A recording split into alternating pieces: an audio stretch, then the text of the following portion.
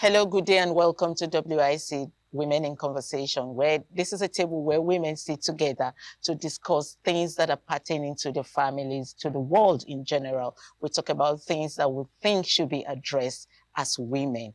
Anyway, today on this table, we will be looking at a very interesting topic that has been making waves in the social media. We're going to be discussing it and try to get our views and opinions of each woman that is seated on this table. You know how interesting this red table is. The red table is a beautiful space for women where we discuss and give it a positive answer.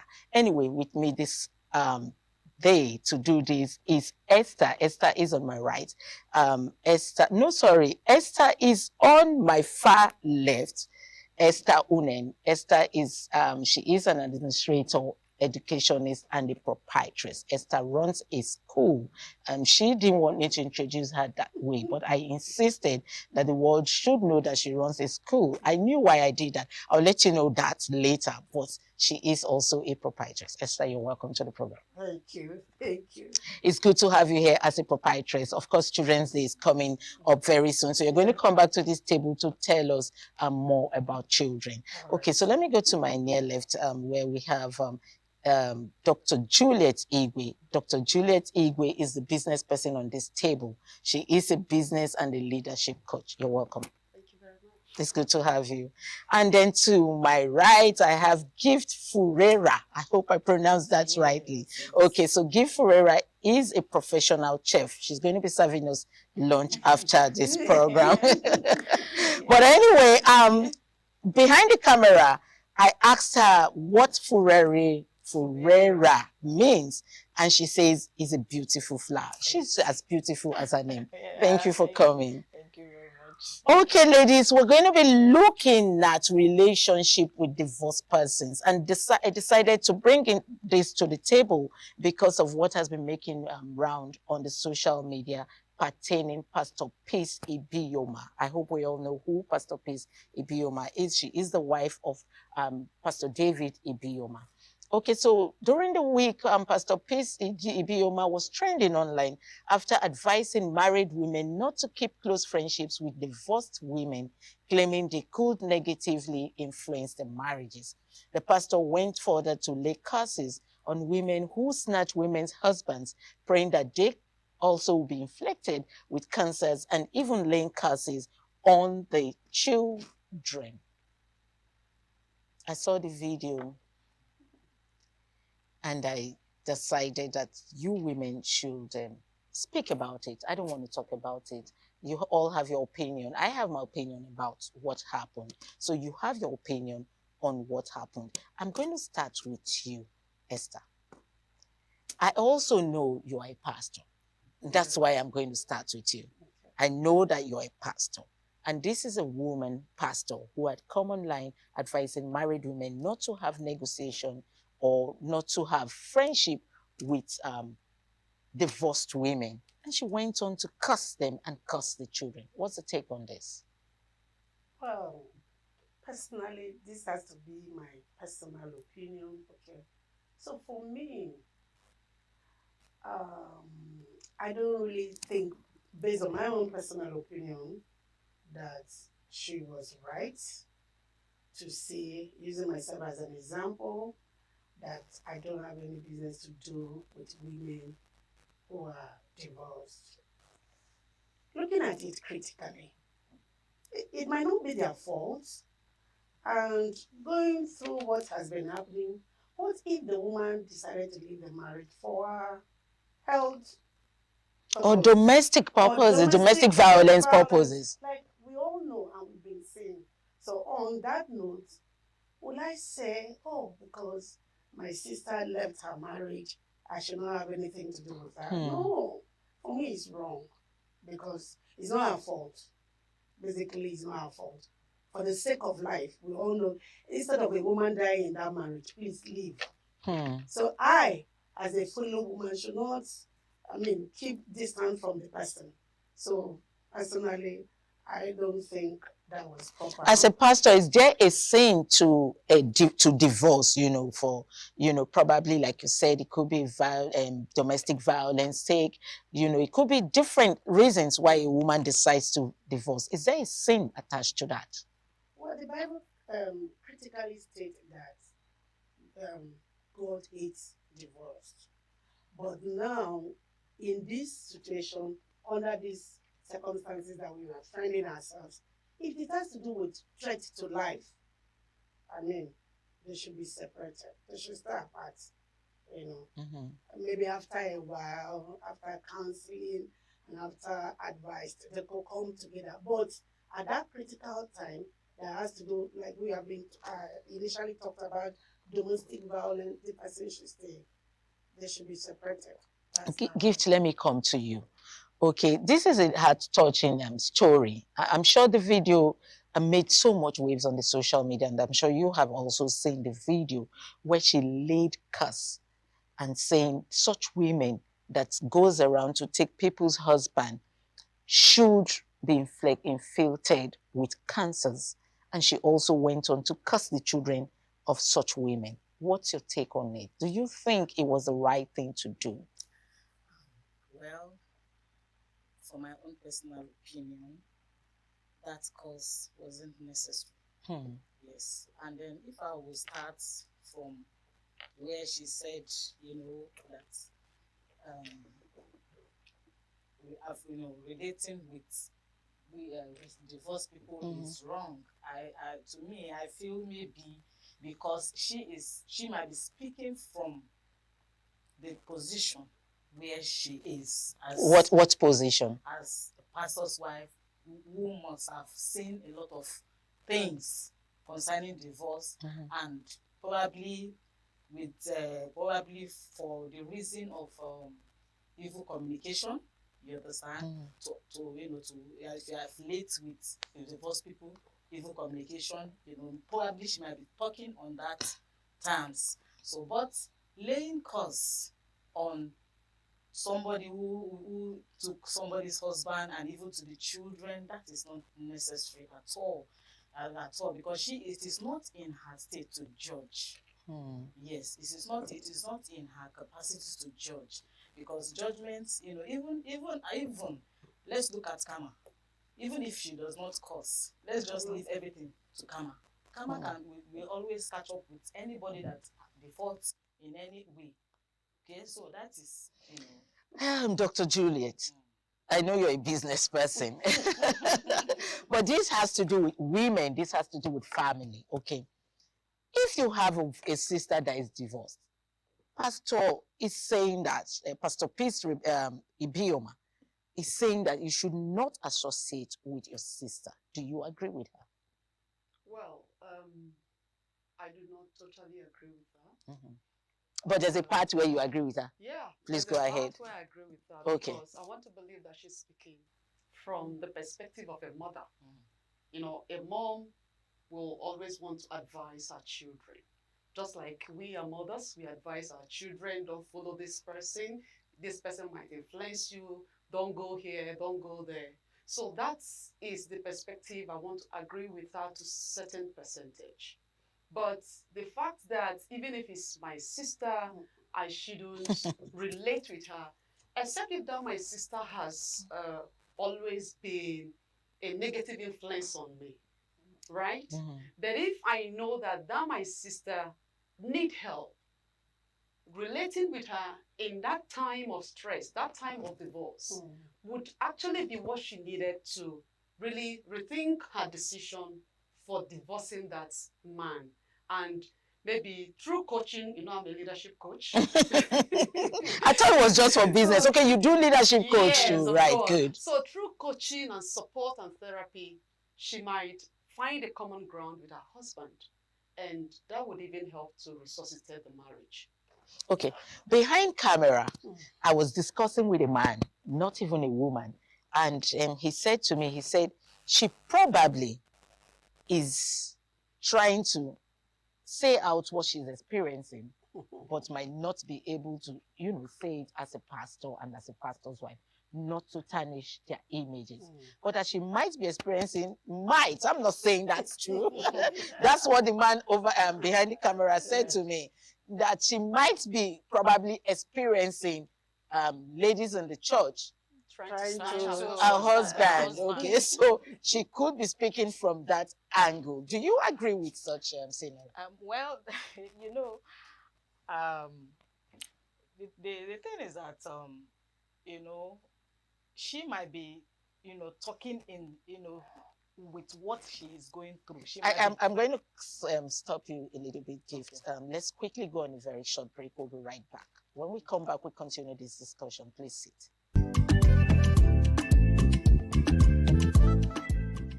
Come back. It's to the table of WIC, Women in Conversation, where we discuss everything pertaining women, children, husband in a little bit anyway. But without the men, actually, we won't have the women. So we also discuss them. I just make them jealous when I say we discuss about them a little bit. We were talking on relationship with divorced persons, and you were saying something before we went on a short break. Please go ahead. So what I'm saying is, you know, she is a pastor's wife. And most pastors' wives, they go through stuffs that they cannot relate. They cannot share because they should be the one advising, not them talking about what happens to them. So probably is a ground for her to now peer up. Oh, wow. Yeah, probably is a ground for her to now, you know, say what is inside. I'm not say what she has been swallowing. Yes, yeah, okay. You know, so it could be that, and it could be not. It could be not it, because she is a mother that has a lot of people she takes care of, and she could be saying her mind to them, and she could be, you know, advising them on something that they should, you know, also guard themselves about. Okay, so yes. A lot of Nigerians have this has sparked a lot of reactions from Nigerians. Okay, yes, you want to advise your people as a mother, as a woman, but does it warrant you cussing? Let me start with you, doctor.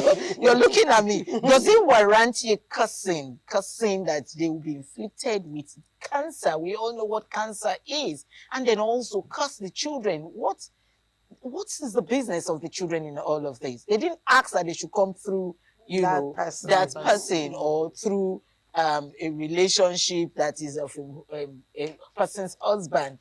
They just found themselves in the woman's womb and having that man as a father. So what's in fact, that was a no-no for me. You can't afford to curse people on the altar of the Almighty God. In fact, the Bible said you should bless and not curse. No matter the level of provocation, considering her standing, she shouldn't stand at that altar and curse people. That was where she got it wrong for me. Like when I spoke earlier, I said, I agree with her to some certain level. But for that part, it's a no-no. Let karma do its work. If Jesus had cursed all the people that worked against him, I don't think we will have someone like the great Apostle Paul. Because Apostle Paul worked against Christ. In fact, he killed a lot of Christians, but Jesus was still, he saw something that other people did not see. That someone is divorced today doesn't mean that the person is 100% a bad person. And that doesn't mean that the person cannot retrace her step and make the marriage work. So, cursing that person, it's a no-no for me. She would have stopped at the level of advising even to the people children, not to, not to go into divorce or snatch people's husband, and leave that cursing part alone. So that is a no-no for me. Do you think the cause came from a place of a personal interest? Like the man that spoke behind the camera saying she probably is going through a whole lot in her marriage and decided to use that curse to, send a warning to people that she knows and the people that knows her, we don't know. Well, for me, I may say yes and no. Okay. Yes, on the ground that it might not be a person. It might not be. It could be maybe close relations, or as a pastor's wife she is, people from the church that she has close encounter with, and in the course of advising, in the course of ministering, she has heard a lot.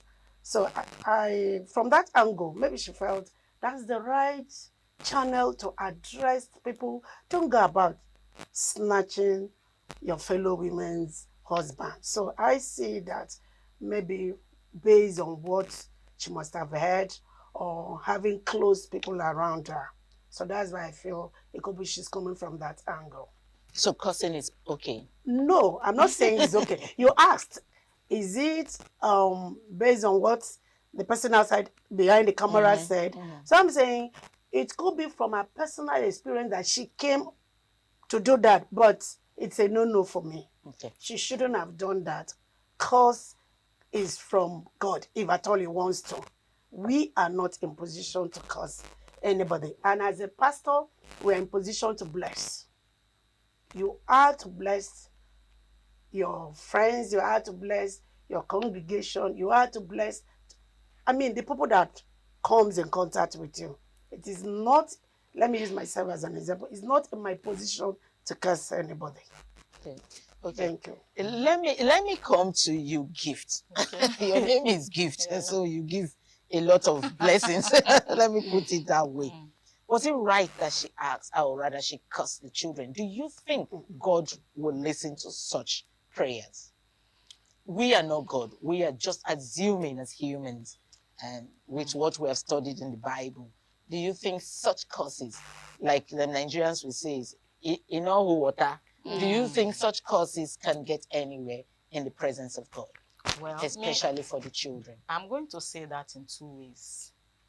The two ways I mean is that, because she is a woman of God and she stood upon the altar of God and made that curse even to the children. Like in the scripture, there's a word that says, and God will visit the iniquity of the parents to even to the 10th generation. He was going to visit their iniquity. And several times, so many people have heard in the scripture that God allowed the whole family to go down, like Korah went down with his family, like the one that wanted to hang Esther and Haman went down with his whole family, So on that, she might be right. Okay, and then the second one, like I said, I'm talking about it in two ways.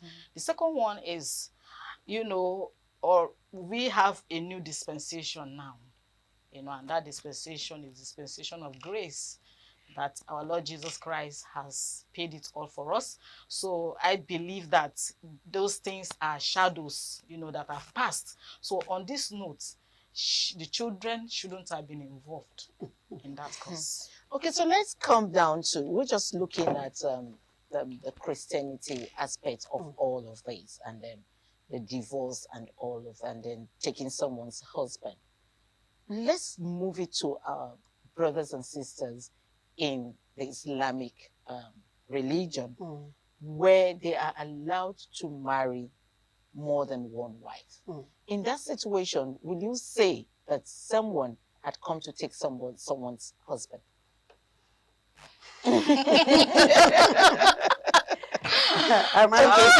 ahead. For me, it's their culture, it's their religion. So the women there already know this is what is obtainable in our culture. So the man is not even the woman that goes to meet the man. It's the man that after the first wife, the religion says you can marry up to 4 wives. So it's not the woman that goes to meet the man, it's the man. So in that culture and religion, is acceptable by them. Yeah. And so you think this cause will not affect such people? Because we're particular about the cause. She's not referring to the Muslim. No, she generalized the Muslim. You said the man goes to meet the woman. Do you think that this husband snatching thing, that is always the woman that goes to the man? Is it not the man that will go and tell the lady, I like you. That's what I'm saying. And from there, they start the relationship and the snatching starts. So for me, that's what I'm saying. The man goes there. So, okay, I understand your question. But you know, in this part of the world, there are women who are consciously snatching the man. Yes. You speak as if you have seen one before. Can you share? Snatching, consciously snatching. Can you share with us? Deliberately snatching. Okay. Can you share with us? Well, I've not seen one, but we've heard, of course, we've heard a woman trying to, you know, be nice, going to extreme of doing things that ideally she's not supposed to do. You know, when you try to show, how do we have side chicks? So when you try to show a man some kind of love, whom you think the wife is not doing at home, that is a way of, you know, preparing the snatching. Yes. And maybe there are some things you are doing which, as a wife, we all are wives. We know by the time you get up in the morning, running after children and do a whole lot of things, you might not really have that time to give the man. Let me come down to this. I have seen a story where men walk away from their marriages, from their wives. Okay.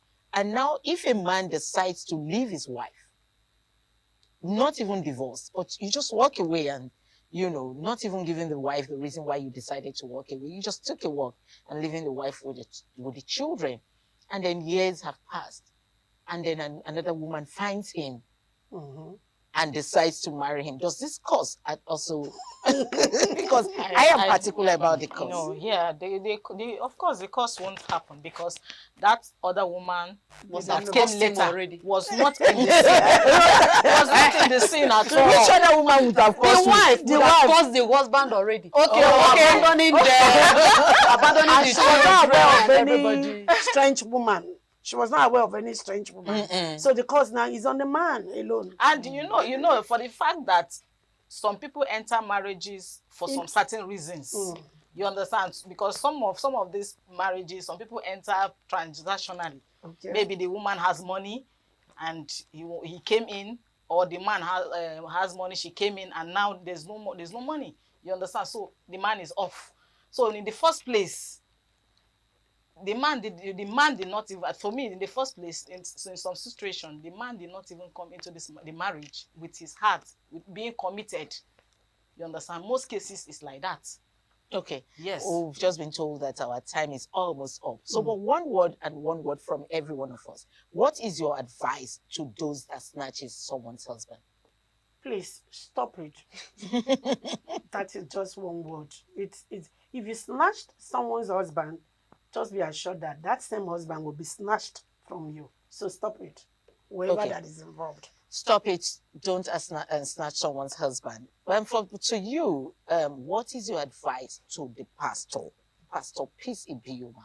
What is your advice to her?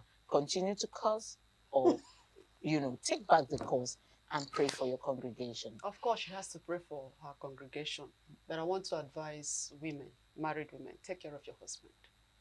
Make him happy, make him comfortable. If you notice that there is snatching going somewhere, let him know that thing he saw there is still here. Right. So that thing that he saw there is still here. Yes. What will you say those things are for women? Advice to women out there. Well, I would say that, you know, they should respect their husbands. Yes, and make them want to yearn coming back home, wherever they are. And to those who are snatching husbands, I would say that women, we are the demons of, you know, ourselves. We are the witches to ourselves. Please, let's love ourselves. Let's love ourselves. Okay. Yes. Coming from Gift, she's giving us Gift advice. Let's love ourselves. Yes. Stop snatching. But you also, Dr. Juliet also said that let's do those things that brings the men back home, to know that those qualities are still in us. Give me one of those qualities that you advise a woman. Look good always. She already said respect your husband. What?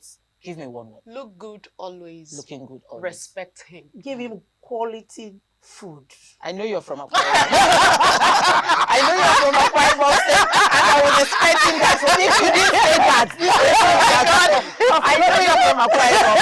Give him good food. Anyway, thank you, ladies, for coming onto this program.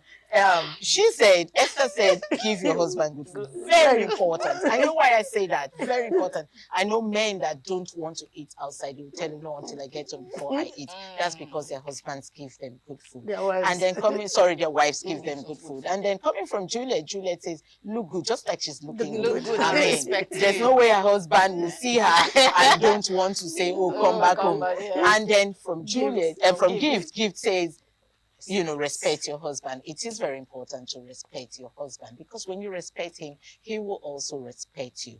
Anyway, this advice I leave with you women out there. Stop snatching other people's husband. Until I see you again, I am Patricia Uremu-Gables. Thank you for joining us today.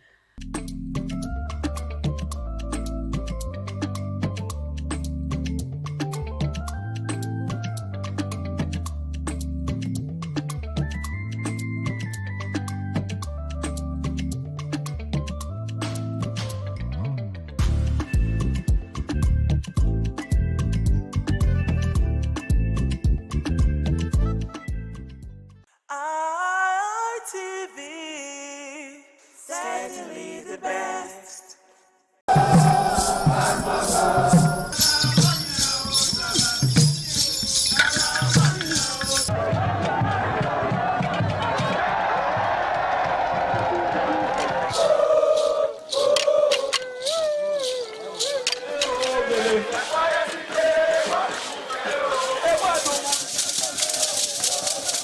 This is Akwa Game, a popular game in Africa played by our ancestors to entertain themselves after each day of famine.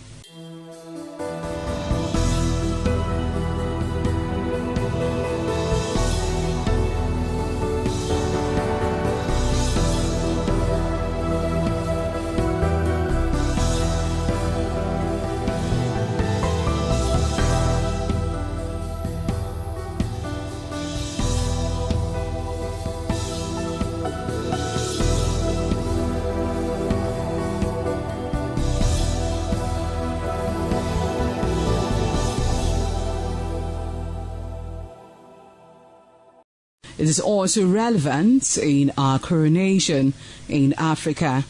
It is a sport and indeed very interesting, as every seed had a role in the game.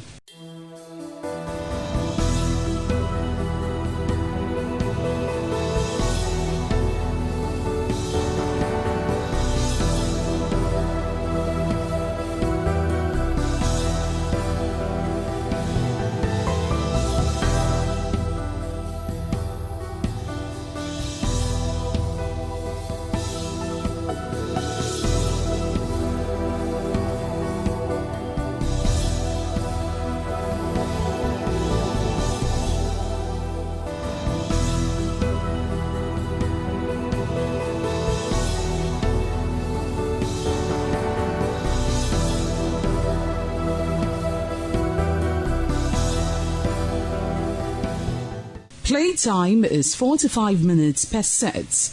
There is no age limit as long as you can spin Akwa seed. Ayo or Akwa game, known as the game of intellectual. This game requires a lot of mathematical skills. Akwa game is played with carved wooden box containing 12 holes.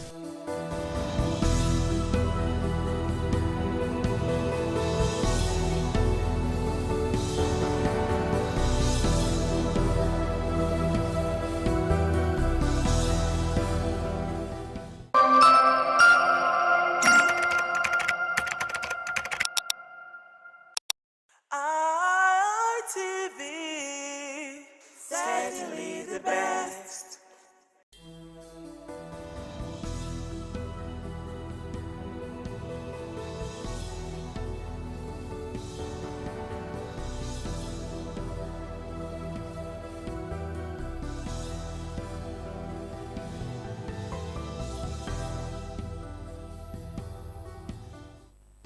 Hello there, many thanks for joining us on Politics Today on independent television and radio. And that's because it's a simulcast.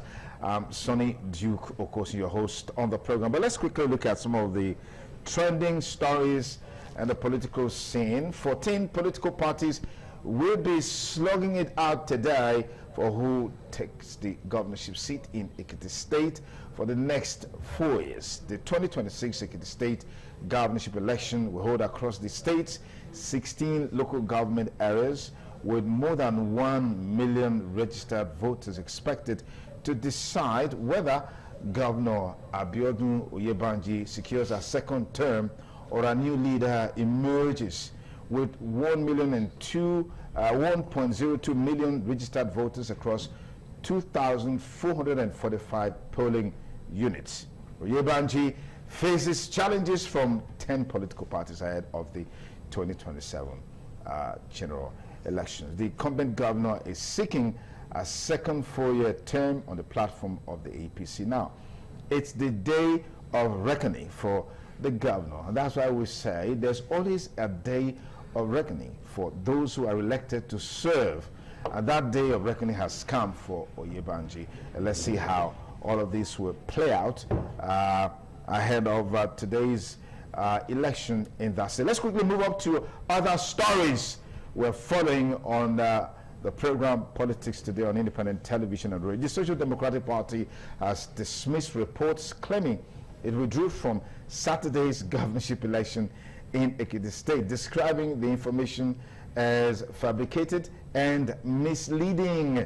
In a statement issued on Friday in Abuja, SDP National Publicity Secretary Rufus Ayinagba said the party's candidate Isaac Alade remained firmly in the race. Okay, let's look at other stories. A whole lot is happening in that state. And of course, this is very new. The Nigerian Democratic Congress, NDC, has exempted its presidential candidate for the 2027 elections, Peter Obi, and his running mate, Rabiu Musa Kwankwaso, from the party's anti-defection oath. That's why I said it's new. First time a political party will subject its candidates to an anti-defection oath. According to the NDC Secretary Iken Enekwezu, the anti-defection affidavit applies only to the party's candidates for the National Assembly and state houses of assembly position. Recall that this is the reason why the Labour Party is literally not in existence today.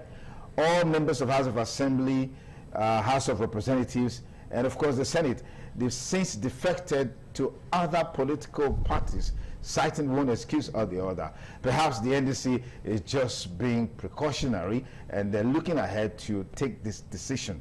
Okay, let's look at other story ahead of the 2027 elections. Former governorship aspirant of the Nigerian Democratic Congress, NDC, Philip Johnson, has resigned from the party, alleging that the governorship primary election in Taraba State was manipulated against him. In a resignation letter addressed to the Taraba State NDC chairman, Johnson claimed that he legitimately won the party's governorship primary election conducted across the state's 16 local government areas, but was later denied victory through what he described as an alteration of the result. This is one story, one issue that characterized the days of the PDP and even the APC. We are seeing it rearing its head in the NDC allegedly, and of course the ADC as it were. Anyways, we'll go straight to our major talking point on the show. We wish the people of Ekiti State a good outing in the governorship election, which is already in progress. Voting is in progress, and we really haven't heard anything that is on toward. 16 local government areas will be deciding the fate of the incumbent governor and others. As we speak, accreditation and voting has commenced in parts of the state this morning, with elderly and young voters among those participating in the electoral process. That's the update from Ekiti State, and we hope that these ones are not there just to collect the money and vote, but they will vote their minds and their conscience. We're back in the studio now to meet our panelists. I almost called him Chief Roy Oribabo, but it's Comrade Roy Oribabo, political analyst. Good to have you on the show today. Thank you for having me. And I heard today is your birthday. Happy birthday. The records are there. You know, today's my birthday. Thank you for having me. Congratulations. Thank you. And then we have Honorable John Eirachonwa Yakubu, former council chairman, former PDP governorship, deputy governorship candidate, and of course the current NDC Edo Central senatorial candidate. Thank you for joining us on the program. Thank you for having me. And tomorrow is your birthday, by the way. Tomorrow is my birthday. Happy birthday. Thank you. We're starting the celebration from here after the program. Definitely. Okay. I think we will be hosting us. I didn't say that. I agree with you. I didn't say that. Anyways, we have Dr. Okhaifo Segbe, is a lecturer from Igbenedion University, Okada. Dr. Okhaifo, thank you for joining us. Morning, Nigerians. Morning, Donson Duke. Okay, and someone Happy said, birthday. you're looking like an NT doctor this morning. Anyway. Doctor or double doctor. Academic. Why you the one native? Native because it's indigenous. Okay. Anyway, thank you for coming on the program. Well, of course, this week has been characterized by a major issue. On Monday, Federal High Court in Abuja, led by Justice Peter Lifu, ordered the deregistration of ADC, Action People's Alliance, Action Alliance, and of course the Zenith Labour Party. And that has attracted a lot of reaction, but later on we also heard that an appeal court has given a stay of execution order on that judgment. But what is the implication of all of these for the 2027? This is our major talking point on the show this lovely Saturday morning on Politics Today on Independent Television and Radio. Let's get back to our panelists for today. But let's give a general overview of the build-up to 2027 election. Looks like we're going to see one election that is most polarized. And what we have so far, we have a lot of presidential candidates from the South, close to maybe 7 or 10 or thereabout, and we have just one in the North. That seems to be a major talking point. Let me begin with you, Roy Oribabo. Well, thank you once again for having me. My fear is that oppositions have not let's say in Nigeria. In a situation where everybody wants to be a presidential candidate, call for concern. I see no reason why opposition cannot sit down at the table and take a decision in terms of how they want to go. We have an incumbent president now who's controlling over 30 governors, if I'm right. What does opposition need to do? Is for them to be in one particular place, mobilize under that one structure to confront the incumbent. But they are not doing that. They are still be fragmented. Everybody else, manner of names, want to be presidential candidate. How do we get it? How are we going to get it on that kind of arrangement? That's my fear. You talk about the registration of political parties. When I saw panicking around the town when I received the news, people were calling me to ascertain is it true and all those things. What came to my mind was, does the judiciary, the court, does it have the right to deregister a political party? I quickly go back to the constitution of the Nigeria. I'm not a lawyer, but I quickly just go there. I saw the section 225 and I said, well, they have the right. What are the process? We look at the process. And I want to assure Nigerians that this is all politicians not to be so panicked. This is court of first instance. They have given a judgment. I don't expect any panic. This is no time for we to continue to attack the judiciary. We are also seeing an appeal from the appeal court saying stay of execution. This is also a product of the judiciary. Because the situation where all of us will demoralize our institutions. Where are we going to run to at the end of the day? The SMR will tell you if you are from Mesa, by the time you not please interpret for yes, the of our audience. Yes. By the time you not believe anytime you are in the forest or in the bush, everywhere is snake. It's not snake, snake-like environment. Where are you going to put your leg? Okay. We must give an impression, we must give a direct sense of credibility to our institution. Because whether we like it or not, it's the same institutions that are going to guide us. And that's what gives me joy when I heard INEC. I'm not only brief for INEC. They appealed the judgment that FDC, they constituted themselves well, they were properly registered, and they have what it takes to remain as a political party. It gives me joy. And appeal concern, the lower court, you were treading you were too fast. Therefore, a state of execution. It gives me a sense of belonging that we still have a country called Nigeria. Because For over the years, all of us we believe that lamentation is the only way. Okay. Let us continue to allow our institution to take a stand, because the Court of First Instance have just do a pronouncement. Appeal Court there, Supreme Court is there. But what is fundamental is that, does the Nigerian judiciary, the court, have a right to deregister political party? The answer is yes.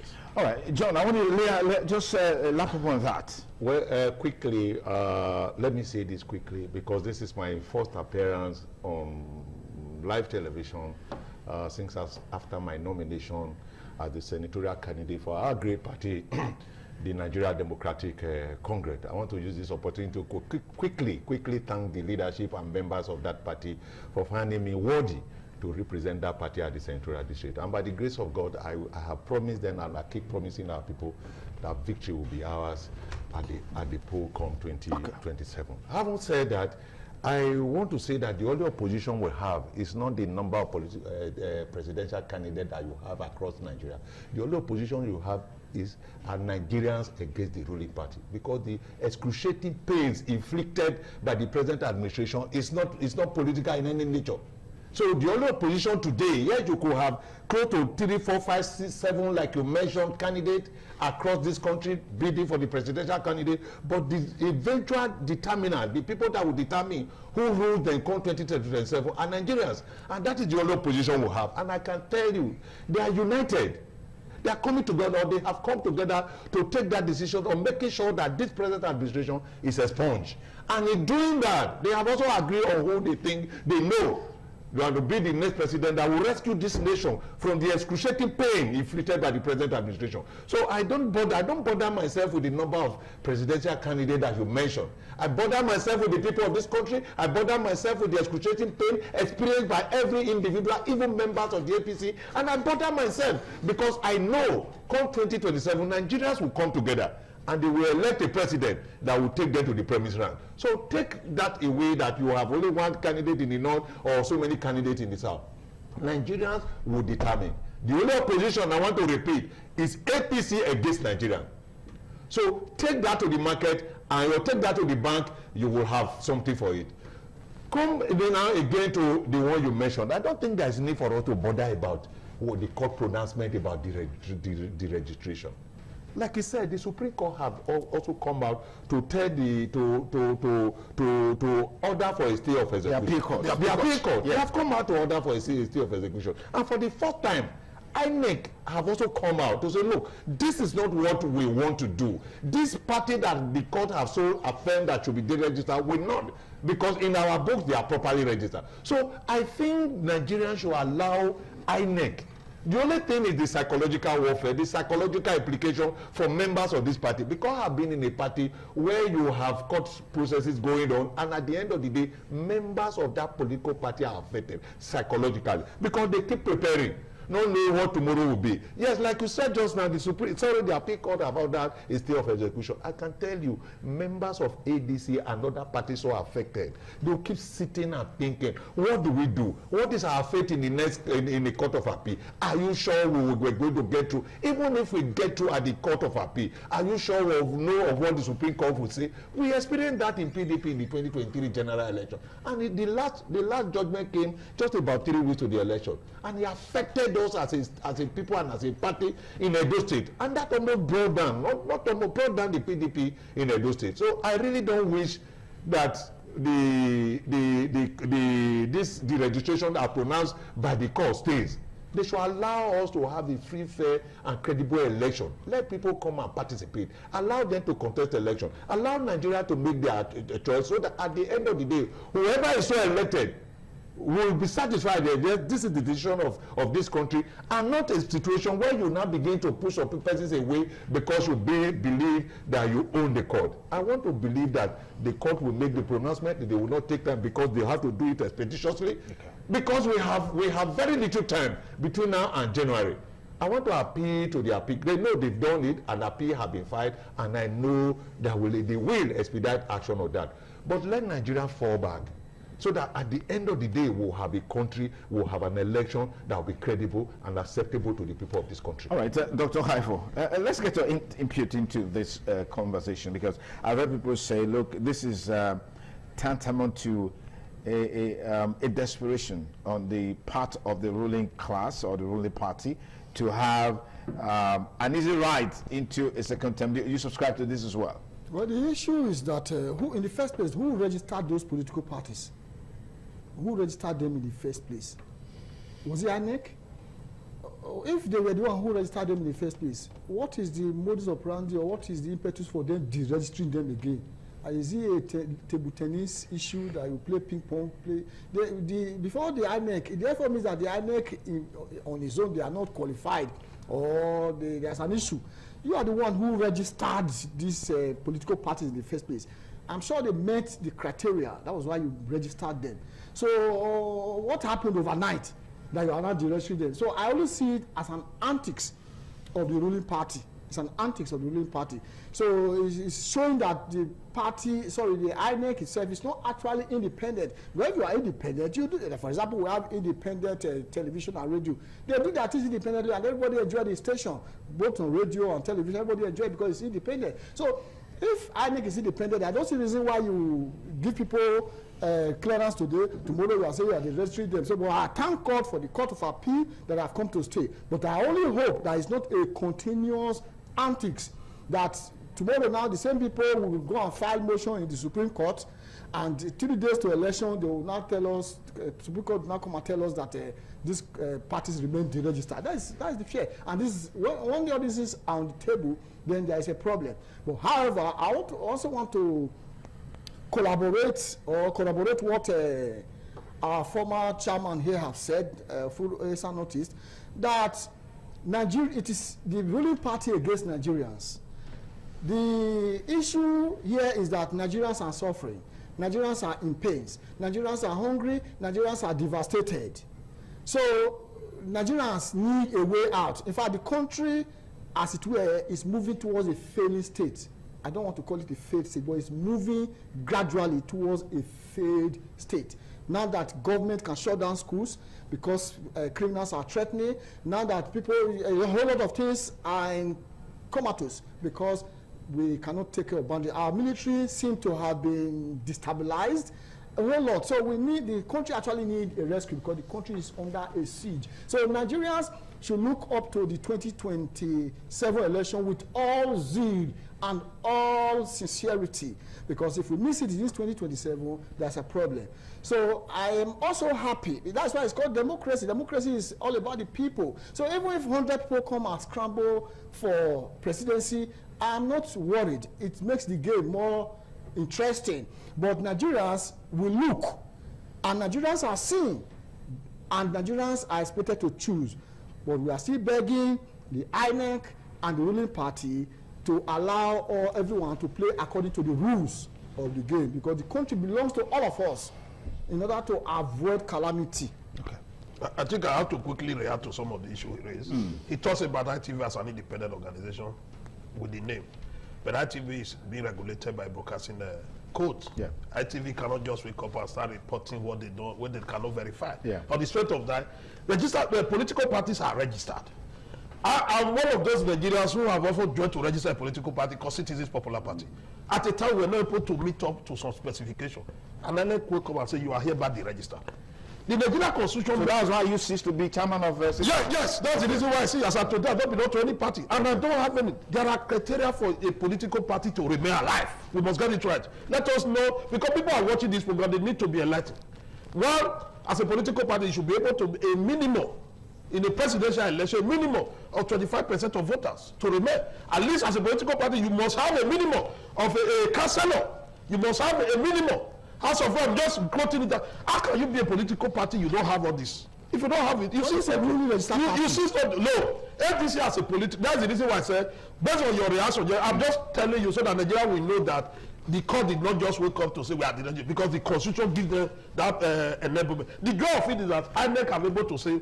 We are state of execution. Yes, that is the goal of it, and that is where we are. What is the guarantee that this will not persist against the background of the judicial system that we have, that sometimes could be very, very slow? Like Honorable Yakubu talked about, he hopes that this will not be a situation where there may be 3 days to the presidential election.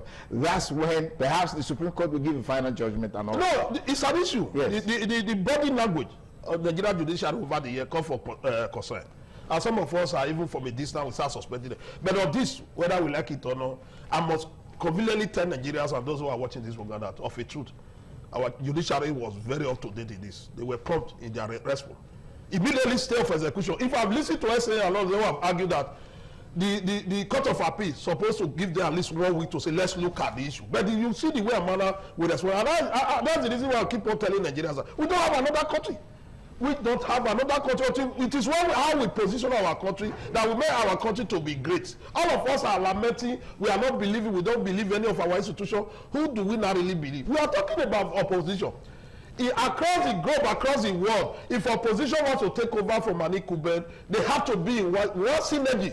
Very just in 2015, when PDP as a political party turned to political terrorists around the world for terrorizing Nigerians, people started and said, no, we need one political party. Okay. We need one political party, not APC. But they came, I'm not only brief for APC. Yeah, I'm telling you about the unity, how opposition can work. All right, let me get your buy into this. Chief, let me see. Please,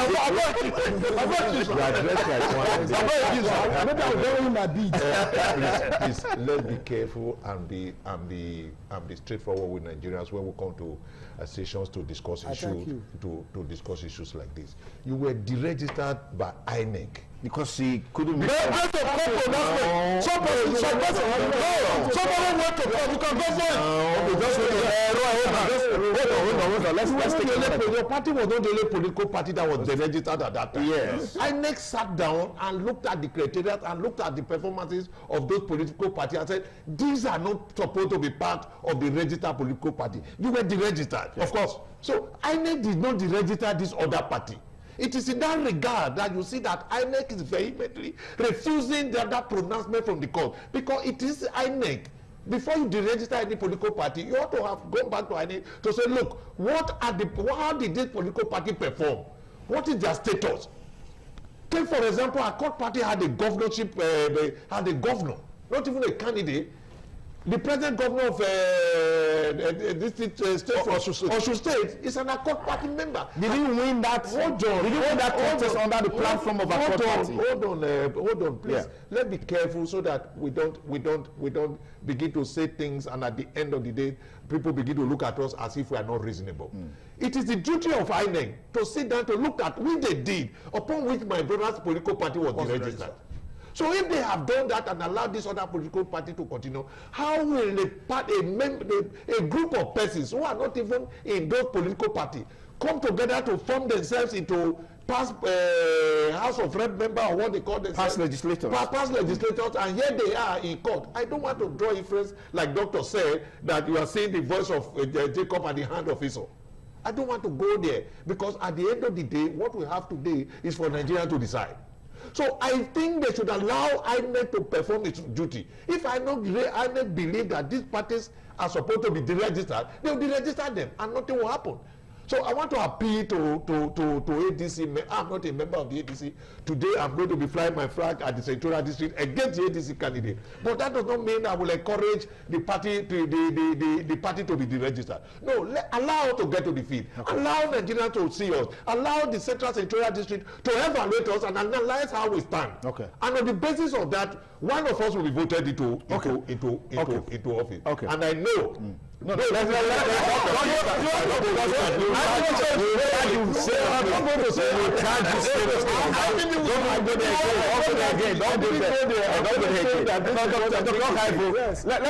get you into this.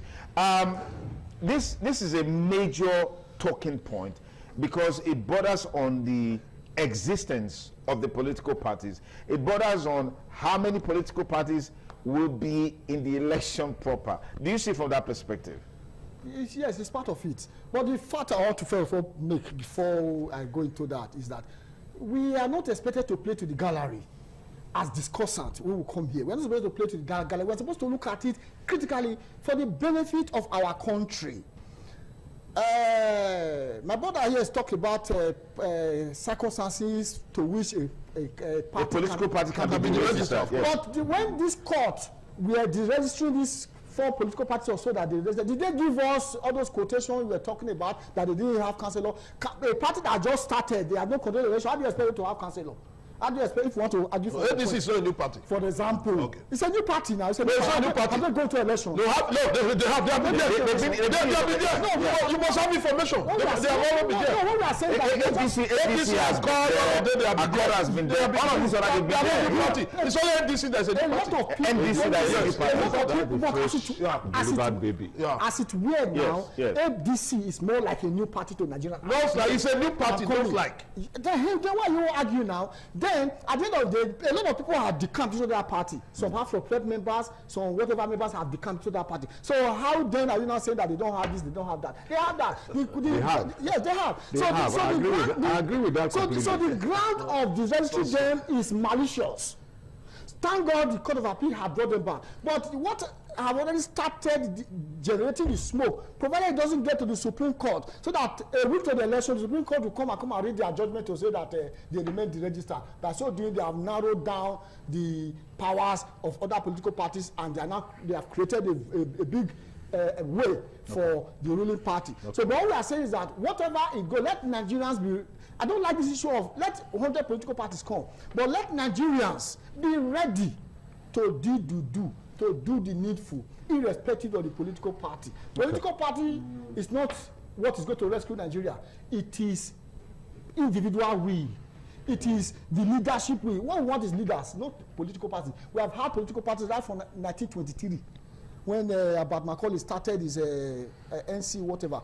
So political parties have not done us well in this country. What we want, although we need political parties as a platform for us to get people into offices. So what we want now are people with credibility. If it is in DDD, on that day I will vote for DDD, where my mind is convinced that this is the person. Okay. Not this one who have come to give us,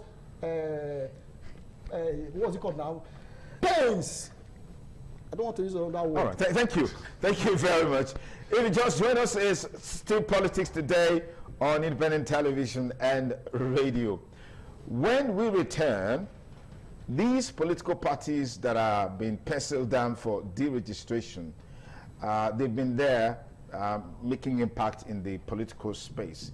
We've also seen some of them gain from some of the shortcomings of other political parties. They, by default, have governors. Default, they have House of Representative members. By default, House of Assembly members, and even Senate members, as it were. Does that, justify the grounds of being a solid political party? We'll look at all of that when we return after this break on the program Politics Today on independent television and radio. Please stay.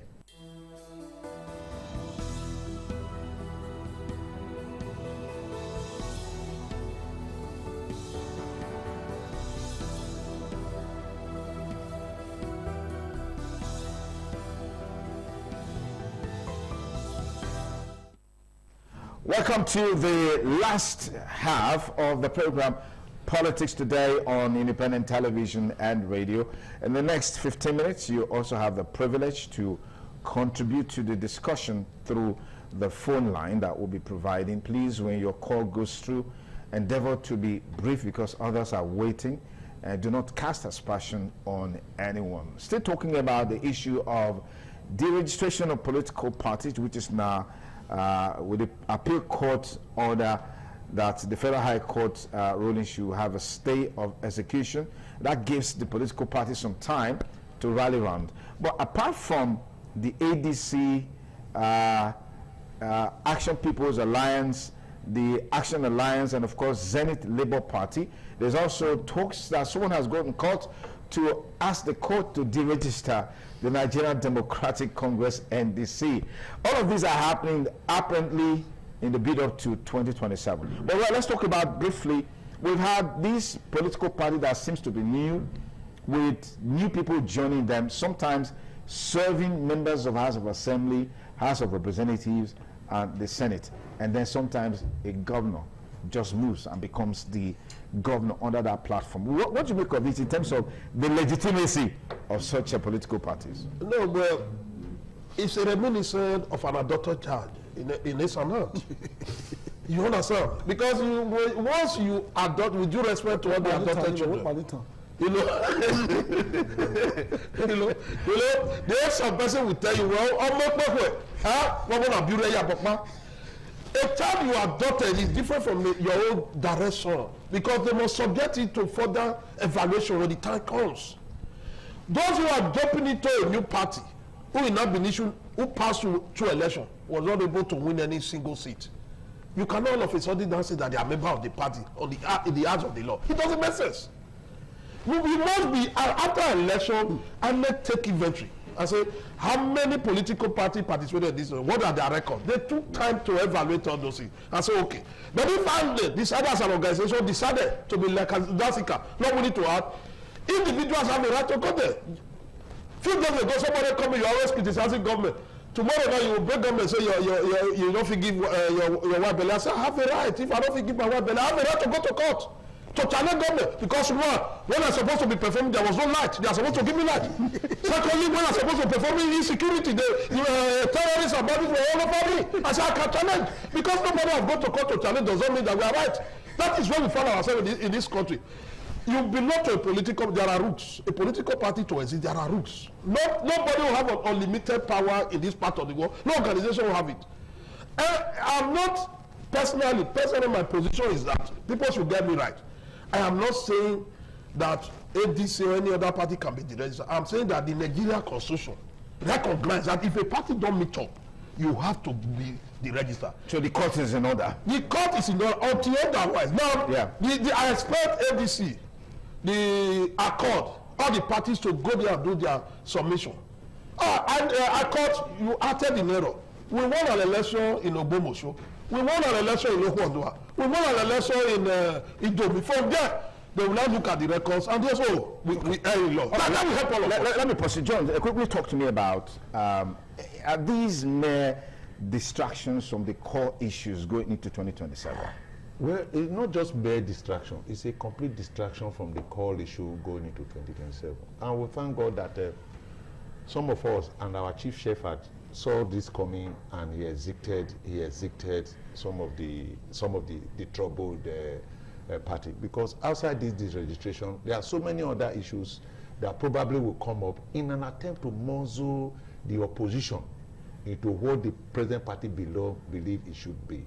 And for that reason, some of the persons who today are candidates of some of this party, I can tell you that they've been reduced to people who on a daily basis begin to think, what do we do to see how this cup can pass us by? It's like Jesus Christ that said, God, if it is thy will, take this cup away from me. It is the will of members of this political party, ADC for example, to make sure that this cup is not part of what they are discussing. But like you said, like my brother said just now, it might not be difficult to say that this is what the present political ruling party is doing in an attempt to disturb other parties from taking their stand in the next general election. But having said that, I can tell you, like I said at the beginning of this program, Nigerians are the opposition.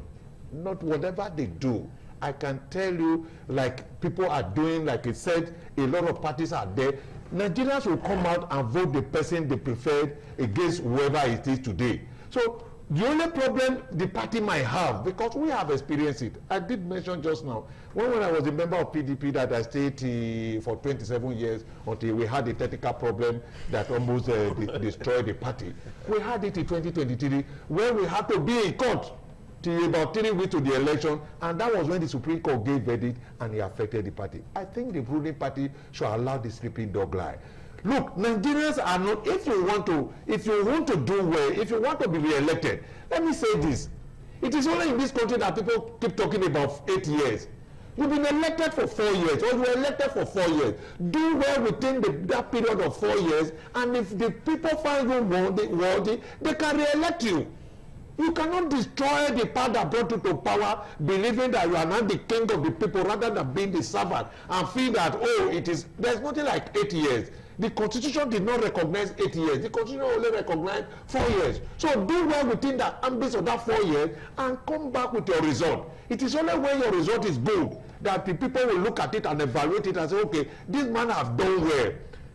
we can re-elect him. So when people start talking about 8 years immediately after any election, I mean, it's sad. If you are not prepared to be part of the democratic process, making sure that you subject yourself to the people's wills and caprices and do the will of the people and make sure the dividends of democracy get to them, then spend me 4 years or less than 4 years and get out of the saddle and allow a new person to take over from there so that Nigerians, the country can get better. Look at United States of America. Donald Trump was elected for 4 years. 4 years after they felt he was not doing well, they elected another man. 4 years after they felt, oh, Donald Trump would have been better, they brought him back. It is only in this country that people elected will want to die there. They want to, what do you want to talk about? What is that? It should be complete in the hands of the electorate and not in the hands of the people who are so elected. It is only the electorate that will say whether I'll talk about or it will not be complete. So I want to appeal to Nigerians. I want to appeal to Edo people. This is the political period again. Begin to assess the individuals you have. Okay.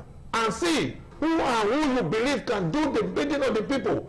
Politicians have destroyed this nation. We have taken what is not ours, and that is not how it ought to be. Allow the milk to flow to the people of this country, so that from there you can begin to dip and take what is yours. That is my submission. Are you a politician? I am. You're part of those. We have. So why should they, for example, vote you? We have. Look. It's a general statement. Okay. I am asking for their vote because of my track record. Okay, no, if for 2 years I left office in 2010, 16 years ago, if for 2 years I could asphalt 8 roads, 16 years after, not a single road have been asphalted by any local government chairman anywhere. Okay, we'll talk about that another day, John. Let me come to you because it's very easy for us to say that the 2027 election is between the ruling party and Nigerians. Yeah. Which means Nigerians, you can describe them as the opposition. We saw that movement in the last election where there was a coalition of interest to upstage the APC. It didn't work. And then if you look at the fallouts that are taking place in the political parties in their primaries, it's symptomatic of what the system has always been.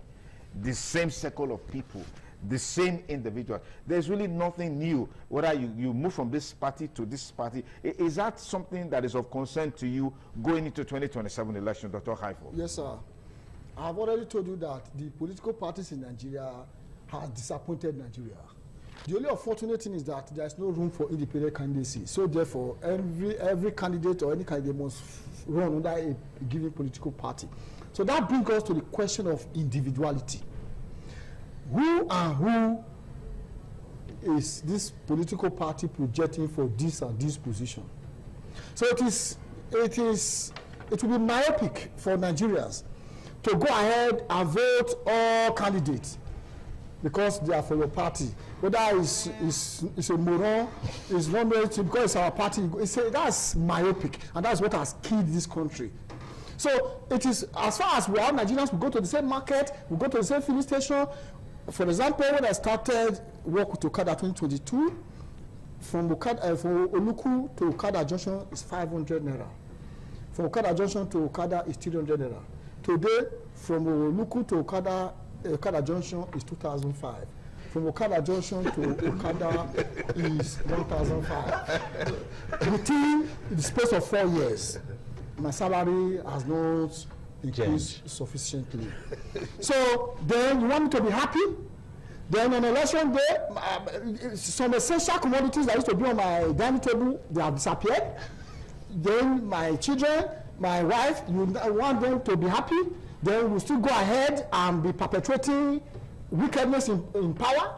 So we afford to tell all Nigerians, today cooking gas, they told us not to use firewood. Firewood is the olden days. Today cooking gas is 1,008. 2,222. For this thing. 22.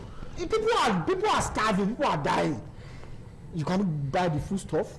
If you take 10,000 naira to the market, you can't cook a pot of soup, let alone you want to buy that. So we really need to overhaul the country. So what are we looking for? We need a leader. God has given us all it takes to excel, to be the giant of the world. but God didn't give us the opportunity to have a leader. And that problem is as a result of 1914. We discovered it, we discussed it before, 1914, and Nigeria's hurried independence. So, but today we have seen what we have gotten. So it is time for us to look for a leader at all costs. Nigeria need a leader. So 2027, let Nigerians select a credible leader. We have tested all. I believe the same man no marry 2 wives. You know, go know the one way in the better pass. Nigeria don't marry more than 2 wives now. So Nigeria don't see something. So Nigerians should wake up, do a research on all these candidates, and let our vote count. Okay. All right, Roy. People say that the electorates, they've been so traumatized that their level of reasoning and thinking to make some of the best decisions is really not there. Look at what transpired in the primaries, where we still have the same circle. Is that something? I mean, is that not a pointer to the way our electorates are wired? Of course. That is in Nigeria, none of us. When APC did their primary, we saw the method they employed to be doing their counting. Whether it was abacus, nobody knew the method. We were thinking, some of us were demoralized. What kind of kitchen method? You know, from there we saw ADC. That was another dimension again. But just now, ADC came. That was the end. My brother, I begin to wonder, where do we run to?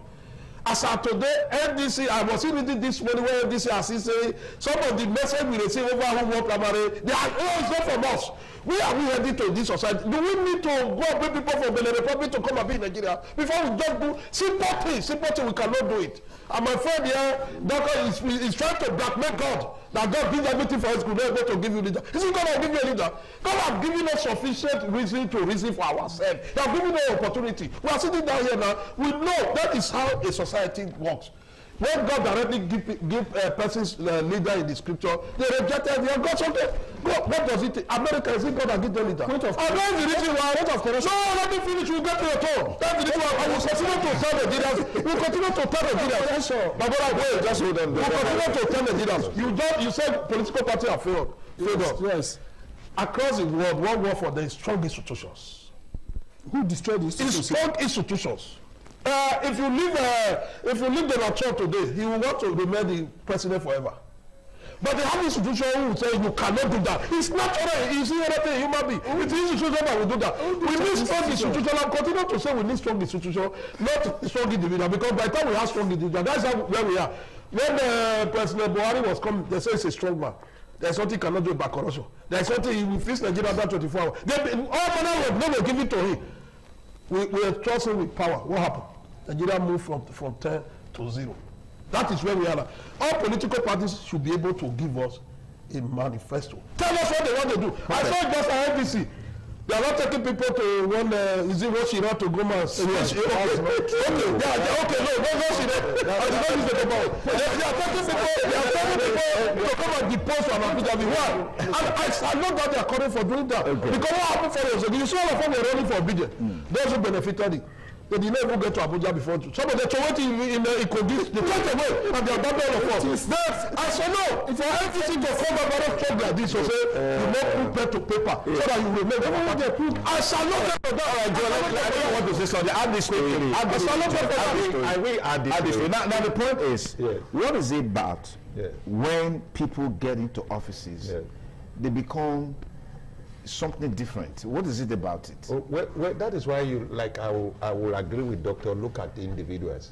That because the problem we have today is that we really don't have independent candidacy. Otherwise, you have across this nation individuals who have excelled in their various field of endeavor that would have been elected into offices, but because of the process of belonging to a political party, they are not able. When people defect, I begin to wonder why they do that. They do it selfishly. Nobody defect because of the people. When I was chairman of council, I was in an opposition, having that excruciating pain as inflicted by the then governor of Edo State, if you remember. But in spite of that, nothing moved John Ehibatoran Yakubu to then leave PDP and move into any other party. I stayed there until I left, in spite of what I saw. what we are seeing are characters that are not fit to be in different positions, but have been so elevated and elected by this political party to a point that you don't even know who to choose for. But let me tell you, the issue of primary that took place in every other party, in NDC, nobody counted 1, 10, 50, and 200. It didn't happen. If you have any video of that, please, you can bring it to me or bring it to Sonny Duke to air it. Nothing of such happened in NDC. But that because of the newness of the party, we are having some little problem here and there, will be sorted out. That is one part. But come to the issue of who and who should be elected. You talked about institution. When Jonathan was the president, that is why Nigerians must change the present government. When Jonathan was the president, institutions worked. Yes.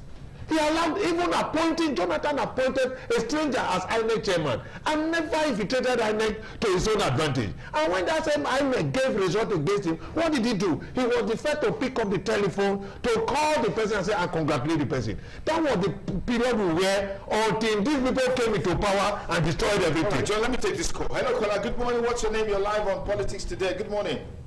Good morning, sir. Yes, good morning. Mr. Adiola from the GROE. All right, go ahead, Ralph. Go ahead. I think it's a classical philosophy which boils down to mind and character.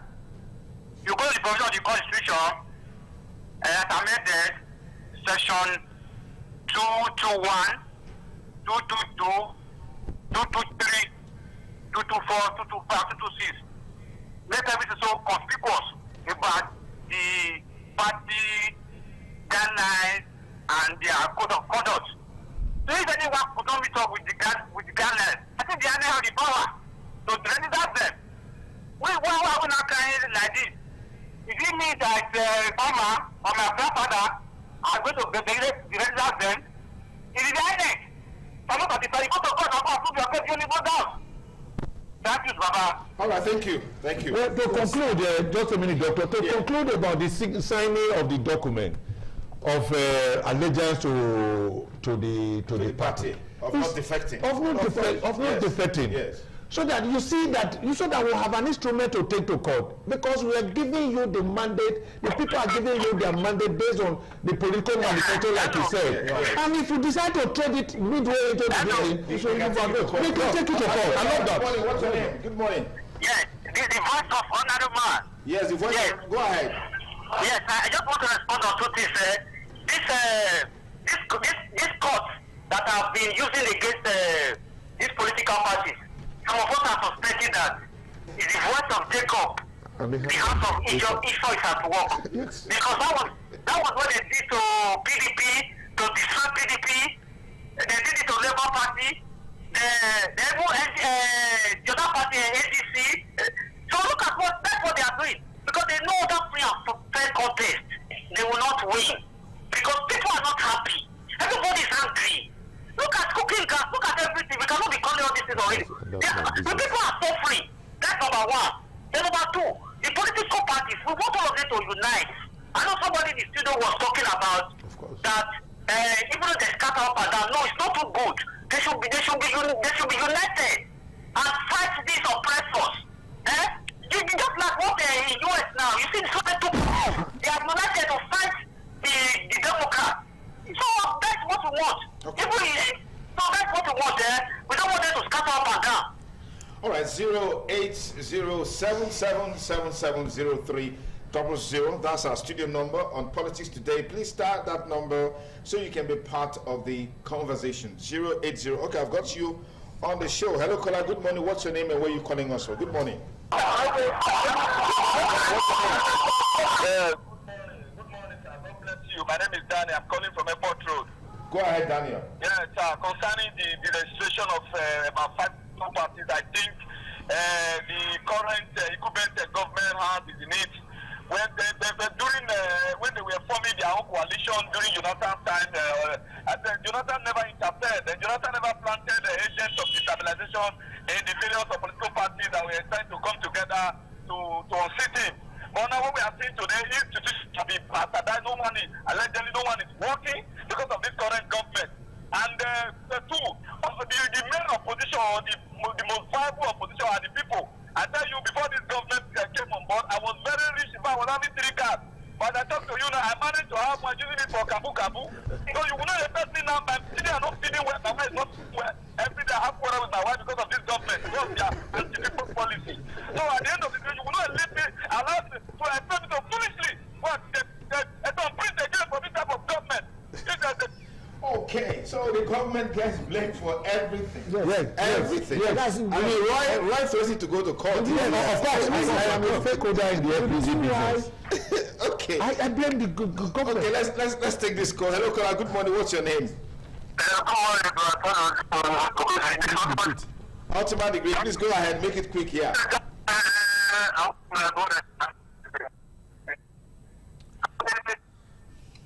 Ultimate degree. We can barely hear you. The network is not. Maybe it's from your end, not from our end here. 08077770300. Our last caller for today. Hello, caller. Good morning. What's your name? Advocate. I'm calling from Iguebe. Advocate, please go ahead. Okay. Yes. I salute all the guests there. Thank you. What I just want to pinpoint there, now that somebody is talking that is this government against the people, is this government against the people, that's the opposition. Why can't the opposition come together? That is the only way. It is very obvious that it is this government, the ruling party, that is destabilizing every other party. It is obvious. There is no saying about it. It's very unfortunate. Do they want just one party system? Even when almost a lot of people are against them, they want to force people for their stay in power.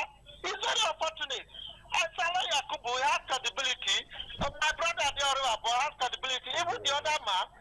I salute you for selecting credible people to come to the studio and address the state of the nation. Thank you. Thank you very much. Our time is fast spent on the show, but Dr. Ivo, just last comment from you. Yes, my last comment was because Roy Rabo not being so long. I didn't get that. Yes, Roy is trying to make God blackmail. The Bible told us that no government come in power without the authority of God. And that we should pray for all authority that are in power. So any power that is in existing, the Bible told us that it's because of God that make them to be there.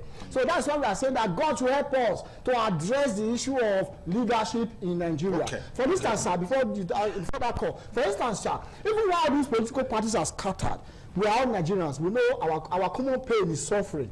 So the coalition can still go on to the election day. On election night, the day before election, the other political parties can make a decision.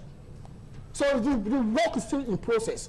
So, but let's let them come out. Okay, final word from me, John. Well, I think I want to use the opportunity to again thank the people for bearing the pain so far. But by the grace of God, it shall be over by February 2027. All right, Roy, last word. Well, people, it is not all government that is from God. Some persons impose themselves. Therefore, let us not continue to say God give us all leadership. What will determine the next election? What will determine the next election is the hunger in the now, the frustration, the deprivation. You can see the hungry. Yours is really almost straight to this studio. Last time I came to this studio, I could not afford the fuel. And my cars, you know, but today I was able to manage because today is my birthday. Through Solid Duke and Yakub, I was able to buy fuel. Thank you and God bless you. Okay, that's our package for today on the program Politics Today on Independent Television and Radio. The change that we desire about this country is actually in our hands. And of course, what we do on election day counts. What we vote for counts. Let's look out for credible people, trusted people, knowledgeable people, people who are in tune with yesterday, today, and tomorrow. That's the only way we can get to the promised land. But unfortunately, anytime we have the opportunity to make the change that we need, we get it right. Some say it's because of the institutional shortcomings. But some other times, the electorates don't do the right thing to get the right people into office. 2027 provides us with such an opportunity. I hope we will get it right. As a media platform, we'll continue to educate, enlighten, and set the agenda, because that's our duty. And that's my take-out point on the show today. Thank you so much for staying with us. Have a great weekend. Bye for now.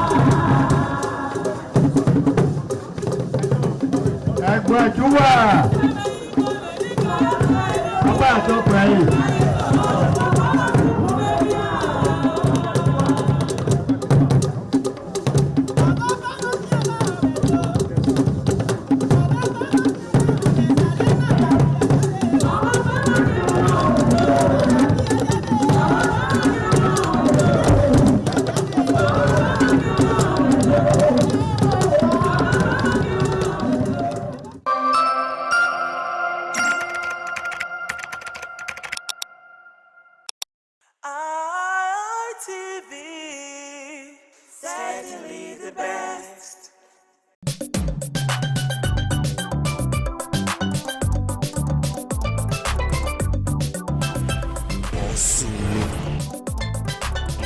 Only God can do what no man can do. However, Nigerians can no longer pay for transport. However, Nigerians be want come out for house, may they go hustle for their daily bread. But the transport where they want to come out, it already work the daily bread for the house. When you calculate the transport where you want to come out, go hustle. Go reach where you want to go hustle, come back.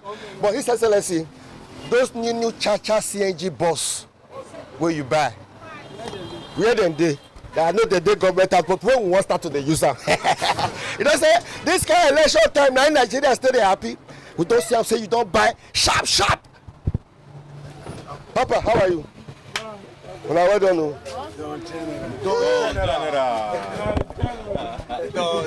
Anyway, you do for Nigeria, they watch us for ITV, for Facebook, for YouTube, they watch us online. We must continue to thank you. This bus don't reach like 10 years now. Now the former governor. Abi, don't reach 10 years. Former go 16 years. This bus don't go 16 years. 16 years. Let me say we are due for a new one. Yes. That's why Akpakomiza don't go carry some come now. That one not they use diesel and fuel. And a CNG. I been an electric bus. Our governor go back also. Na CNG. No, not be 100 naira. For this election time, a free Mayana. No, for this election time, from now till January 16, now free. If they not carry us free, we'll change it for them.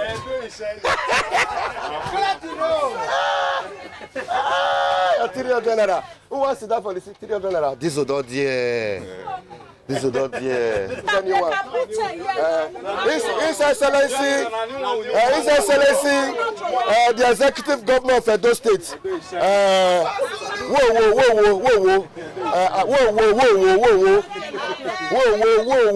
I beg, those new bus bring and come out, make them go park on this one. Abi? Yes, Edo people deserve it. We deserve to have a new bus. A new bus? Yes. Yes. Well, say never enter street. I bet may enter. May enter. What they pay you for back? If they pay me for, if I not even get space to pull my leg. You know, see. They should prepare and add it to you. No. Waiting they have. Comfort. Okay, this your son. No wonder. Opa was the try for me. Yes. What you try for you? My brother. Okay, but the transport, you know, say transport. This is not there. No, I'm sure this one. This is not there. 200 naira. From where to where?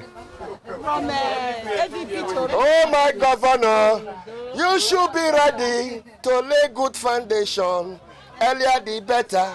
Because in the nearest future, you become one of the leaders. So we are praying. Amen. I know say you don't buy, but bring them out. I don't say they shine. I don't shining. But hunger day. Transportation, however, transportation is one of our biggest challenges in Nigeria. Even me as a worker, whether they work for private sector or government sector, you go see and say transportation don't take 90% of our salary. Now, hear what? May I tell you what they rain now? They say all the hustle, they hustle now. They say now belly and toilet with the hustle I put. And so, what if you save again?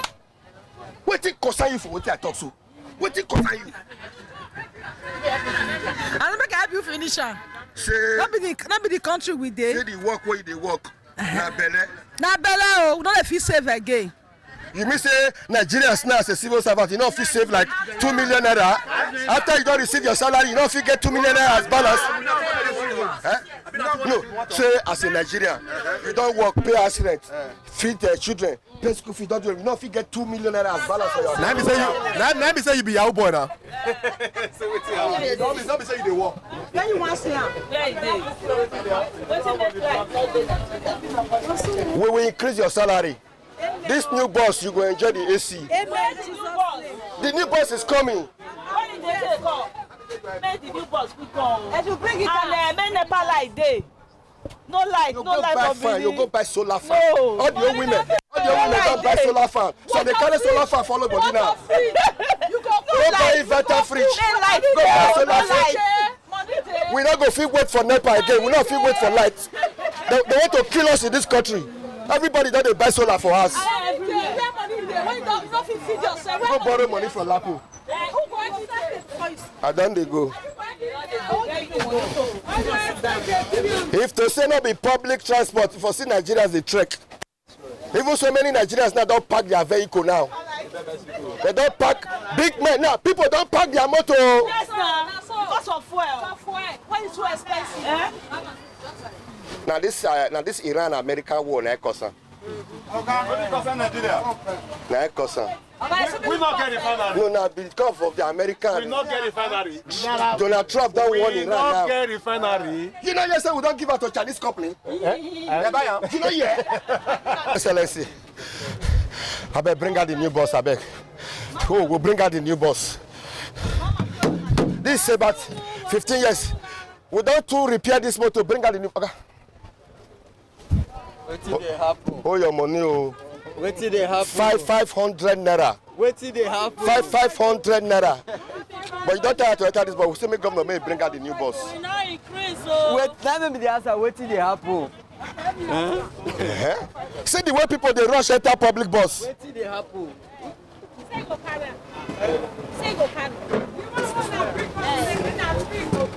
Now, no, it's Excellency.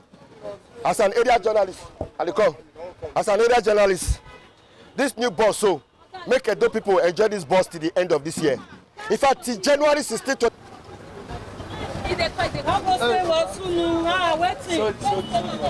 Where this one now?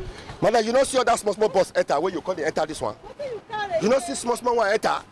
You don't take cap. Why you call the enter this cheap one? It's not cheap now. It's cheap. I go say cheap. It's not cheap. This one is supposed to be free bus. No. 300 is it cheap? It's not cheap. It's supposed to be free. You know you say fuel don't go up. Okay, why did they want us to vote for them? Is it not because of all this? Now they tell her may carry you free from now till January 16th. See me now, I want to pay. I want to pay. Oh my governor! I'm also a passenger. I stay in Airport Road. Just now you are in Airport Road. We do queue for it because it's cheaper. The other buses they carry 600, 700. You know, in this economic now, we cannot afford to pay such amount. That's why we are trying to manage and queue for the bus. We queue. We are many. The governor have bought new Shasha bus. We thank him. Long may he reign. That bus AC deal. Yes, we knew. That bus not be cho. You mean it? That bus not be diesel, not you be fuel. You mean it? That bus now. Bus for our governor. It's not the hyper. So where are you going? Where are you going? Now you the enter goes Ghana or South Africa.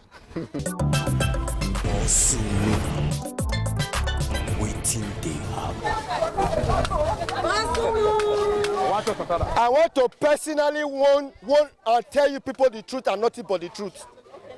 Santana. Madam, how business? How you dey family? People they complain. I not talk say now. People they complain. Say that they sell Santana. Santana. Whether if they buy a riches, you call risky. Government wants start to they call the checker now. Government wants start to they check the Santana now. We trust what we do because we they eat from inside the Santana. We they eat from inside. So me now, I go do what's no good. I'll come and eat from inside. I they eat from inside. If I buy this Santana go us now, like how many days if you stay for house? Like this one where it be like this now. If you stay 1 week, nothing will do. 1 week? Yes, nothing will do. He gets stash. The one where no get stash, 3 days he don't pay. Okay, may I tell you now what people when they chop Santana they complain. They say why business Santana the smell, the cassava scent, it is scent where. These are people just chop Santana and once you tell us say chop them. If you just open some, what did they concern? That one another person go answer that. What did they concern? I don't know, my own on the smell. Your own on the scent. I said my own on the scent like that. Not they smell like that. Because if you put them for water and say you soak them, you quick wash them. Once if you too take for ground, now you go get that odor. Yeah. But if you quick wash them, quick make them, you know get that odor.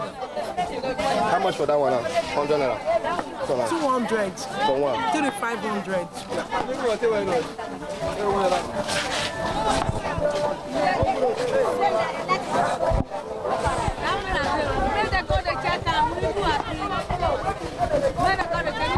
And for restaurants, now they sell on 1,000, 1,500 though. 3,500 for this one, sir. 3,500 for that big one. This one 8,500. From 9. Yeah, give me 500 naira. I get now me. Wait. Me and my 4 children, and my wife and dog. No, not that. This one at 8 I'll give you. 8. And so restaurant they sell on 1,500 naira. No say for this country they not the shame again. No, they.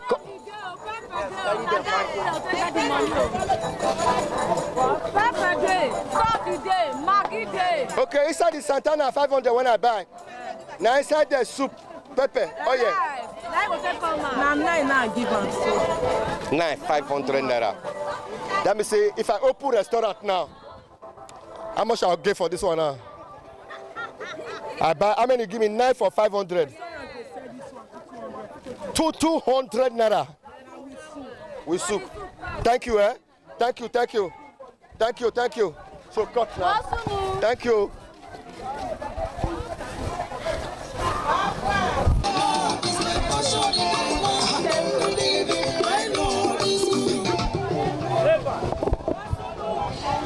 I greet you. Don't chop today. I never chop. Seriously. You never chop today? I never chop. Is this everywhere? It's HCB. They don't pack everybody come outside though. They say they won't do the market. So right now me they hungry. You don't like as government they do the market? I like as they do this thing, but I don't know what they don't just evacuate everyone like that now. You sabi chop Santana? I sabi chop amo. Like how many Santana you fit chop? If I say 4, I go finish 4. Only 4 Santana? Only 4. I tell you. Like which kind of soup you use? I will use correct melon soup. Melon soup? Simbangasi water leaf. Yeah, water leaf. All of the portion is about. You like to chop Santana? Too much. You like how well? Where? I want dash you Santana. Okay. Hey. You buy and they hot. Open na me, you know say na Santana. I don't see. Na 4. I don't see her. Ibabo. I buy and dust now. Okay. God go bless you. God go bless you. Now 6, 9 days side. Okay, I want to do the menu too. You fit chop up. Carry, they go. Okay. I don't buy and dust now. No problem. Mama gonna say find somebody where you go dash. So I ask you just now you they hungry, so you hungry. No ma. And I true you they tell me. I didn't tell you so. Madam, no concern soup no day. No concern you. Enjoy. Go enjoy the Santana. Go enjoy the Santana. I hear you. Enjoy the Santana. I hear you.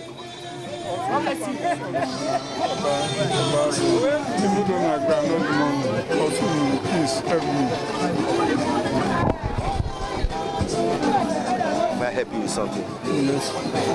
Where are you coming from? Where are you coming from? I'm coming from your leg to check on Gulf Road. You know Lily Hotel? Where you they go? I they go Ekenwa Road. And you not get transport fare? I not get transport fares. You to I get mercy here. You to I never take them. I just surprised when you come meet me. I'm surprised you come meet me. See. And I God say make I meet you, sir. I God do am. I know say you must give me something.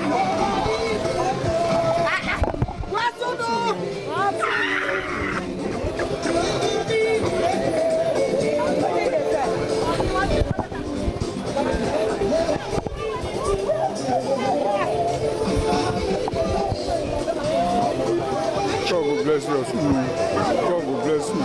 Your work, they will promote you more. We have been hearing of you for Inside Radio, and they will promote you more. God bless you. Enjoy.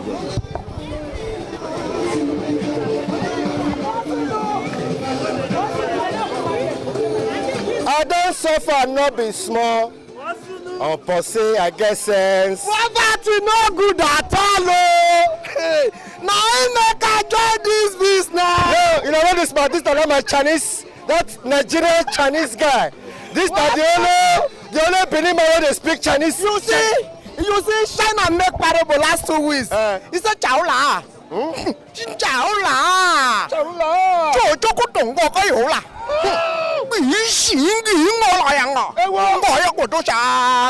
You know the meaning?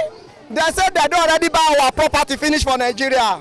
Very soon, if you know less China, you know get where you see work. Only talk to Chinese. They tell you so. What did they tell you so?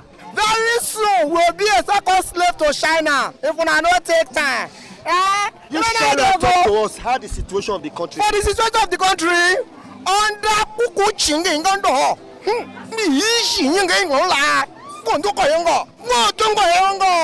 The more you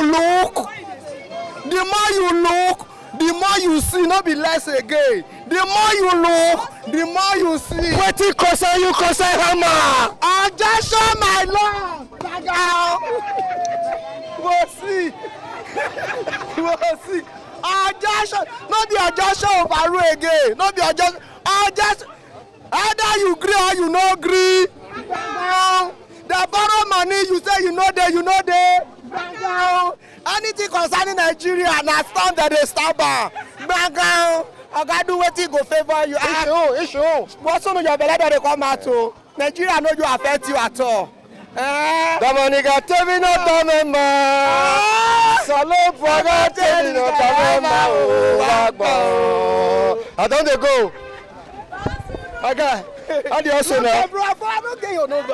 Man, give my number. You get many things. I defend you for long. I beg. Agree to. I beg you. Number 0080 55 40 73 59. Help me tell Nigerians make we be our brother's keeper. Chinese. No. No be say we not like to be our brother keeper. Unless say our gospels don't spoil. To be a brother's keeper nowadays, your brother when you say you want being a keeper, he don't remove gospel come out for your back. So your code according to your materials, your size no dey market. As people they watch us now, they feel say you know they okay.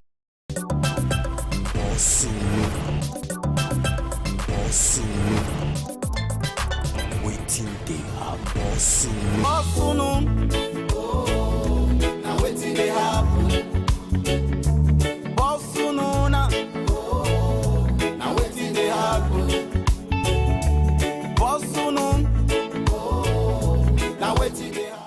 Waiting they happen. We must continue to thank God for our life. I sincerely sympathize with the families of people who say they don't die or timely deaths don't kill so many innocent Nigerians. May their soul rest in peace. However, Nigerians, they call on the federal government of Nigeria. Make them sharply. Nigerians, they call on the Nigerian army.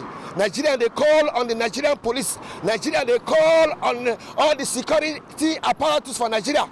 Make them wake up, because Nigerians are not smiling because of the way things going to happen now for this our country. However, we must continue.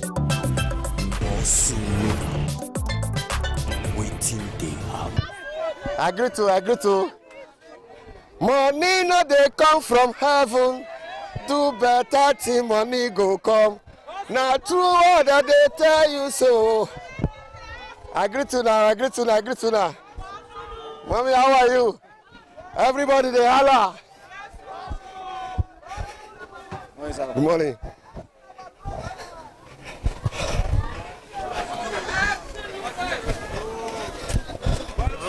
Why una block the road? Why una block? Why una block the road? Why una block the road? Why una go block the road? Why police decided to kill our members? The one way hungry no kill. Now police come to kill them. Why una go block road? Opera they suffer, where keke they suffer. Now police they kill them now. What happen? Nothing happen. Wait, una block the road, I una park the keke. We block the road. We need justice. You did that what happen? Oh, not in a night it happen. But eyewitness they say see what happen. Now police station from the corner, commissioner of police and they come from so. I see your people that they go outside. But they say we can't really investigate the matter. Okay. The truth and nothing but the truth. Yes. What happen? The person die, be still there alive. He die. The keke rider don't die. Yes, sir. What happen? Now one policeman yesterday night around 9 to 10 for Osumbolen. That keke rider, he won't go carry a wife with his family for where it is same market for Osumbolen. The man park. According to people who did deal, they said the man park. So now the policeman, they work out the come. Now he can with the leg go, you know carry motor, you know carry bike. Now leg they use you. Now he can say the man park for center of road. Now the man say how I park for center of road where barrow they pass, they pass there. Now from there, now he can tell us say make a park where. Now he say you don't already park where. See walk away the walk where they there. Now from there they can change where. Now he come out the tear gas. I can spray for nose before you know the man fell down. Before people come they shout, make a come help. Before one of our brother come run go there, the man already give up. Before they all can go hospital. No still. Now yeah, in for the impact with this the keke rider. Yes. When na chairman for na park self. All of them go straight.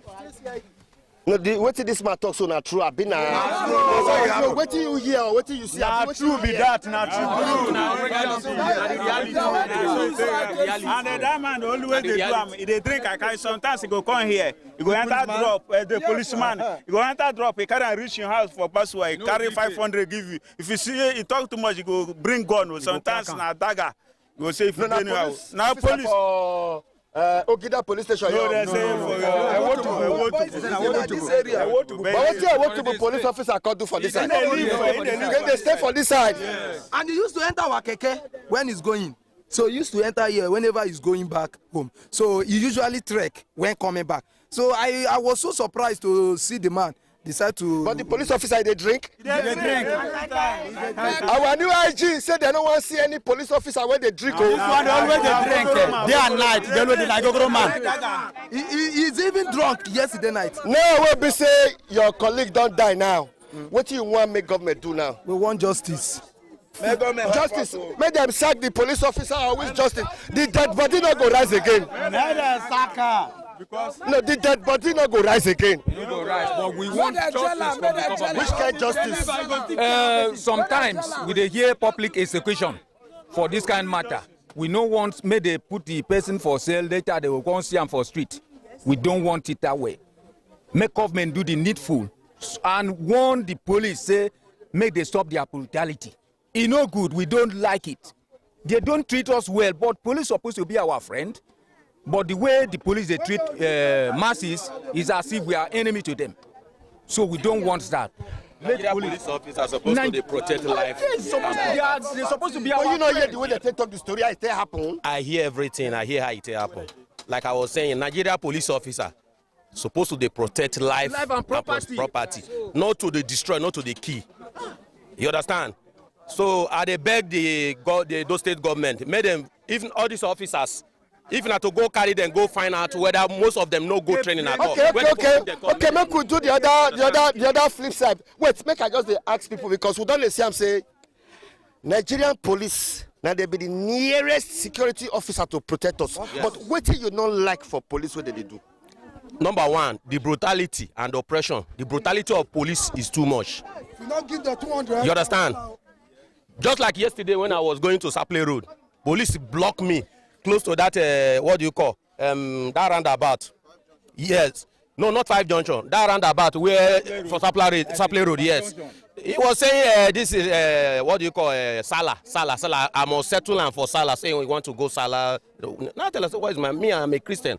I know that if I settle you, who will settle my own? That's why you don't like police. Not be say why. That's why I don't like police. Your children join police. No. Okay. Why you don't like police? Okay. What you don't like for police? I know free talk say I don't like police. Police not our friend, and they are there to protect life and property. What I don't like about them, that operation, forcing people to collect money, because it's happened to me in this road by August Street Junction. When the man they are roadblock there, as I drive my keke reach there, the next thing police say, man, I give her money. I say, okay, I no get money. If you get opportunity to join police, you join. Okay, I know sure they go join. The way they see the police, the way they see, I know sure they go. What you not like for police? Police. Which I got it. They must give her money. Oga, you see, police they too oppress people. They know they do their work, and many of them they don't go training. Then pass back, put them. Not all of them search them, sir. They are not going to training.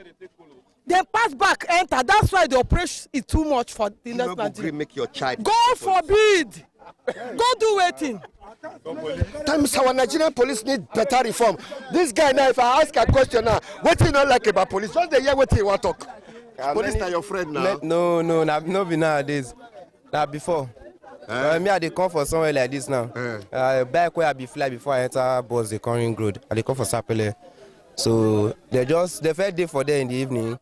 This morning they still dey there. As they say, I wear clothes, I dey dress well. You do this guy. One or two things. Everything. So I just call a notice. They can't stop my bike. So other bikes they pass where girls sit down, where women sit down. They just stop my bike, collect the bike man key. They start to search me. They say search yourself. I say, officer, see my back. Na power bank dey inside and other things. He say open now. I be the craze all these 1 or 2 things. So Sapele for Idogbo side. Not on Idogbo, I don't forget the street. So I was like, okay. Man, no go out rashly. Maybe they don't go say I no talk when I make a converse. But every time you see police, you dey fear. Why I go fear? I don't carry any exhibit or anything. But they suspect you. They always suspect. They try to misunderstand me. So 1 or 2 things. So we just need to just remain calm. But you like join police. if my friend Papa be police, I go avoid that person. Or you join EFCC. I not there anyone. Or DSS. Not all of them are one. Or vigilante. All of them are one. Waiting they are boss. Now waiting they happen. Boss now. Now waiting they happen. Boss now waiting they happen. Waiting they happen. ITV, certainly the best.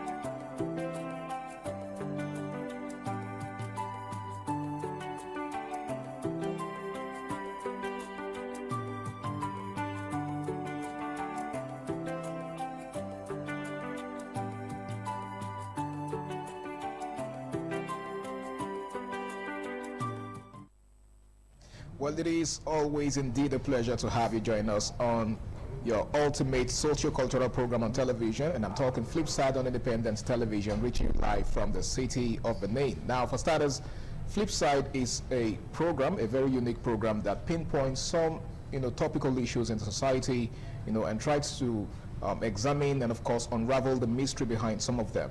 It airs every Wednesday from 1:30 till about 2:25. My name is Harry Aigboje, and of course it's my pleasure to have you join me on this episode of the show. Now, today we're discussing something that has to do with Nigeria as an entity. Now, oftentimes we hear people say that Nigeria is a federation, okay? But what exactly does that mean? What comes to mind when we hear that Nigeria is a federation? And in any case, what is a federalism? When we say Nigeria is a federal system of government, what does it entail? And what are the implications of the concept of federalism? Well, these and many more we're going to be examining right after this break. Please stay tuned.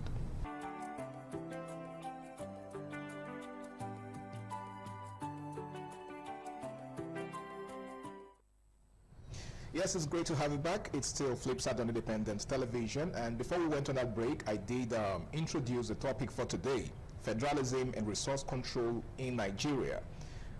Federalism is a very broad concept, and it's something that I believe always causes controversies every time it's introduced, because that is basically what Nigeria is. Nigeria is, I don't know whether to say on paper, a federation, because most of the time we say, oh, Nigeria is a federal system of government, but is that so in practice? So that's basically what we are going to be trying to unravel today. And of course, to do this with me are two erudite analysts who are very passionate about Nigeria. They are actually young people, and they love, to see things move in the right direction. Okay, they are both experts in their various fields. To my far left is someone who goes by the name of William Sedia. He is a public affairs analyst and also a political enthusiast. It's good to have you on the show, bro. Thank you very much, Ari. Thank you for having me on the show. It is always a pleasure to have you. And of course, seated next to him is someone else who is a social impact commentator. As a matter of fact, he's someone that, should I call him a realist now? Because he always wants to see things the way they are rather than the way they should be. All right, so I guess it's a case of realism versus optimism. All right, he goes by the name of Favor Sansi. It's good to have you on the show, bro. Always a pleasure. And it is a pleasure to have you. Always a pleasure. Here we are again, and we are going to try to unravel the mystery behind federalism. So let's begin. When you hear, of course, most of the time we hear people say that Nigeria is a federation. What does that really imply? What is a federalism? Of course, when we're back in secondary school, back in those days, we're told that the federal system of government is a system where you have the component states, and of course the central, seat of power, right? So I guess that's what Nigeria is. But what do you think it is from your own perspective, Williams? Yes, federalism in its sense is a system of government or a pattern of government that power is being divided by the components and the central. Okay. You can say the states and the federating unit. But that federalism, it gives the states more control and rights over their own activities. There was also put it in a layman so that people can understand and flow with us. So that is the true. So you're saying that the component states have an autonomy? Yes, but there's a central oversee over these states. So there's division of power between them. But in Nigeria context, federalism that we are practicing is directly opposite. The power is concentrated in the center. But if you check the so it's divided between the states, the states and the 704 local governments. But in recent, the power is concentrated in the center, which is the federal government. And then you further break it down. Then I said to look more, you see the way the constitution everything. That's okay. There's an executive list, concurrent list, and a residual list. Executive list strictly for federal government. Okay. Now take note, as I'm going strictly for federal government, currency, foreign affairs, security, and all that. What concurrent, state and federal government. You see, state and federal government. We have agriculture, health, and education. Okay. The residual list. Matters that can be handled by both federal and state government.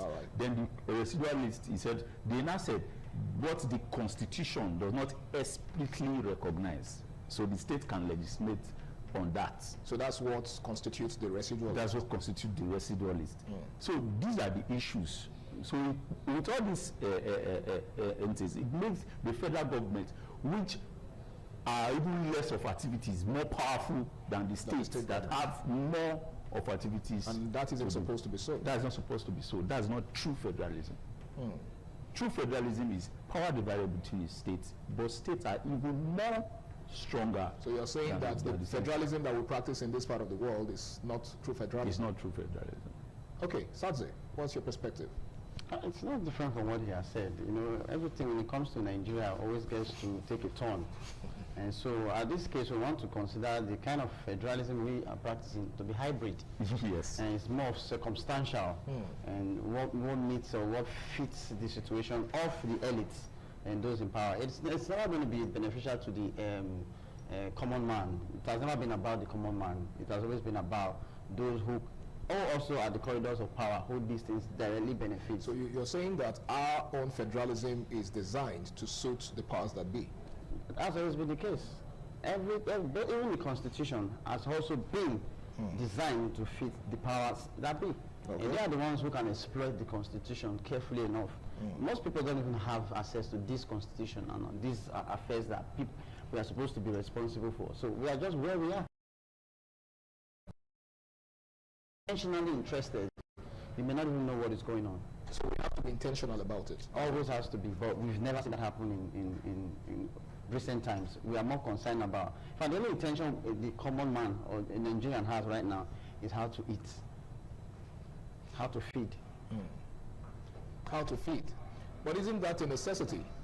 Isn't that the primary yearning of the average creature, not just humans? Because every creature desires to stay alive. And of course, how do you stay alive if you do not survive, if you do not eat, rather? It is necessary for a fish to swim in water, yeah? It is not the fish's responsibility to provide water to swim. Okay. How about you say like that? Interesting. So, if the fish has to think about how to navigate the water and also provide water, then there is a problem. It disrupts the ecosystem. Okay. So there has to be provision. There has to be provision for the citizens to at least afford basic necessities. Okay. It is not their duty to provide basic necessities. That's the problem. So there's a shift in the balance. Okay. So we are doing both the job of the government and both the job of the citizens at the level that we are. That's really serious. All right, in case you're just joining us, it is Flipside on Independent Television, and we're taking a look at federalism and resource control in Nigeria. We shall be going on our first break on the program. When we return, the program continues. Please stay tuned.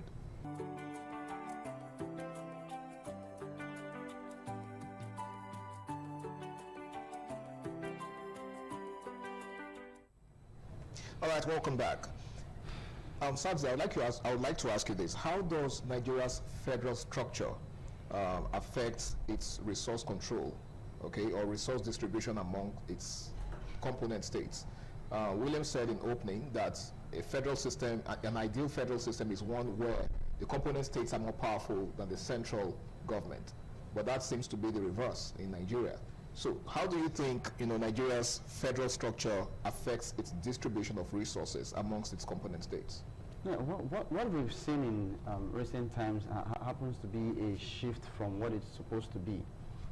What has now become the norm is a case where resources are taken from regions that have naturally been endowed and supposedly have contributed more to the and still contributing more to the national development or the financial status of the federation. But we see these resources not evenly distributed. Okay. And it now benefits states that are actually not doing so much in contributing to the national treasury, so to speak.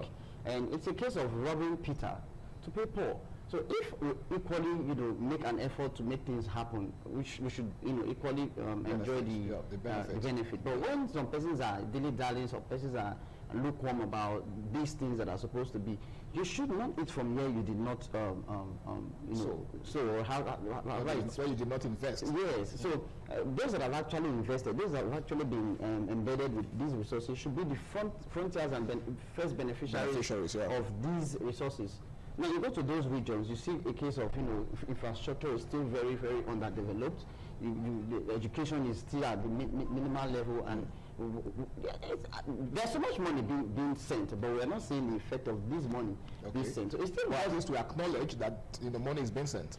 It still boils down to a factor that may come into this conversation later, which is corruption.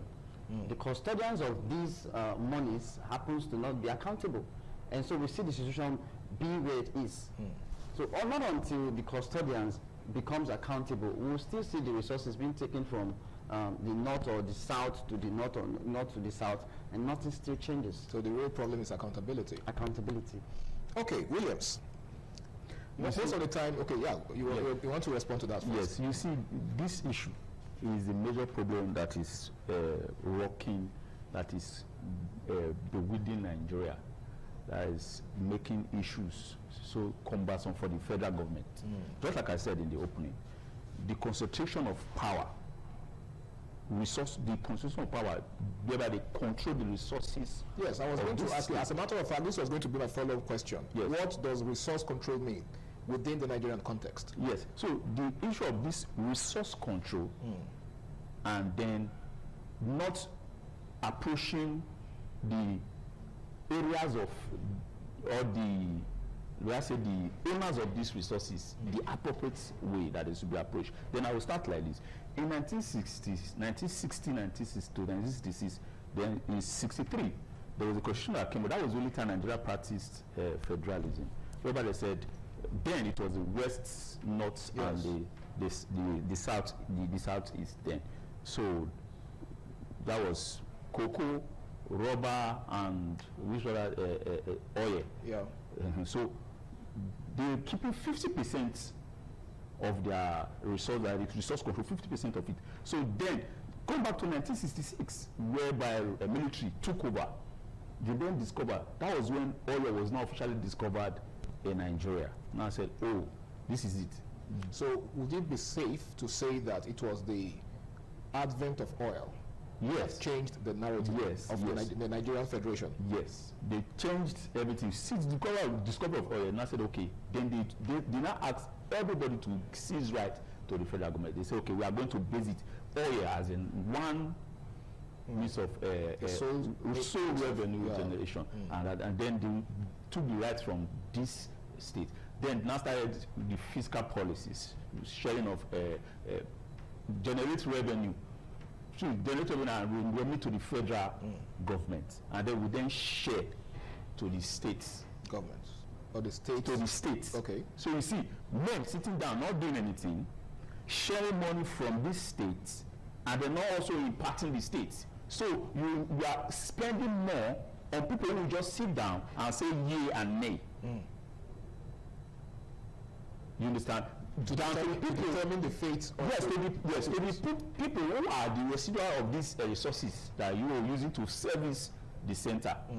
So now, the issue is this. Why they are collecting these resources? They give them in cash, but they don't impact them in infrastructure, just like what I was trying to say. Yes. So nobody is interested in agriculture anymore. People who are not producing oil outrightly are even benefiting more than people producing oil. Just like I told you before, if we have to go into with this issue, we'll be stepping on toes. Because it's the major issue that we have in this country. If the various states or various regions, now let me come back to this. Because of this issue, they now said, okay, the issue of equality, unity, then they divided the country into 6 geopolitical zones. We have the northeast, north central, northwest, southwest, middle belt, southwest, the southeast, and the south. So then again, then issue was okay. We are not still okay. Before then, they introduced census. If you go down to the issue of census, just to make sure that they benefit more from these resources, You understand? So the whole idea of census was an equitable distribution. They were trying to look for how to make sure that the people don't suffer, because they were talking about marginalization, that they knew. If you listen to me, you're supposed to understand what I'm talking about, because I said we step on toes, because they knew that if we leave these people, we will suffer. So they will try to look for a process whether the now okay, if you are benefiting 60, I should be almost close to 60. They are not doing it, they want to be close to 60. So they inflated if you go like a monkey, they walk back. Yes, but if you go check the issue of census, they inflated figures and they will not balance everything. So okay, let it like then the national issue of federal character, a lot of things. This is your federalism. So the national inflated figures, so you start approaching these states the way it is, like how they structure the whole issues. The 1963 constitution, and then this came by census, the geopolitical zone, and all those issues. So now the major issue that we are talking about that is still on this political platform, political arena, is that less states control, each state control, or each region control their resources. So when they control their resources, they let give you a certain percentage. You can say, okay, give us 6 or give us 40 or 30. Then be charged of the security. But if you have to go with it, then state police will also follow. Yes. A lot of things will follow. State police, what would be the essence of state police? To enforce its implementation? It is currently trending now. The resource has to be protected. And you have to do that autonomously. Yes. So now when there is any national serious issue of security in any state, you go and queue up at the federal. The all cumbersome issues in the central. You queue up there and then you start making calls. You say no, it's not the time to move. So you'll be waiting for clearance. Okay. So a lot of things. So what they are agitating for is that give these states, give these regions. You've successfully created these 6 geopolitical. Give them the right, freedom to say. Then wait for them to give you a certain percentage. All right. So when they go like that, the center will become almost totally useless. And that's the bone of contention. That is the word they don't want. Right. Because they just go there, sit at the center, collect this issue. If you go to let's start examining the budget, you will see that Senate are collecting way bigger percentage legislation, collecting way bigger percentage than most of these states who are generating the revenue. Governance is very expensive. The cost of governance. I think that's another subject in itself. But let's examine something else. And I would like to ask you this, Sadze. Why has resource control become a major problem in Nigeria's political discourse in recent time? I think you mentioned some of it already. Yes, I just want to hear your perspective. Highlighting some few points. We are selfish, we are lazy, and we do not want to be accountable. And so, there's this proverb that says, it's cliche though, but it says, who use teeth, mouth, share meat, now you know how the one with big pass. Whether the one with the inside mouth or other than the one with the outside. And then again, food you don't want chop, meat you don't want chop, soup you don't want taste. Don't use teeth share them.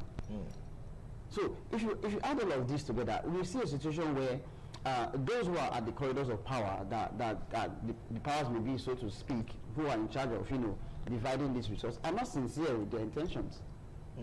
They're not sincere, and even the people they claim to represent, they have fully not represented these people, because they've represented their own stomach first and their own bank account.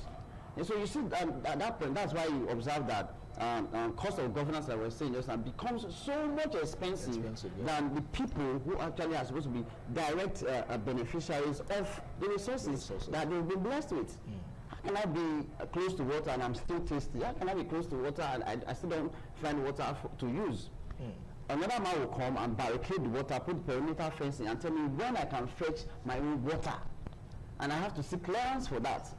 And then the water God has blessed me with, I still have to share it with a lot of people who do not even have water at all. But that would not even be the problem if at all I was even getting something else from these people. So we do a trade by barter system. So we know everybody is contributing, but that's not the case. So it's a problem that I do not know how we solve it. But the truth is, we know what to do, and all of us know what we are doing. Do you really think we know what to do? Because it might seem so, but the facts actually to say otherwise.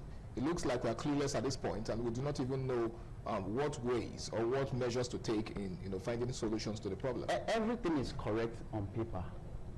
The problem we suffer is compliance and implementation, and that's because we don't have a structural problem. Is that what you're saying? We do not. No, there's a lot of structural problem. In the system that we have. In the system that we have. If you say we have structural problem, when it's an elite fighting an elite, you observe that there's no structure. The court will not be delayed. What's it called? Litigations will not be delayed. People will come up when it's a case of these people trying to make things work for themselves. So when it's elite versus elite, it's not a problem. It's not a problem. It's not interesting when it's elite versus a common man. You see how fast things will work out.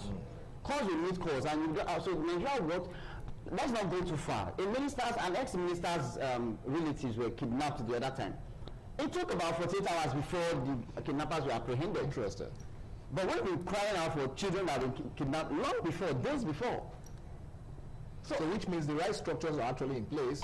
It's just the willpower and the sincerity of purpose. Yes. To actually bring about the right change. I may be wrong, but that's what I think. Okay, fair enough. Williams, you want to give us? You want to tell me why you think you've seen it from a different perspective now, and you agree with him that we actually do not have a structural problem per se. The structural problem. Okay, so tell me. The issue I've told why there's structural problem. When last, because my own concern largely is this, that we are not saying that you should not sit over these people. Fine, sit over these people, but we want to be seeing more impact to the people who are contributing more. But that's what we are saying. Yes, yes, that is the issue, because that's when you talk of structure. Because when last was a new state created, they will not want you to create more states. They are struggling to create more states.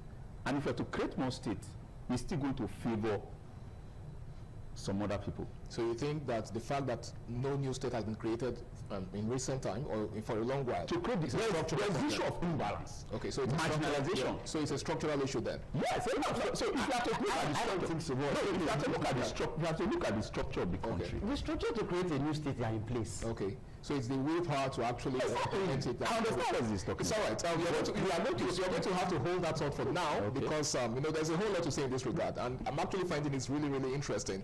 But you see, it's a very, very broad subject, and like I said, we really can't exhaust it in the twinkle of an eye. We have to go on another very important break, and when we return, we have another guest joining us via Zoom, and of course, he's going to be sharing his own perspective with us. But that'll be right after this break. Please stay tuned.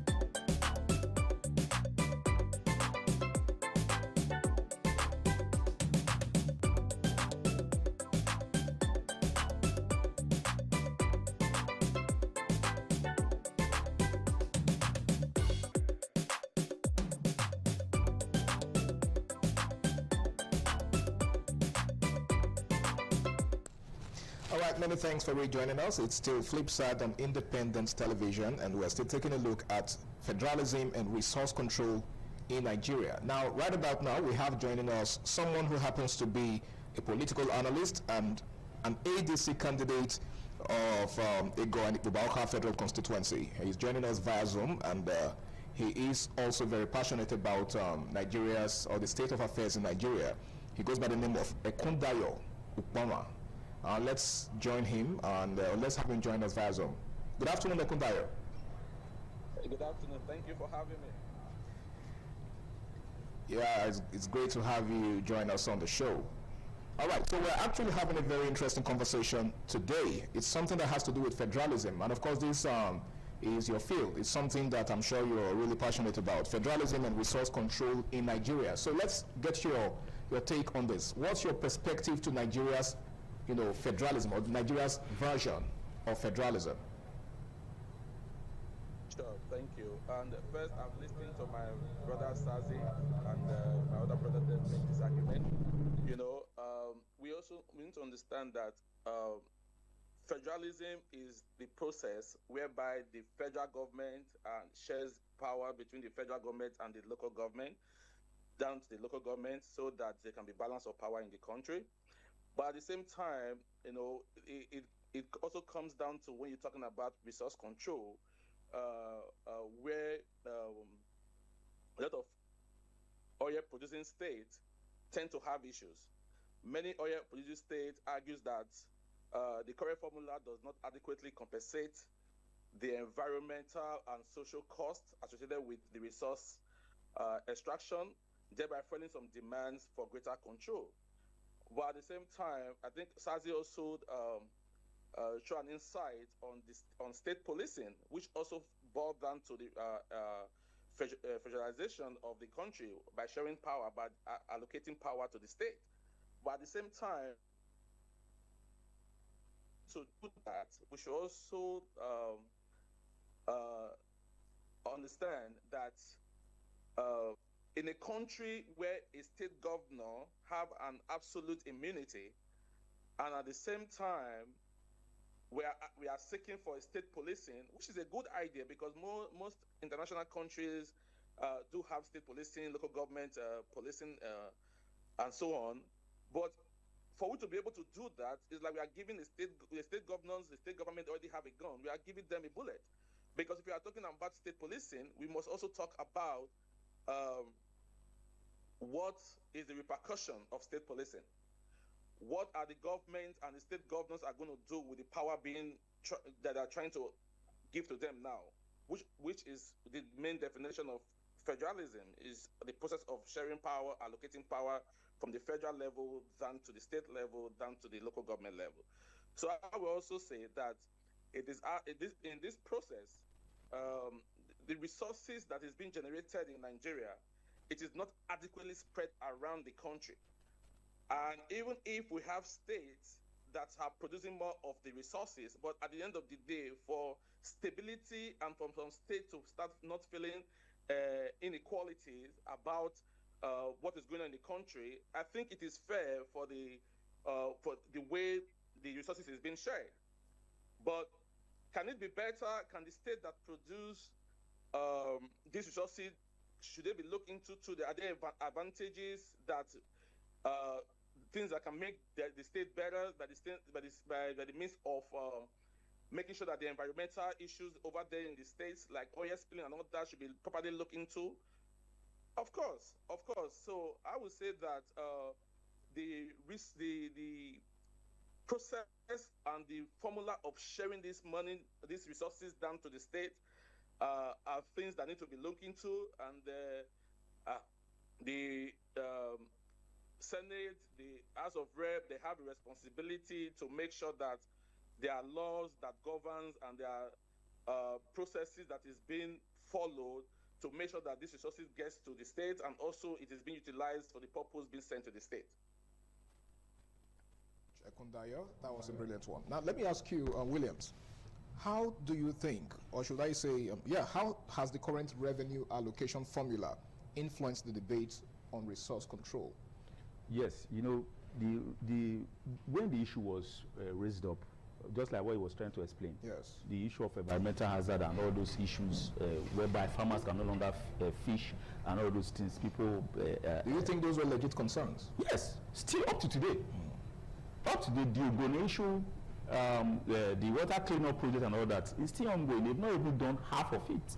So these people are kind of okay. If you are sharing this issue, you are not doing it accordingly. You are not feeling the impact. Take note, the federal government has control of most of everything. Infrastructure, just like I said earlier. You understand? Then they now went back to say, okay, let's do 13% derivation. They added 13% derivation. So to the people who are custodians of these resources, but that is in cash. But the impact, I want to talk about the infrastructure impact, the direct impact to the people. Benefiting financially, yes, but not infrastructurally. That is the issue. You understand? So now, since you took that power, excess power over the state, but you are not doing it to the core, you are not exercising it to the core. To the letter. You're just appeasing, like, okay, take more money. Okay. You cry, take more money. Just like we are saying this, you take rice. You cry, you take rice. Take food. You aid. No, that's not the issue. The major issue... So the people are not feeling the true impact of governance? The true impact of federalism. Okay. So when you give these people, let's say 50% right to control their resources, they have no reason not to fix the environmental hazard, the issues that directly affect the people who are the custodians of these resources. Whereby farmers can no longer farm, they can't go fishing. I know most of these riverine areas that are direct control, that direct residue of these natural resources are majorly fishermen. Yeah. They can't even farm, but still, nobody is concerned about their plight. So they are not the major cry of these control resources is not merely because of money, but because of the infrastructure. So we are supposed to be seeing if Nigeria is benefiting with oil resources, then the state like Port Harcourt, Rivers, Delta, and anyway, those states we are supposed to be seeing national legacy projects in the states. To compensate you and say, okay, because you are the custodian of these natural resources, these are direct benefits. You said you want to legislate on the healthcare, education, and those issues. You don't want states to do it. You want to also make. So why not force these people to do it rather than giving them money? That's the major issue. So we're supposed to be seeing free education in these places. Okay. Good roads, better healthcare system, direct infrastructure, great jobs for these people. The issue of Niger Delta militants and all the issue of these are the major issues. It's not because of the money, but because of the plight of the citizens, because of the suffering of the citizens. That's why those people came up. Yes, that's why they came up and said, no, we can't continue to suffer like this. All right. Thank you very much, Williams. That's pretty much clear enough. Let me ask you, Sadze. I already see you smiling, so I can tell that you can't wait to address some of the issues that have been raised. Now, what do you think? What lessons do you think Nigeria can learn from some other countries that practice true federalism? Because it seems like there is a world of differences between us and some of the other popular countries that practice federalism. So what do you think they are doing differently that we could take one or two cues from? I would rather want to answer the question like this. It is not what they are doing differently, it's about what they are actually doing right that we have been doing differently. Okay. So we have been the ones doing things differently. So theirs is the standard? That's the standard. Okay. A place like Canada, it's clear, it's visible to the blind and audible to whatever. It's a case of sincerity of purpose. We are not sincere. The leaders are not sincere. The citizens are not sincere. Even if you are not even mistaken these days, children unborn are still not even being sincere. Because what we see now is a case of, you see people come up today and say, oh, we want rights, we want our land to be... So you mean we are passing down the legacy of insincerity even to the younger generation? That's what it is. Whether we accept it or not, it's the truth. Okay, it looks like Delta State where, there's a lot of hazards. And at the point in time, I saw documentaries that were made at a particular point where people are trying to, protest, agitate, and clamor for proper environmental cleanup. Immediately an intervention is done. Immediately that cash hits the ground, that matter dies. Now, that cash that is supposed to be for the cleanup and welfare or well-being of the people or citizens at that point, community, the impact of that intervention is never felt. They don't even approve. They just go down to community people. Why? People who are supposed to be the agitators. They don't go down there and give them, and then you go and sit down and let the company start exploring. Remember, there was 2019 or 2020. A human rights lawyer said, these international exploring companies, IOC, they will only put Nigeria close to $200-something billion in tax. So these people are just exploiting us. And not impacting the government, even impacting the people too. Yeah. So they run the government, run the people. So if you can't put these people to check, then leave the state. Let the state put them to check. But the thing is, even if you leave the state, they will still put them to check. The state will still not put them to check. And I'll tell you, I'll cite a case scenario for you. In a part of Edo State, I want to mention the area, so because it's very sensitive. There was this factory that came around. And because of the kind of production or manufacturing they were doing, there was this bad smell that was around the environment. Landlords were, tenants were complaining, people were beginning to move and all that. Air pollution. Serious air pollution. And I think it got to TV at some point, But you know what happened? When I think the government decided to intervene on the matter, or people that were, interested intervene on the matter, they told the manufacturers to stop or find a solution to that bad smell that was the air pollution. Pollution, yeah. You know what happened next? People in that community came back and said there was no pollution. So what do you think? That it was just an allegation. What do you think might have happened? Money had exchanged hands. Wow. This is not The agitators are supposed to agitate. It takes us back to the corruption factor. You get it? So it was a case of few persons are now okay with what their new account balance was reading. So it didn't matter how. But were those people enough to speak on behalf of the populace? In every society, there are always gatekeepers that people will speak for you. In every society, in the family, everybody cannot talk. True. Spokespersons. So the people that have been empowered to speak, especially with money, will always be the ones who are controlling or with community rights. So poverty is also another problem. All right. Okay, thank you very much, Sadzi. It's still Flipside on Independent Television. Now we have to go on another break, and when we return, it will be time to wrap things up on the program. Stay tuned.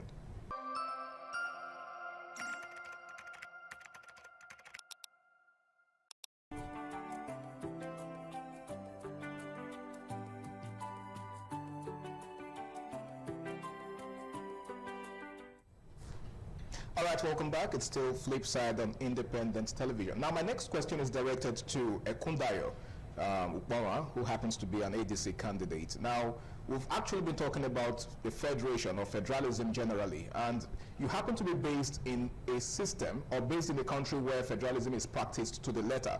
So let me ask you, how would you compare federalism in the US with federalism in Nigeria as a country? Like, from your own personal experience, and judging by your own observation, you know, in your current geographical location, how would you define federalism as compared to our own version right here in Nigeria?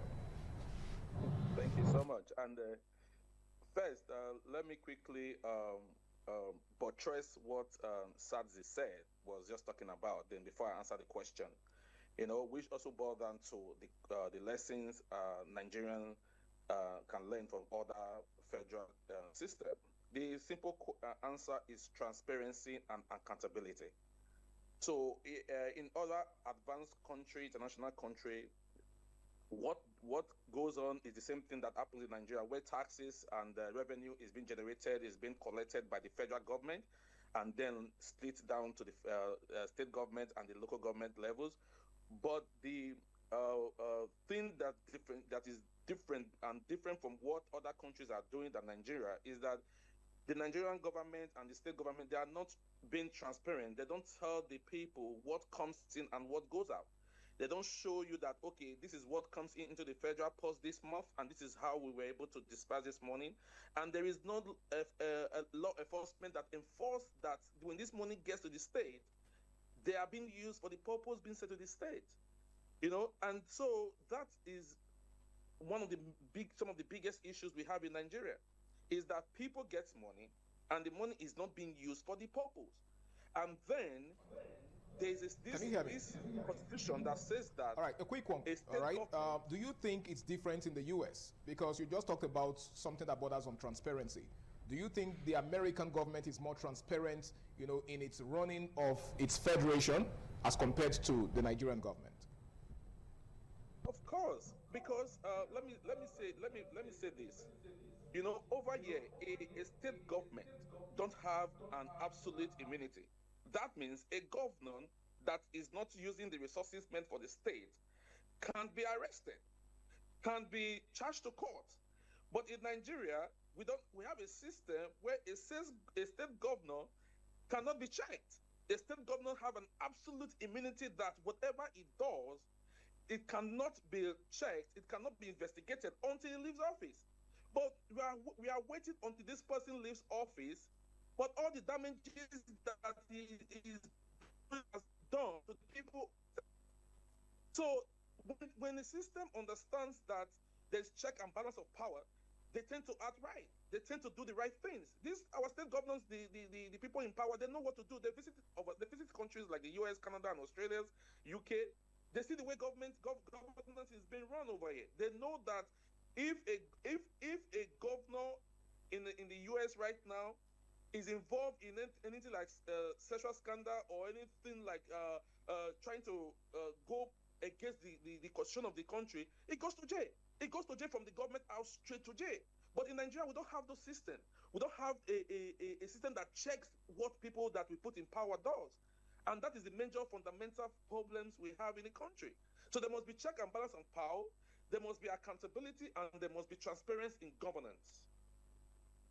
Now, as we begin to wrap up, what do you think our government can do better, going forward? Because it's easy to just outline the problems that we have as a people without actually preferring solutions. So what do you think the government of the day can do better as compared to what, America and other civilized, should I say, federations are doing to make the citizens' lives better? Sure. First, the Senate and the House of Representatives, they have a job to do. They need to revisit the Constitution of Nigeria that allows the state government to be checked. They also need to enforce and make sure that, yes, our law enforcement are independent. They should have the right to investigate, and the court also needs to play a very fundamental role in this process. The court system cannot be sweeping things under the rug and expect the country to grow and expect the country to have a system that everybody is being carried along and every citizen is being properly taken care of. So by the time the court system understands that, the judiciary understands that, yeah, when somebody does something that is wrong, we need to eat it at the head. Like, look at what just happened in the case of ADC 2 days ago. Like, a federal high court judge, Justice Peter, stood before Nigeria and said that the Court of Appeal, that his court has more jurisdiction over a Court of Appeal in the country. So when things like that keep happening in a country, we need to start checking ourselves. We need to start making sure that, yes, it starts from every citizen of Nigeria down to the highest office in the country. We all need to start acting right. We need to start understanding that, yes, we must contribute our quarters into this to make sure that the country succeeds. Right? And how can we do that? By making sure that we follow the rule of law, we abide to the rules that governs the country, and also make sure that whenever we have the opportunity to advocate and speak out, we should speak out. We cannot be quiet. Right. We cannot think that because things are not going well for the country. So Thank you very much. Ekundayo Ukpama, political analyst and ADC candidate, Ego and Ikbobauka Federal Constituency. A very big thank you for taking our time to join us on the show. And of course, to my guests right here, let me just let me hear what you have to say in less than a minute. What do you think can be done better, to ensure that we live up to our true nature as a federation? Yes, two things. Give them control over their resources, and then be the monitoring agent over them. Okay. When they bring this money, distribute this money, and then make sure, if you don't want to give them control over the resources, when this money comes, make sure you follow the money to the latter, and then the purpose of that money is being make sure you follow the sharing formula. Yes, make sure you follow the sharing formula. But if you give them control, and then let it be, let them. They also make sure that you oversee them, that that they don't misuse the control that you have given to them. Thank you. Sadzi, as we wrap up. Quickly, our so-called leaders or politicians should just do fair play. If there's fair play, every other thing will be balanced. They are just shameless about the play. That's the problem. They should just fair play. That's all. Fair play. Let there be transparency in the way we handle things. All right, a very big thank you to you, gentlemen, for being a part of the show. It's been a very interesting conversation. Federalism and resource control in Nigeria. Well, we actually do hope that the powers that be have been taking notes and that they are ready to do the needful going forward. Thanks again for being a part of the show. All right, it's been Flipside on Independent Television, and it's been a very interesting conversation. I actually, I wish that we had more time, but time is never our friend on this program. But subsequently, we hope to, extend the conversation. There's always room for a part 2 or a part 3. But in any case, it's been a very interesting conversation, and I hope that you've had, an amazing time on the show today. Until I come your way again, same time, same station next week. My name is Harry, and I'm saying, do the right thing, stay out of trouble, and have yourself an amazing day. Bye for now.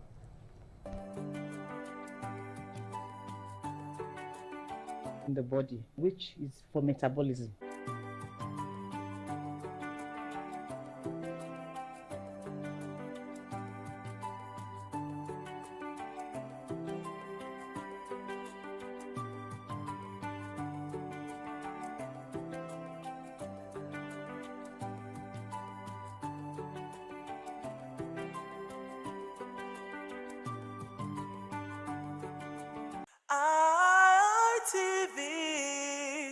certainly the best.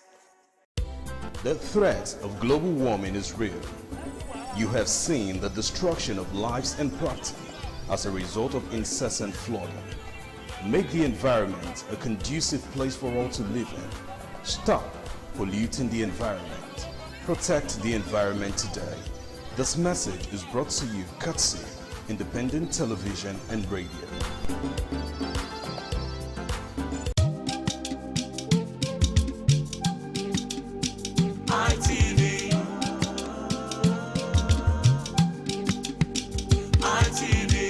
ITV, certainly the best.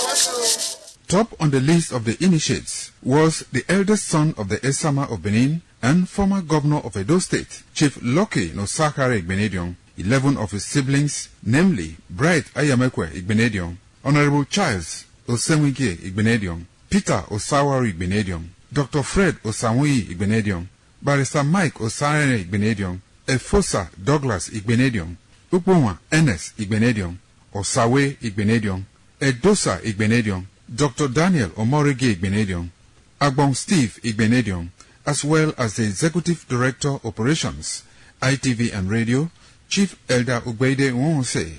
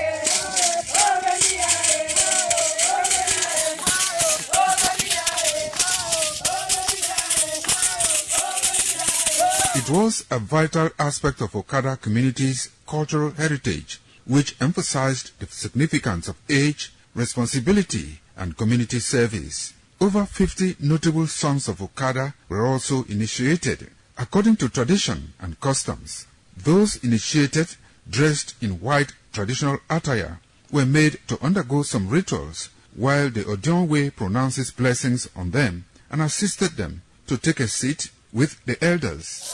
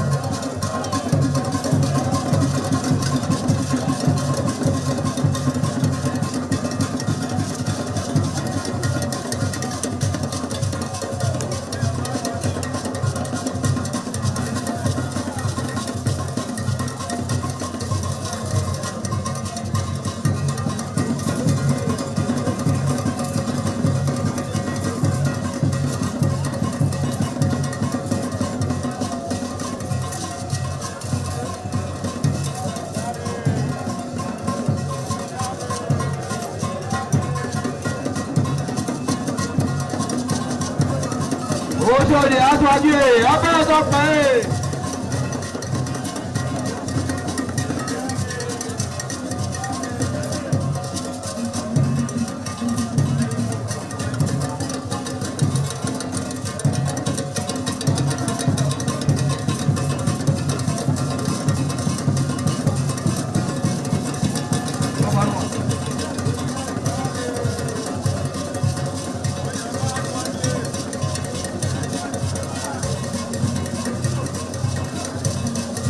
Àyàbá aṣáájú ẹ̀ abẹ́rẹ́ tó pẹ́ ẹ̀.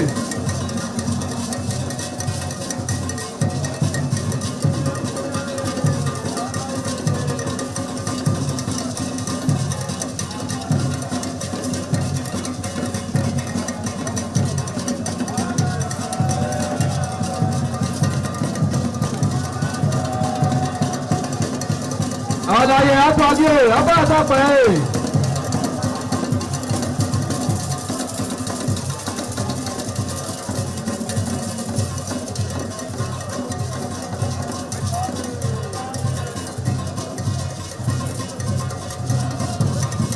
Ẹgbẹ̀júwà.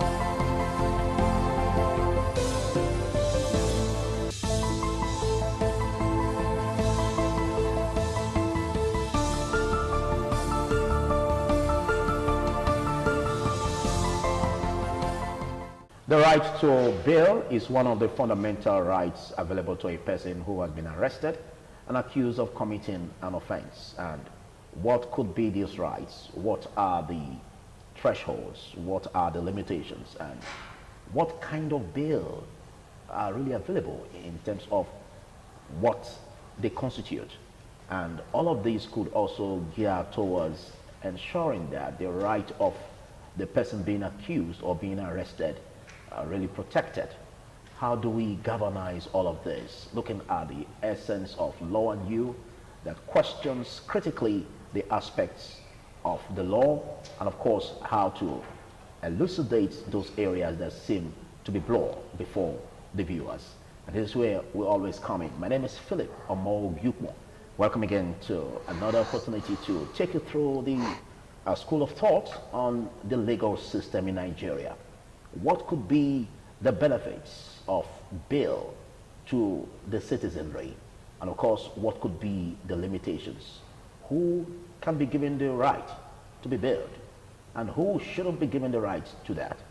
Joining me in this is a legal practitioner, Emmanuel Obakolo. Thanks for joining, Emmanuel. Thank you for the opportunity. It's a delight to be here.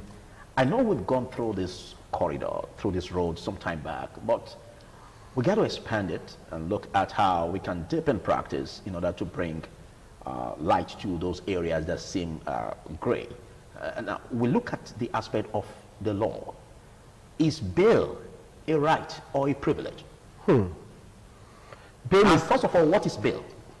Firstly, what is bail? In the case of Caleb Ojo and Federal Republic of Nigeria, the court defined bail to mean generally freeing or setting at liberty an accused person. Then the Police Act, Section 27 of the Police Act, also guarantees bail to a suspect at the police station. Now, ultimately, Section 35, subsection 1 of the Extant Constitution of the Federal Republic of Nigeria guarantees bail, wherein that provisions does provide that right to liberty. So every person has right to liberty by virtue of the provisions of Section 31, Section 35 rather, subsection 1 of the Extant Constitution.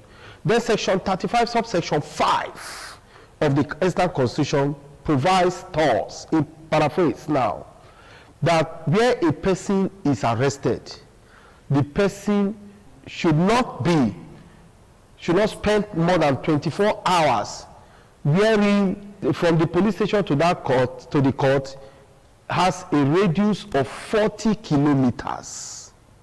And where the distance is more than 40 kilometers, it should not be more than 48 hours for the person to be charged to court.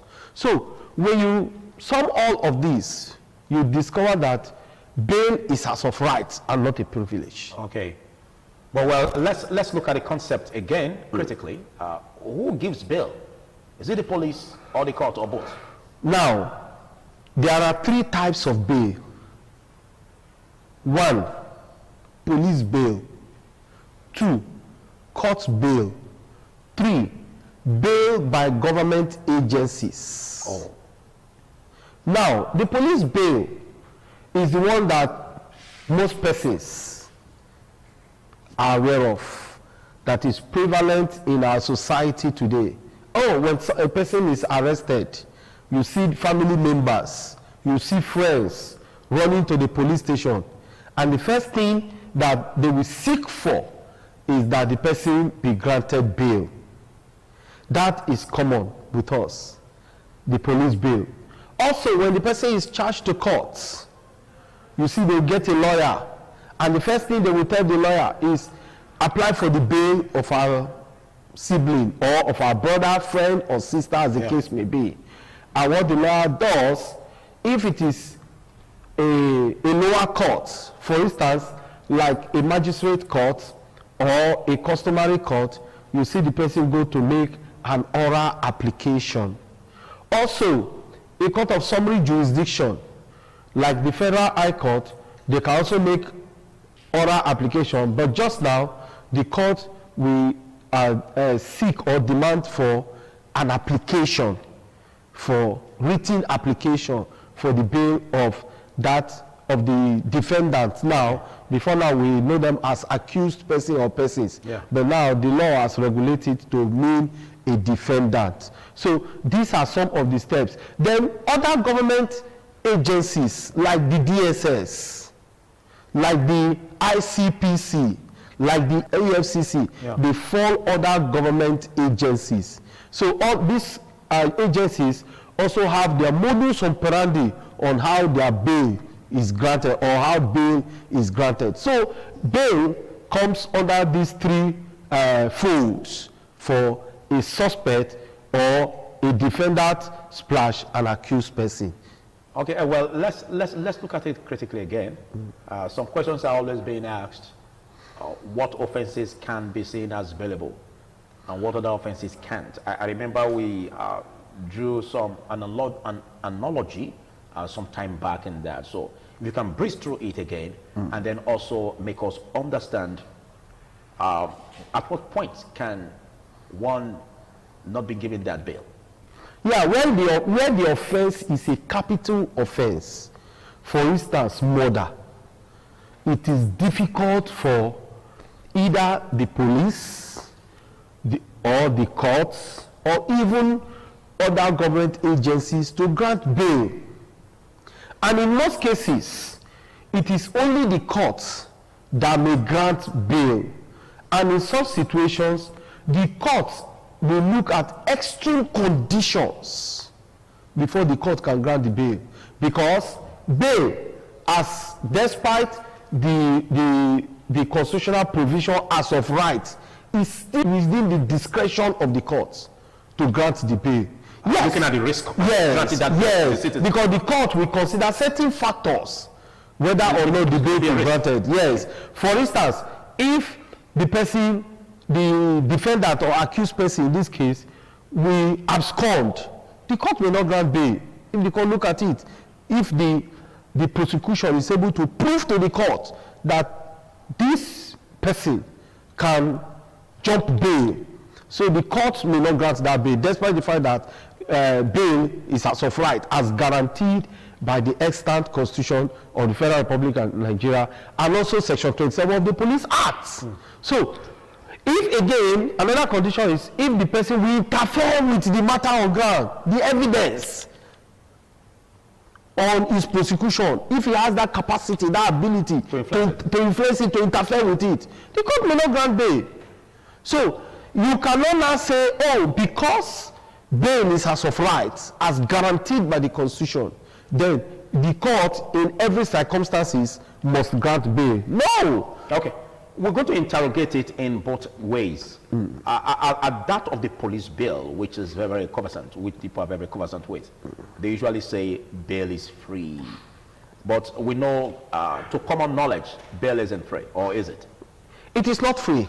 I've had experiences with respect to that. And by the time you try to put up the argument that bail is free, even when you are seeing it, the inscription on the wall at the police station, bail is free, with capital letters, it is still not yet free. So what's the component of the law in that? It is unfortunate that we find ourselves in this quagmire, wherein, even as a lawyer, for instance, myself now, you go to a police station and you make an oral application for the bail of a suspect, or at times, even written application for the bail of a suspect, and the police will grant that application, and before you know it, the IPO in charge of the matter will tell you, I have an instruction from upstairs that so condition should be met, and one of the conditions that they will put forward is the condition of money, yet it is scripted on their walls, at times even the fence of the police station or the door at the police station, that bail is free. And when you begin to put up arguments that legally bail should be free, that there is absolutely no need for any person to pay money before bail could be granted or given, as the case may be. You may even be surprised, like I had one ugly experience. Family members of the suspect, you are not telling me, lawyer, you have done your own. At this stage, we should come in and see how we can free our brother. Okay. Because they are so much in a hurry to release the suspect. So in such situation, the lawyer may be helpless. And before you know, you may even be tagged, giving names, bearing names that are not yours, that this lawyer always want to be this, I want to be that. And like a policeman told me some time ago in the station, that even SAN, they come here to give us money, but you always come here and you just put a straight face, as if you are the one that was the first lawyer in the history of Nigeria. So when you begin to meet up with challenges like that, and that is what we see today has come to make the monetary aspect of a bail to become a norm. Okay, but what actually is the consequence of this breach? Because it's one thing for us to say that we have a law. It's another for us to see how enforceable the law is if there is a breach. For law enforcement agents, for instance, that could be caught napping and collecting money for bail when the component of the law has it that bail is free. What is the consequence for such law enforcement agents who break the law? The law frowns at it, but whether or not, if you put up that argument, maybe in the court, you will not take the police to court for demanding for money for bail. Is it ridiculous? I wonder whether you are going to succeed, because you meet up with denial. One, you may not have evidence to tender. Because they are the one that provide the evidence. Yes. If at all. Yes. Besides that, or the money. You're the one that can provide. You as a citizen. You don't have the evidence, because the money that is so paid for the bail is physical. They take it cash. They take the money cash. And we've seen situations where they will tell you, okay, if you don't have the money cash, pay to a particular POS, and then we go there and get the money cash from the POS. In the process of taking that cash, for instance, yes. What about if there's a video clip to that effect? What video clip? How are you going to do it? Everyone is a journalist. Unfortunately, social media. You will meet with a very strong denier. Very strong denier. So at the end of the day, it may amount to exercise in futility. Maybe the court, whatever that it hasn't happened, doesn't give room for its inaccessibility to this, as in, doesn't give room for it not to happen. Yes, I believe we are evolving, and our awareness as a people also is in the evolving stage. And so a situation where everyone is a journalist, and at every point T, one is able to get these evidences.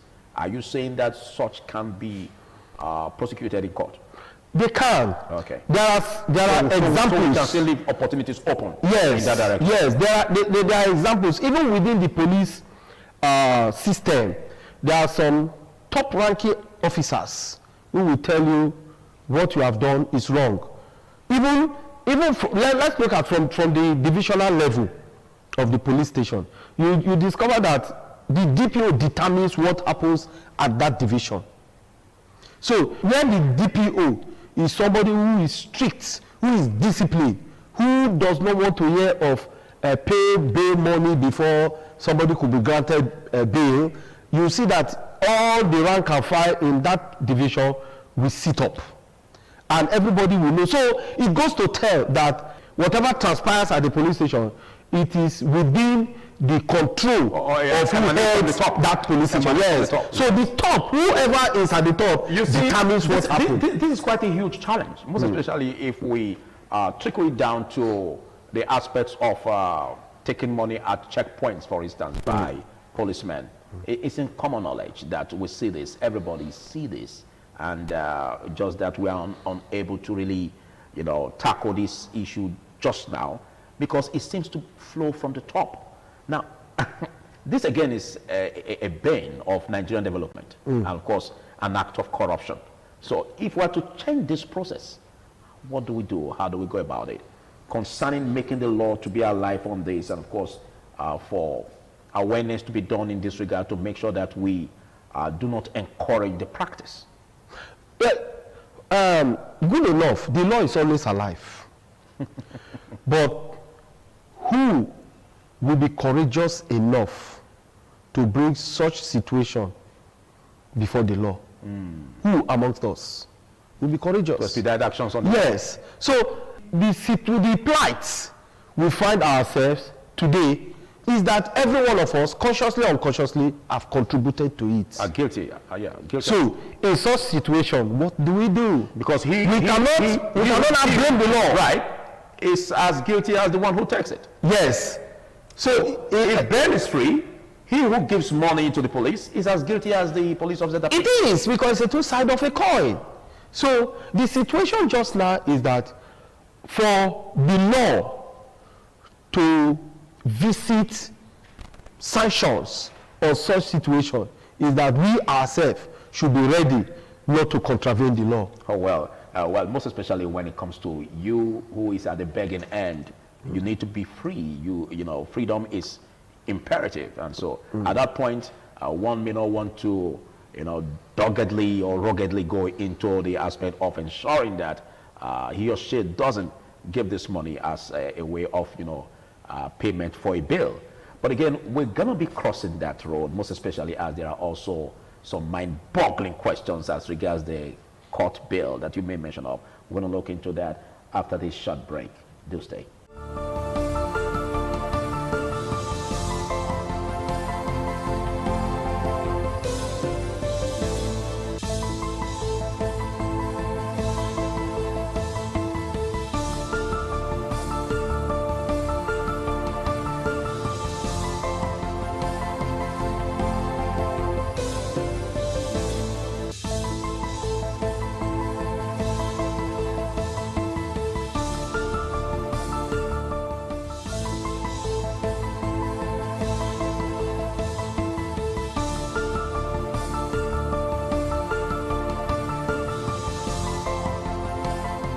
Big thanks. Welcome back. The program is Law and You, and I am Philip Omogyu. I still have my guest with me, a wonderful guest, legal practitioner Emmanuel Obabolo.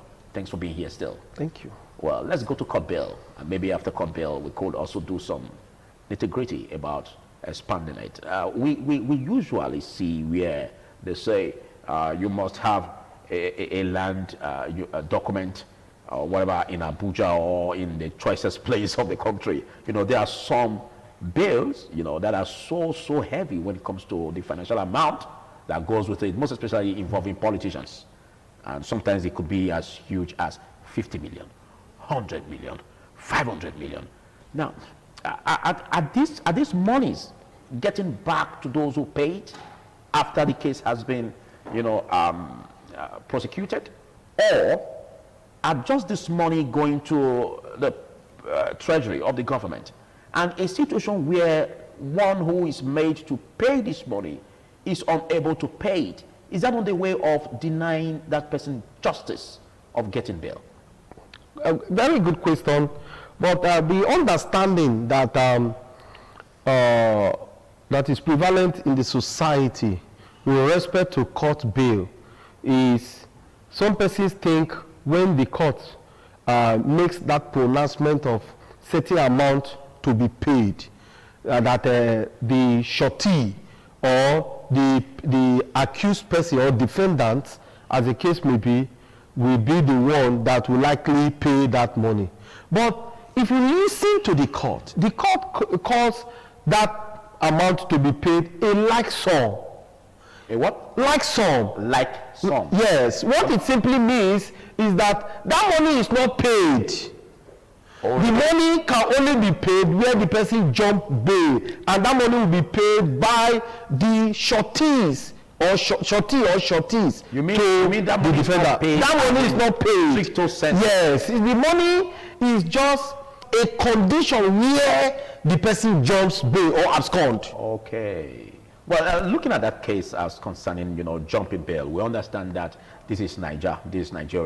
If we are to look into a democratic practice in Nigeria, that we still find it unable to, practice stricto sensu as the democratic tenets expects of us as Nigerians. These people sometimes they jump bail, And are in situations where even those who were connected one time or the other to their Abacha loot, I don't know if they were eventually arrested or prosecuted, or at what point if they ever were granted bail, or if they jumped the bail. But just to put it in summary, do you see the laws in the country as enforceable, most especially as regards politicians who jump bail and one way or the other are not rearrested to face the charges against them in court? Unfortunately, we've seen situations like this, even like that. Even just now, the sole contractor of the Lagos Calabar Coastal Highway, Shaguri as they call it, he was a partner to General Sani Abacha, late General Sani Abacha. But today he's still the person that the present regime is romancing with. To the extent, seems we've forgotten the history. Yes, to the extent that a contract of that magnitude has been granted to him again. So when we talk of corruption and the prosecution of corruption in Nigeria, it is only when a party or parties in that corruption case don't have the nod of the government in place, particularly the executive in place. That is when you hear of the prosecution. Like we have just now in Nigeria, even where it is clear, expressly clear to every Tom, Dick and Harry that a particular person is corrupt and has corruption charges hanging on his neck. And by the time the person defects, decamp or jump to the ruling political party, the All Progressive Congress, then the matter dies a natural death. So we see that has no business with the court.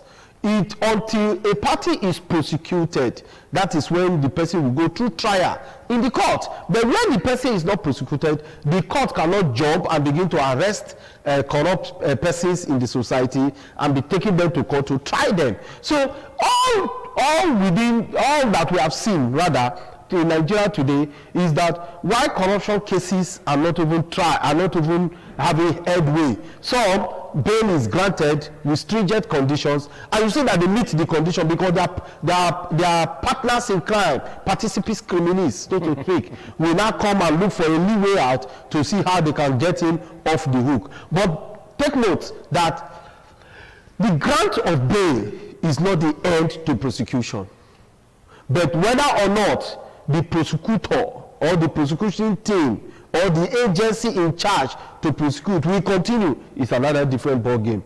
We've seen today where somebody, the EFCC chairman boast on the national television and pages of the newspaper that until he gets a particular governor charge to court, that he will not rest. But today we see that governor is now a member of the campaign team of the President of the Federal Republic of Nigeria. And you see the man going about telling people that he must ensure that the president gets re-elected because he knows that the only way out for him to escape trial is to begin to make such promises. Yes, I know this is becoming interesting because we are tying it into politics, and most especially if we must correct the process, then we must ensure that political actors, they do the nitty-gritty or they do the needful in following up with the law in order to make equality before the law as propounded by evidizing the rule of law, really, really effective in our democratic system. But again, let's also look into this aspect where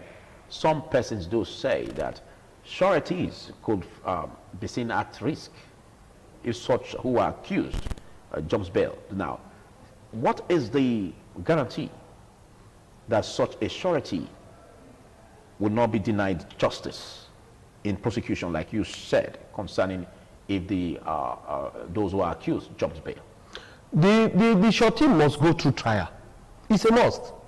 That's why before you stand as a surety for an accused person or a defendant, you must ensure that you know that person.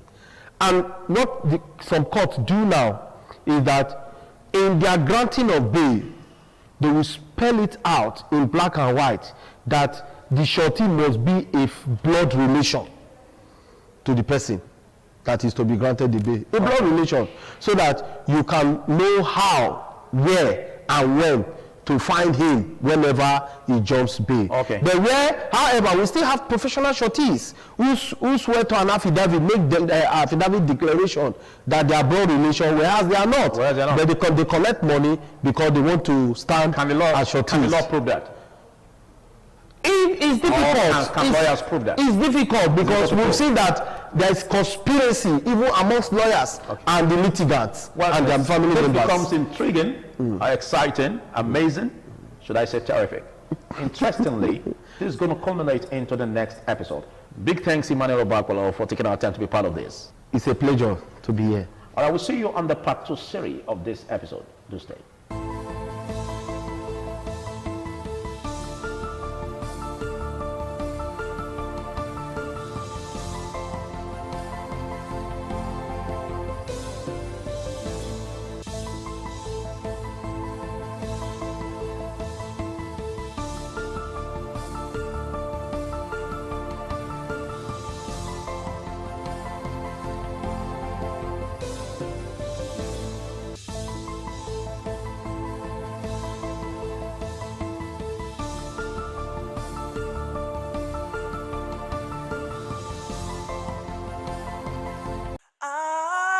ITV, certainly the best.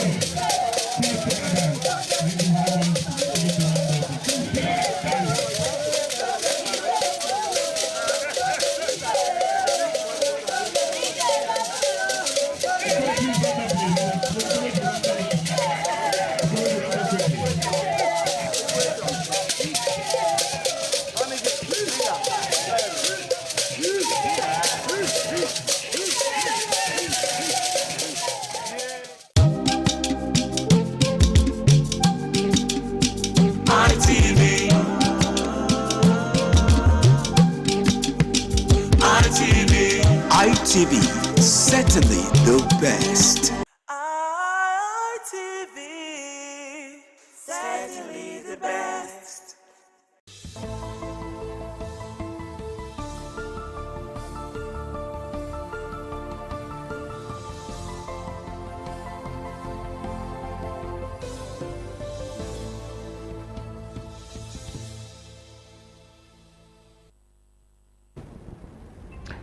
In the headlines, voting ends in Ekiti governorship election as INEC begins result collation.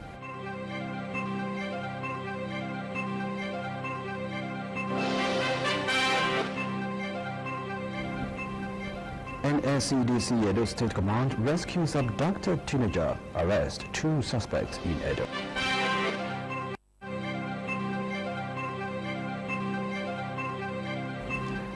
LCT Police Commissioner vows to redeploy DPOs over crimes in divisions.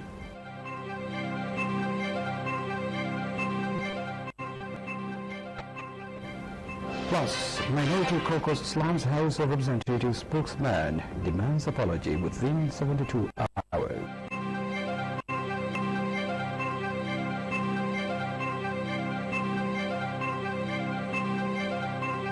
Hi there, and a warm welcome to you on Independent Television, and this is the news at 7:30 with me, Ogane Victor, presenting from Abuja Broadcast Studios. My colleague at the other end at Benin Broadcast Studio is Leo Atsekede. Many thanks indeed for joining me, Daisy. It's my pleasure to be here. Good evening, Victor. How are you tonight? Well, I'm fine, and Abuja is fine, cool, calm and collected, with the weather very clement, especially as we had heavy downpour here. Now welcome to the news, but first, don't forget you can watch ITV live online at www.itvradioNG.com/live. You can follow us on all our social media platforms, Facebook, X, Instagram, TikTok, YouTube, at ITV Radio NG. On security matters, the Commissioner of Police Federal Capital Territory Command, Ahmed Sanusi, has threatened to remove any non-performing divisional police officer under the Metro Area Command for failing to tackle one-chance attacks and traffic robberies in the city. Crime correspondent John Taylor reports that the FCT Police Commissioner, during a security meeting, gave the DPOs 2 weeks to end robbery activities within the city center. The rise in one-chance attacks, traffic robberies, and streetlight vandalism has continued to cause concern among residents of the Federal Capital Territory, particularly at night. The growing crime trend prompted the FCT Commissioner of Police, Ahmed Sanusi, to convene this meeting with 17 divisional police officers under the Metro Area Command to review the security situation and strengthen operational strategies aimed at addressing emerging threats. During the meeting, Commissioner of Police warned the DPOs against the persistent attacks on innocent motorists and residents. He directed them to end the crime within 2 weeks of face removal from their respective divisions. I called you to give you a timeline. And my timeline will not be more than 2 weeks. 2 weeks from today. That means by Friday we have 1 week. And upper Friday we have 1 week. If I have any repeated issue of vandalism of street lights, removal from back, one chance, traffic robbery, where all those aboki will be attacking women and be, removing their hearing and cutting their ears, I will remove you. Whoever it is that stands behind you. We must keep the town safe. Yes, sir. While we go to the bush, we leave the bush to us. We will take care of the bush. Yes. But we will not accept a situation where we are taking care of the bush and you are in the town, allowing pockets of miscreants to cause us embarrassment. The police commissioner stressed that he would not tolerate negligence and directed the Metro Area Commander as the supervising officer to provide effective leadership and ensure strict compliance with the directives. From Abuja, John Taylor, ITV News. Let's now take you to the National Assembly, where we hear that there is a face-off in the House of Representatives as the Minority Caucus says Parliament is not a lapdog of the executive and is demanding a public apology from the House spokesman, Honorable Akin Rotimi. It issued and signed by new minority spokesperson, Honorable Afam Victor Ogene. The caucus faulted the chairman, House Committee on Media and Public Affairs, Honorable Akin Rotimi, for issuing a statement using House note in response to minority concerns on insecurity and hardship. The caucus argued that no plenary or resolution authorized that position, making the use of House notes a breach of collective privileges. It insisted that oversight of the executive is a constitutional duty under Section 14 and 88 of the 1999 Constitution, and that defending the presidency is not the House spokesman's job. The minority caucus resolved at an emergency virtual meeting to demand an apology within 72 hours. If not, it will petition the House Committee on Ethics and Privileges. It also plans to raise the issue of budget implementation when plenary resumes, noting defense and security MDAs have recorded less than 30% implementation since 2024, which it links to worsening insecurity. And that's just about it from here. Let's take you back to Benin Broadcast Studio now, where Daisy is waiting to continue the bulletin from that access. Thank you, Victor. And now from our studios, voting has ended across most polling units in Ekiti State as the governorship election enters the crucial collation stage. Eligible voters turned out earlier in the day to elect a new governor in what political observers have described as one of the country's most closely watched off-cycle elections. The poll witnessed keen competition among major political parties seeking control of the state, with candidates relying on their grassroots support and campaign promises to win the confidence of the electorate. Reports from across the state indicates that election officials arrived at polling centers early, while security personnel were strategically deployed to ensure a peaceful and orderly exercise following the close of voting. Officials of the Independent National Electoral Commission (INEC) commence the sorting, counting, and collation of ballots at designated centers across the 16 local government areas of the state. Political parties and their agents are closely monitoring the process as anticipation grows over the outcome of the election, which analysts say could influence political calculations ahead of the 2027 general elections.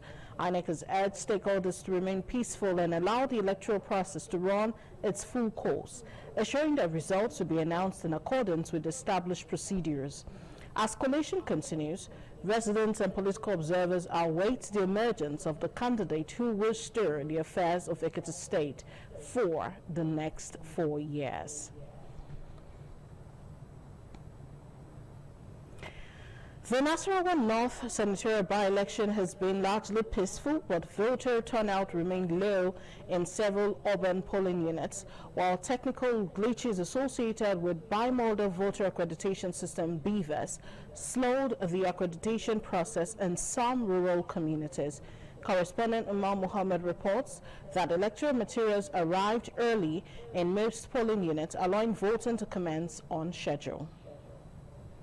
Voting commenced at about 8:30 a.m. across polling units in the Nasarawa North Senatorial District, following the timely deployment of electoral officials and distribution of sensitive and non-sensitive election materials.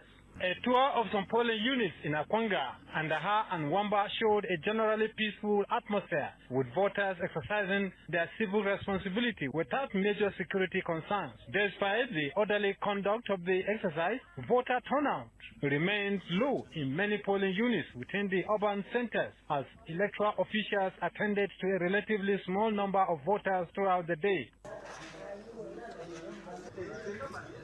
In contrast, several rural communities recorded impressive voter turnout. However, the accreditation process was hindered in some areas by BVAS-related challenges, including difficulties in capturing voters' fingerprints and facial features. Presiding officer said efforts were made to resolve the technical issues promptly to ensure that eligible voters were accredited and allowed to cast their votes. It went very well, although we had little issues pertaining our BVAS.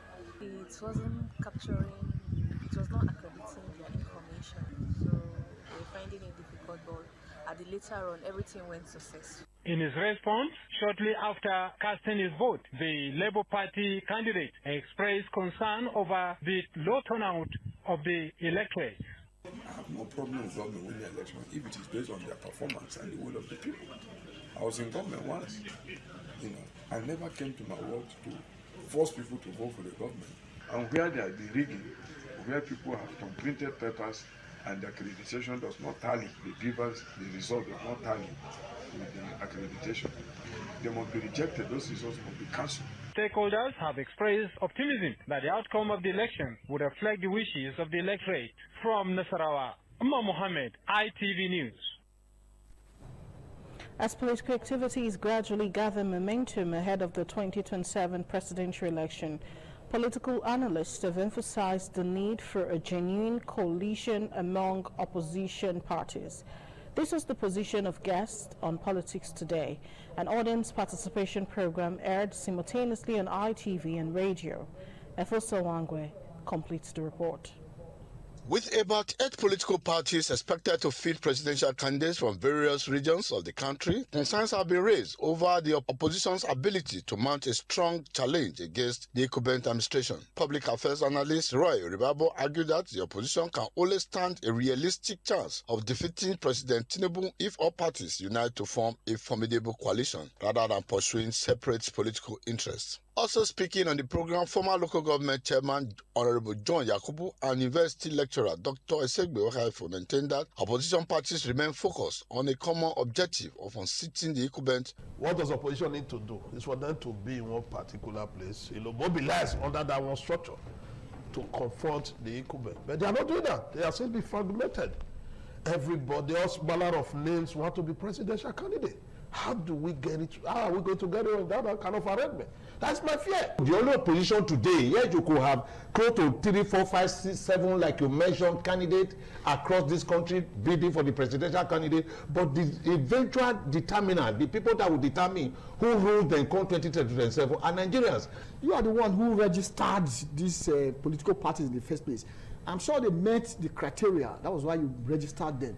So what happened overnight that you are not registering them? So I always see it as an antics. Listeners and viewers also joined the discussion through telephone calls. The political parties, we want all of them to unite. We don't want them to scatter up and down. So that's what we want. Politics Today is a news and current affairs program broadcast simultaneously on ITV and radio every Saturday from 10:30 to 11:30 a.m. From Benin, Efosa Wangwe, ITV News. The Nigerian Security and Civil Defense Corps, NSCDC, Edo State Command, has rescued an abducted teenage girl and arrested 2 suspects allegedly linked to the crime.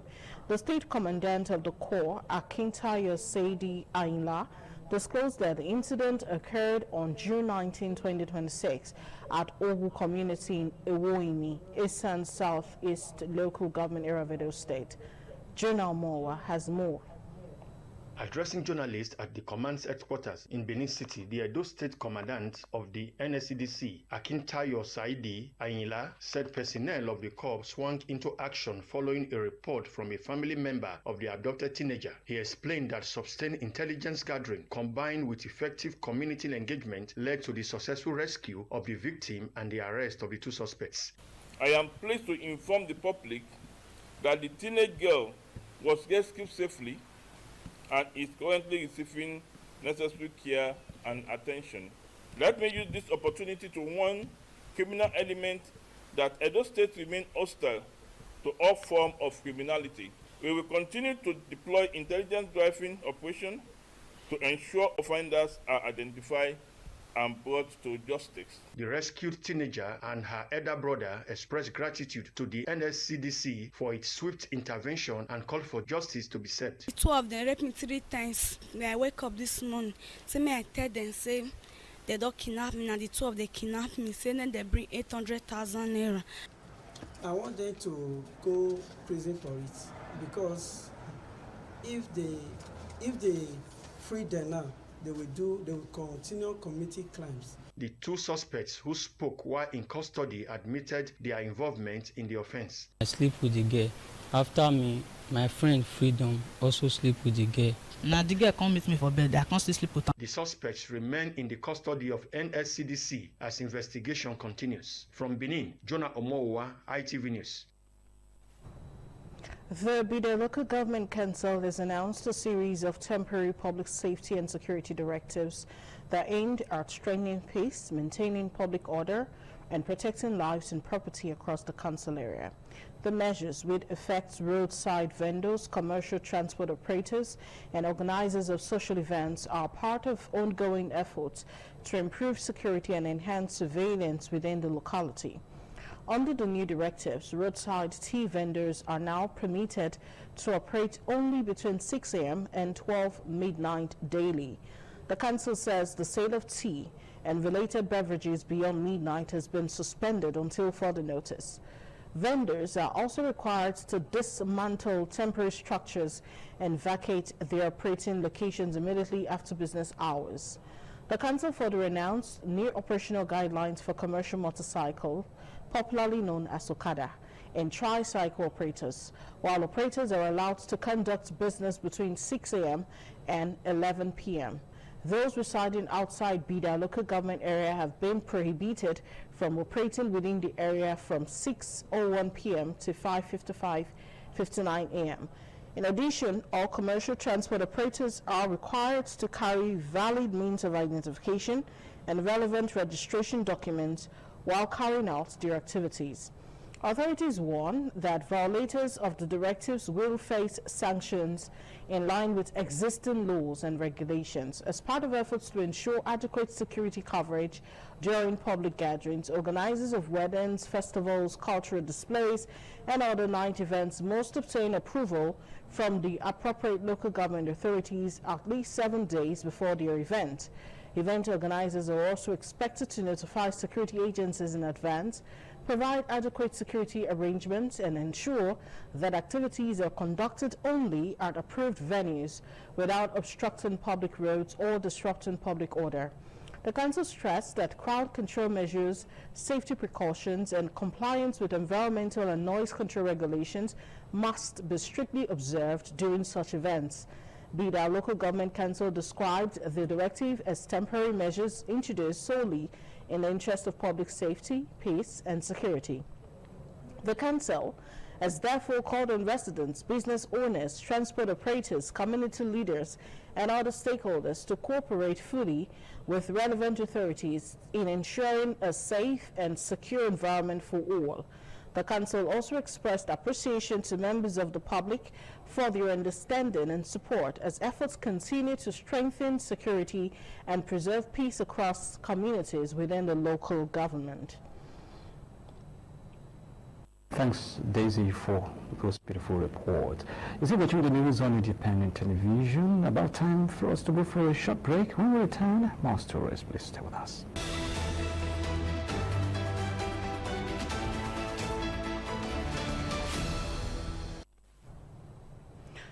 Thank you for staying with us. Governor of Edo State, Senator Monday Okpebholo, has requested the nomination of 3 judges to oversee a special court for the expeditious hearing and determination of cases relating to cultism and kidnapping in the state. The governor's request is contained in a letter to the Chief Judge of the state, Justice Daniel Okungbowa, signed by the Secretary to the State Government, Umar Musa Hilo. According to the letter, the request is necessitated by the governor's unwavering commitment to tackling and eradicating the menace of cultism and kidnapping in the state, as well as strengthening the administration of criminal justice. 1,000 indigent students on Saturday benefited from the 30th edition of the Matthew Okpebholo Foundation Research Grant Award, offered by Bishop Matthew Okpebholo to mark his 76th birthday celebration. Edo Central correspondent Christian Media reports that the 30-year-old program was increased from 50,000 naira to 100,000 naira per student during the 30th edition. The 30th edition of the Matthew Okpebholo Students Research Grant was received by 1,000 indigent students who benefited 100,000 naira each. In a lecture titled The Leadership Influence in the 21st Century, Building Ethical Power, Driving Social Change, and Shaping Global Narrative, Dr. Ahmed Ogbemudia emphasized on the benefit of building legacy rather than acquisition of money. The life our father is shaping today is going to be in generation and a multiplier effect. Because these young guys here today, these young ladies, they cannot but start their life history without the story of having our father, Reverend Okpebholo.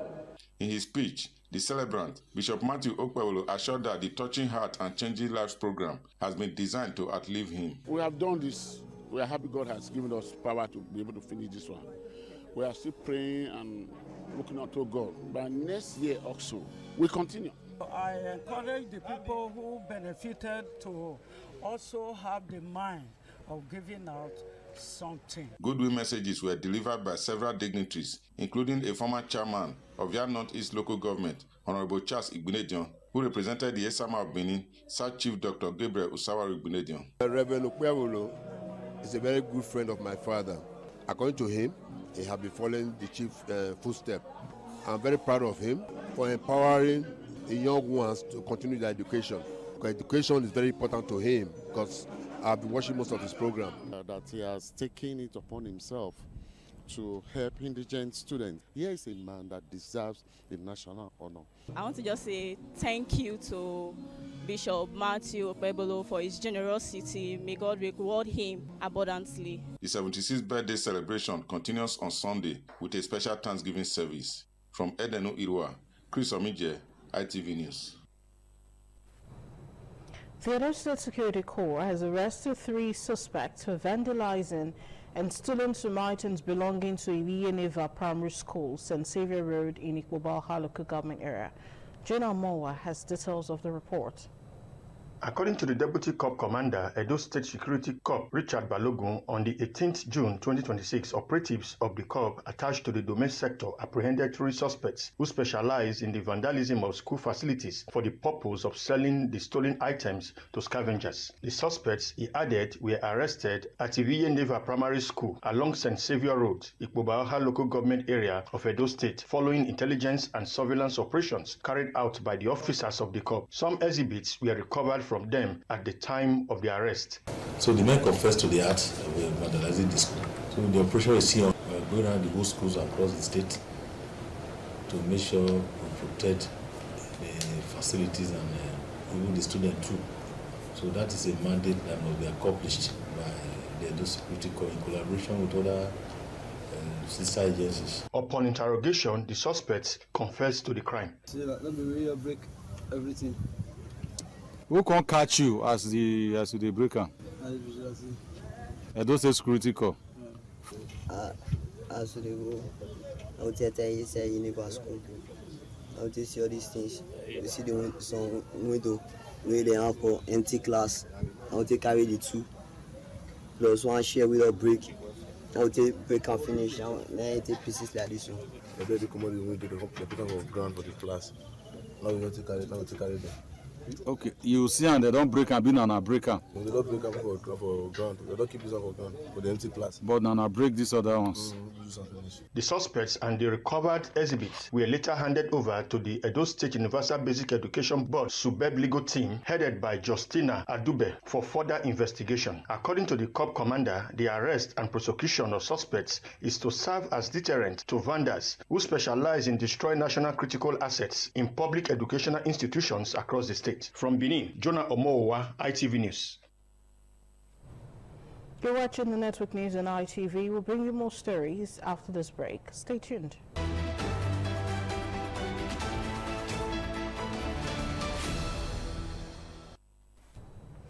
A colorful, memorable reception has been held in honor of Jennifer and Charles Irogbe following their wedding ceremony in Benin City, the Edo State capital. Parsonso reports that the event attracted family members, friends, associates, and well-wishers from all walks of life who turned out in their numbers to celebrate the union of the couple.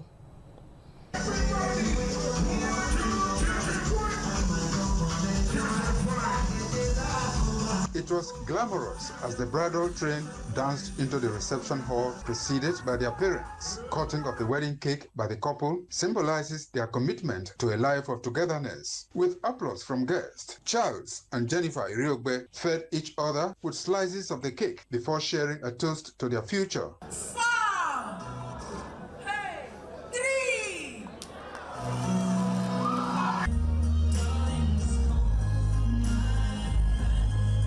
Speaking at the reception, the chairman of the occasion, Mr. Festus Ndukwe, described marriage as an expression of endless love that requires patience, understanding, and tolerance to thrive. Parents of the bride and groom and some guests also offered useful advice to the newly married couple. A journey that needs trust. We are praying for more grace and mercy and peace to be multiplied unto him in Jesus' name. All I wish them is a good luck, happiness, comfort, peace, unity. I'm so excited that my daughter is getting married. Barrister Jennifer.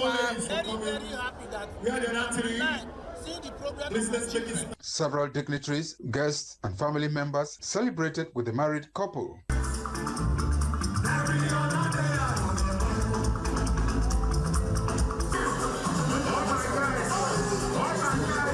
advise the man to have the love that God says you have for a woman for her. We wish Jenny and Charles a happy marriage. My wife is one of the best. I'm so happy I met her. God made my own possible, and God will surely make their own possible. The reception climaxed on a joyous note, with guests offering prayers and best wishes for a happy marriage for the new couple. From Benin, Pius Nsogo, ITV News. The Edo State Security Corps has arrested 3 suspects for vandalizing and stealing some items belonging to EVA Neva Primary School, St. Xavier. All right, we apologize because that report has been brought before. And now moving on, the by-election for the Zuru State constituency seat in Kebbi State House of Assembly was conducted peacefully across 200 polling units in Zuru local government area on Saturday. Although several polling centers recorded low voter turnout. Observations across parts of Zuru town showed that between 8 a.m. and 9 a.m., many residents were engaged in their normal daily activities, with shops and businesses operating as usual, while electoral officials waited for voters to arrive at the polling units. Security personnel were visible and deployed across the area, maintaining order and ensuring a hitch-free exercise. Speaking shortly after casting his vote at Mangu Waje polling unit, the Kebbi State chairman of the All Progressives Congress APC, Abubakar Kana Zuru, said turnout was expected to improve as the day progressed.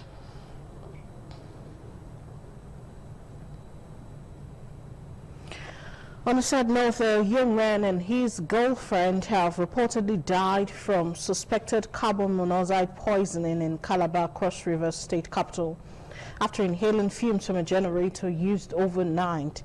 The incident occurred on Friday night at Poultry Farm Road in Calabar South local government area. It was gathered that the deceased had recently moved into a new apartment and brought in his girlfriend to stay with him. Due to power outage, he reportedly switched on a generator and kept it inside the room before going to bed. It was also learned that the generator ran throughout the night, leading to the tragic deaths of the occupants. A newly purchased puppy in the apartment died from the same fumes. The bodies of the deceased were later evacuated to the mortuary, while the dog was buried by neighbors in the compound.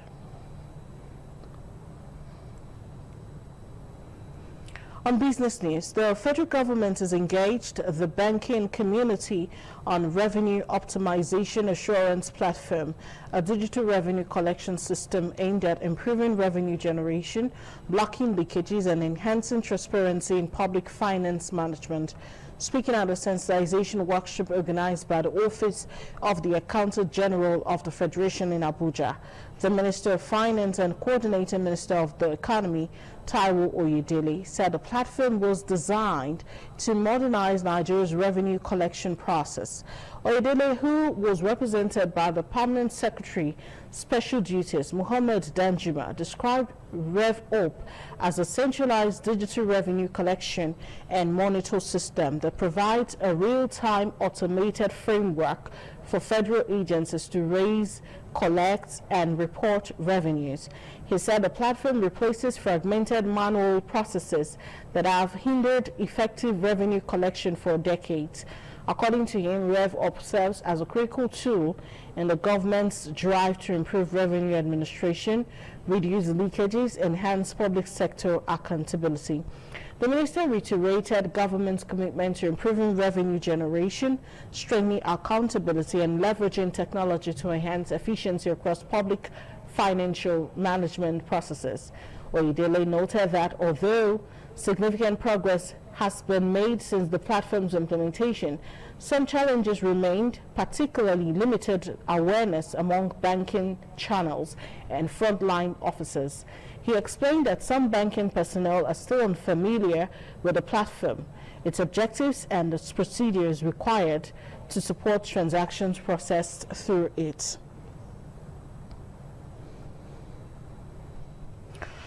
And now to entertainment news, Afrobeat singer David Adeleke, popularly called Davido, has pledged 15 million naira to an online fan named Abbas, who said his love for the singer was greater than any amount of money.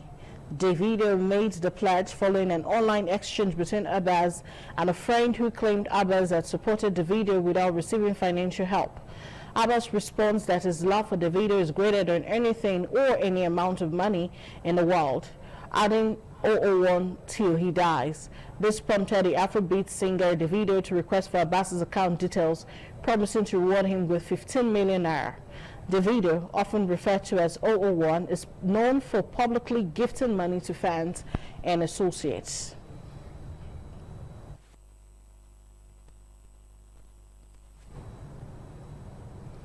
Still on the news are stories from the international scene and sports. Details of these and more shortly when we return.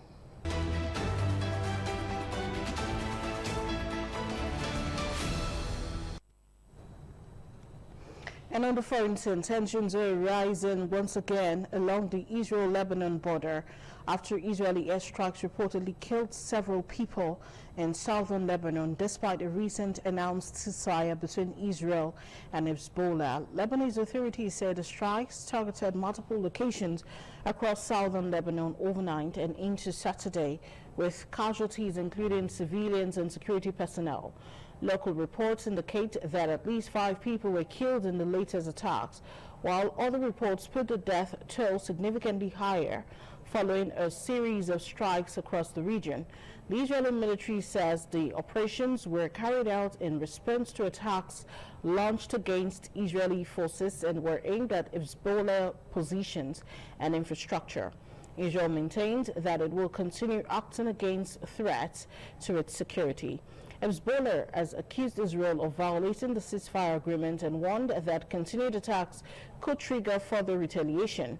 The renewed violence is raising concerns among international mediators who had hoped the truce would help stabilize the region. The latest development highlights the fragility of the ceasefire and the growing risk of a wider escalation in the Middle East. Ships were still awaiting clearance in parts of the Strait of Hormuz on Saturday morning, even as other commercial vessels began cautiously transiting through alternative routes following a preliminary U.S.-Iran agreement. The waterway is one of the world's most important oil routes and has been severely disrupted in recent months, leaving hundreds of vessels stuck in the Gulf. Maritime trackers said the shift followed an interim agreement between Washington and Tehran to reopen transit. Some Iranian-linked tankers also reportedly restarted operations, turning tracking system back on after months of blackout conditions. Lloyd's List Intelligence estimated that around 550 commercial ships are still waiting to exit the Gulf, with full reopening expected to take weeks or months. We're now joined Semide Mosagi, who's standing by with sports.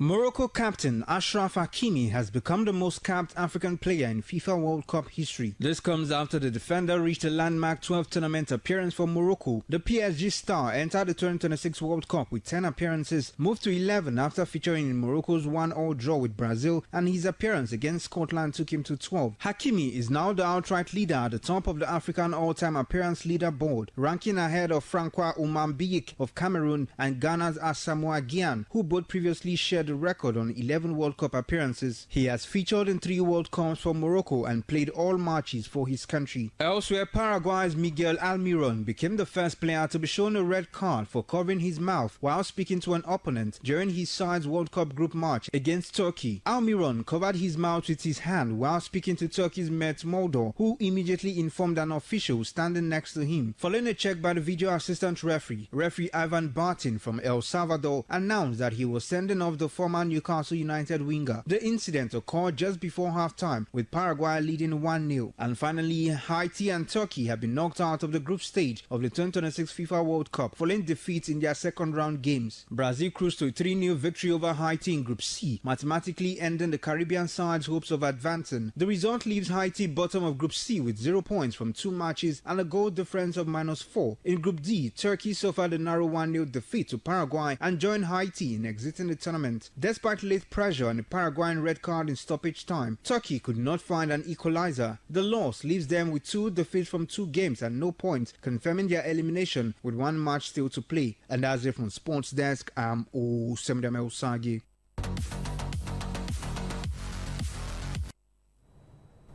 And there's the size of a package on the news for tonight. I'm Daisy Leah Sikide. Big thank you for watching. Good night.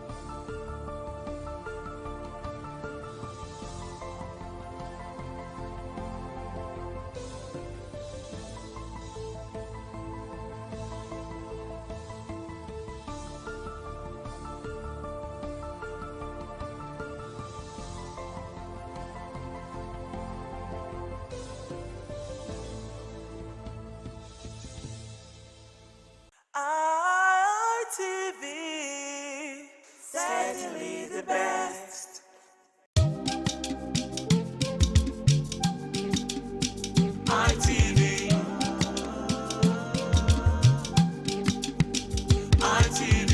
ITV, certainly the best.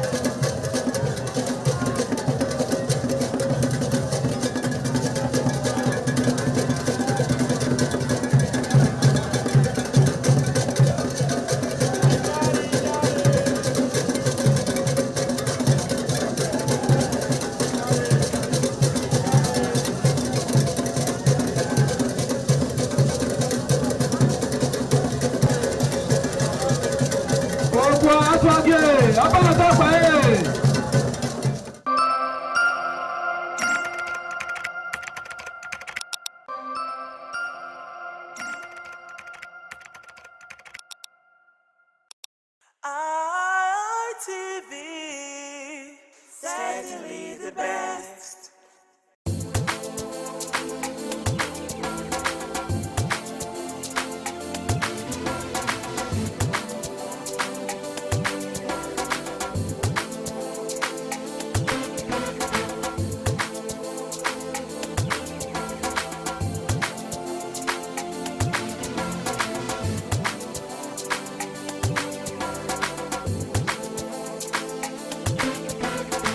Welcome to Market Survey, your window guide to the pulse of trade here in Benin City. Public holidays often brings change to business activities across market, as trading patterns and customer turnout differs from regular working days. Many traders open their shops hoping to make sales, but the situation in several markets appears quieter than usual, with fewer customers seen moving around. At the same time, price of food commodity continue to attract concerns among consumers, particularly garri, which remains one of the most commonly consumed staple food in many Nigerian homes. In this market survey, we examine the current price of garri and the low turnout of customers recorded during the June 12 public holiday. A visit to the market shows a relatively calm trading environment compared to the usual busy atmosphere associated with market activities. While some traders displayed their goods and attended to few available customers, others sat waiting in anticipation of buyers. Many traders attribute the low turnout to the unavailability of funds, noting that the larger number of people chose to use the small they have to buy food items in their street instead of going to the market. Some traders say many customers prefer to shop ahead of time before the holiday begins. Others explain that transportation challenges and reduced movement may also contribute to the decline in customer turnout during holidays. Despite the low number of customers, trading activities continued in section of the market where food items and household essentials were sold. One commodity attracting attention among buyers and sellers is garri. At the foodstuff section of the market, traders say the price of garri has continued to fluctuate depending on the type, the quality,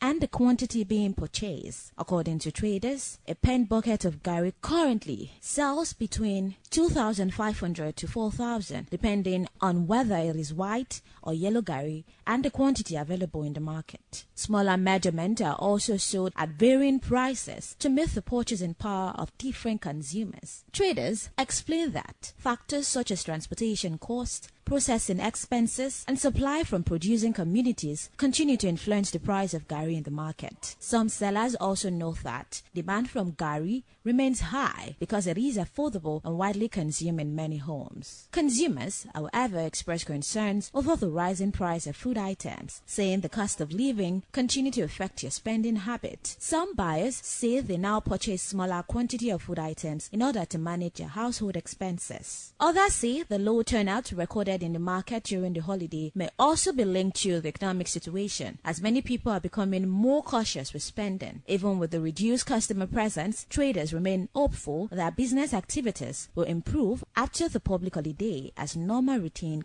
resumes. Beyond the concern over customer turnout and commodity prices, some traders remain optimistic that business activities will pick up in the coming days as workers return to their normal routine after the public holiday. According to them, market activities is usually slower during public holiday because many people choose to spend time with their families and friends. Some traders also say that although the low turnout affected sales, they considered it important to open their shop in anticipation of customers who might need essential items. For buyers who visited the market, the low crowded environment provided an opportunity to shop with ease and compare prices across different stores. Meanwhile, garri sellers continue to express hope that increased supply from producing communities could help stabilize prices in coming weeks. They, however, note that transportation costs and other market factors will continue to play a significant role in determining the final selling price of the commodity. Market observers say both traders and consumers are increasingly adjusting to changing economic realities by adapting new buying and selling patterns aimed at managing costs and maximizing available resources.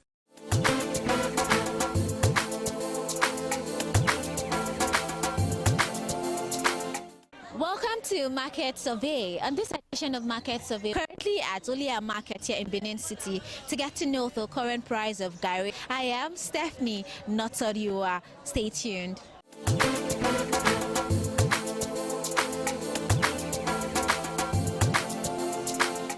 When we say garri cheap, it's not cheap. We say 1,000.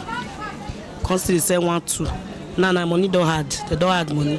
1,500, 1,400. If you don't sell like that, no correct. 1,300 in a mileage. It don't hard.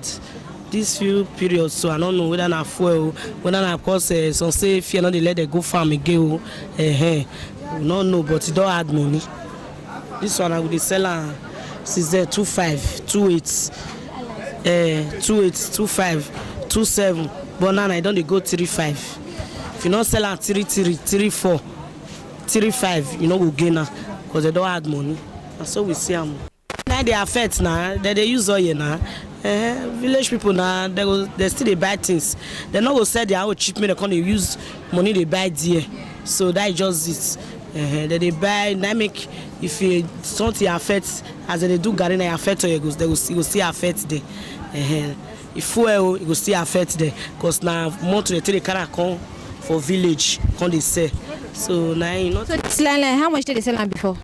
I tell you just, I say 2.5. We got it for that. They buy 13,000, 14, 15. They sell at 2.5. Even 15, we not sell at 2.5. 50, they sell at 2.5, 2.8, 2.3. But now, if you not sell at 3.5, if you sell at 3,000, you not go correct. If you not sell at 3.5, 3.2, 3.4, you not go correct. So not be our fault say we dey hard join. Now as we take buy we take sell. One bag we dey carry how much before? 800, 700, 500 sell. But now we dey carry 1.2. So they carry 1.5. Come. So now inside the day. If you not sell like that, you not go see anything. You say the price go come down for anytime soon. We pray so and everybody pray. Now everybody pray I make it come down. This garri come down, oil come down, everything come down. Everybody go say as you take buy now. But if you go up now with the hard, not so you they carry the hard. If you take buy now, so you take sell. I'll come buy and cheap my call. I'll buy and dear my call sell and cheap. What carry me more for us? My transport now every day why they spend $1 for the car. At times 2,000, 2,3. Now I tell they call here. At the end what they say I know not I'll tell sell I might say see transport. So now so go with the airports. News way just they go now so this one they bush all those people they cannot pass the they bush it affect us well. It affect us. People can't carry farm for near backyard. Now they fear they let they do garri come out.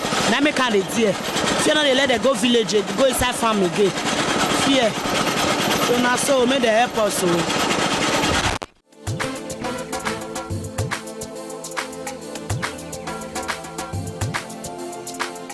If you just tune in, it is Market Surveyor on Independent Television, and we're currently at Olia Market here in Benin City. And we're here to see if the public holiday is affecting sales here in the market, and also to get to know the current price of garri here in the market. Stay tuned.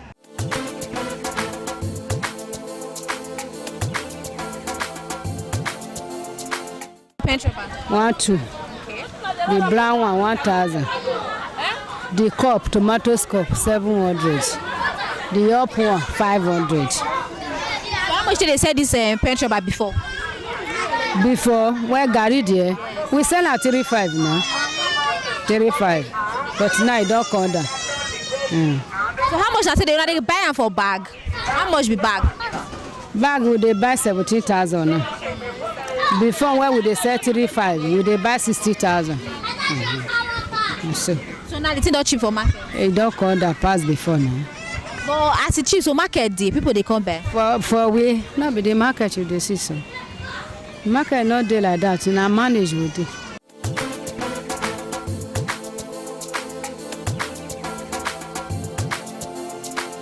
It's here, liner 3.5, rubber pants 1.5. The one we see the fellow on 1,000. Now so. So you tell way cheap that line, how much did they sell? And I found 2,000 naira, 1.5. So now as garri don't dey na market day. Market not there. You see anybody for market? You see anybody stand for here? At all now, but God go still do you. We go go. So what make you say the thing they make the garri dey there? You ask to know now. Abi. So like with the way it take like this, you know if you say go come down anytime. It go come down, make it but with the make it come down. Garri na mama food. If you not get oil, you not get soup. If you put up for drink.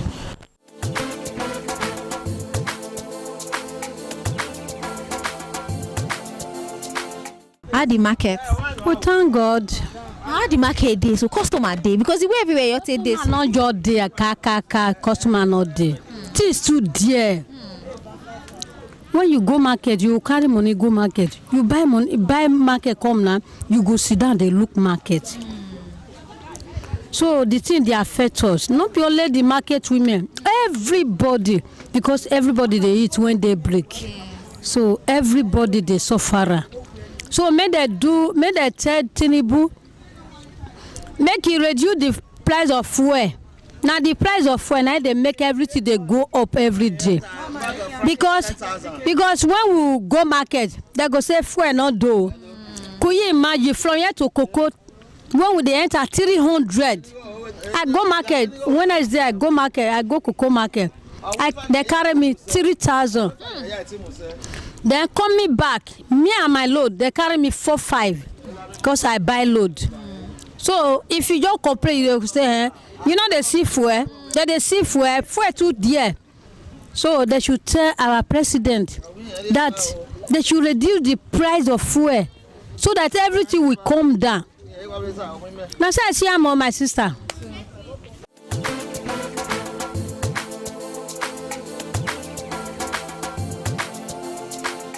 If you just tuned in, it is Market Surveyor on independent television, and we are currently at Olia Market here in Benin City to get to know the current price of Gari. I am Stephanie Notoriwa. Stay tuned.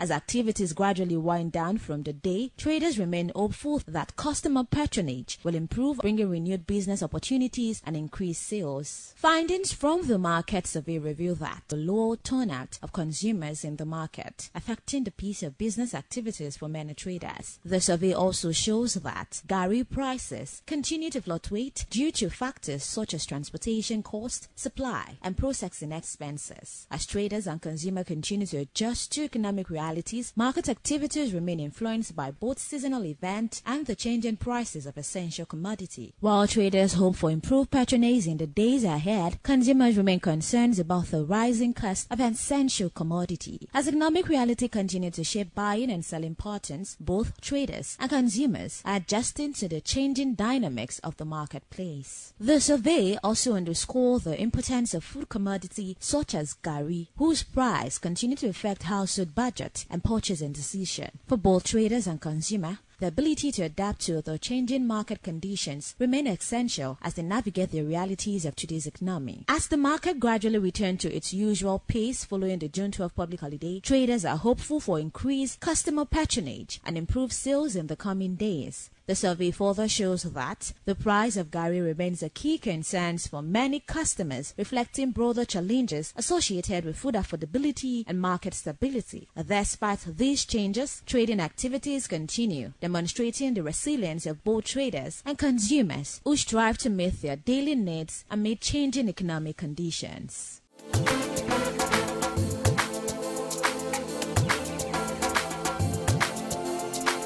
And not to forget that, traders also point to the rising cost of fuel as one of the challenges affecting their businesses. According to them, higher fuel prices have increased transportation costs, making it more expensive to move goods from farms, warehouses, and distribution centers to the market. Some traders say they now spend more on logistics and other operational expenses, a situation they believe contributed to the rising prices of certain commodity, including Gari. Others explain that the increase in fuel prices has reduced their profit margins, forcing them to adjust prices in order to remain in business.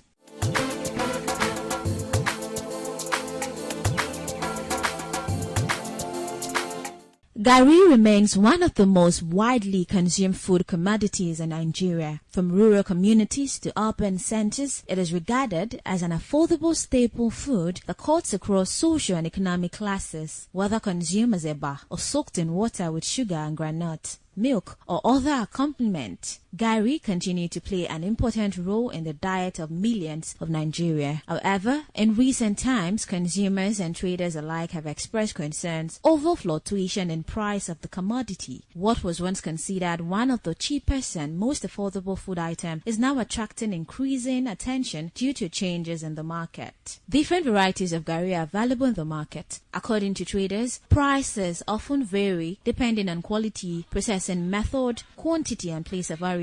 Market observation indicated that the cost of gari differs from one seller to another. While some traders attribute the increase to supplier pricing, others say factors such as storage expenses and market demand also play a role. Beyond transportation, traders also point to processing costs as a contributing factor. Gari production involves several stages, including harvesting cassava, peeling, washing, grating, fermenting, sieving, frying and packaging, and transportation. Each stage attracts costs that eventually influence the market price of the finished product. According to some traders, increase in labor cost and the price of processing materials have also affected the commodity. As stakeholders across the food supply chain seek ways to improve production and distribution, the hope remains that greater efficiency and reduced operational costs will contribute to more stable prices and improve access to essential food commodity. Gari may be a simple food item, but its price tells a larger story about production, transportation, trade, and everyday experience of millions of Nigerians.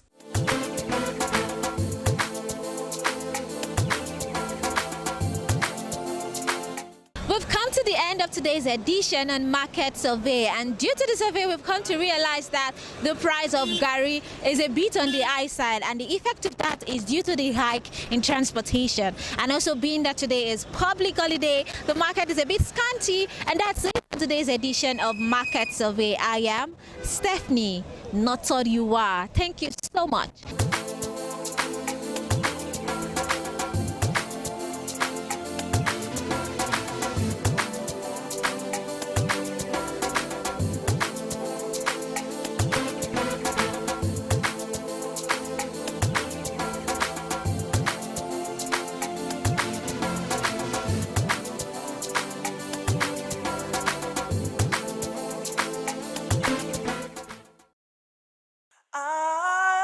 ITV, certainly the best.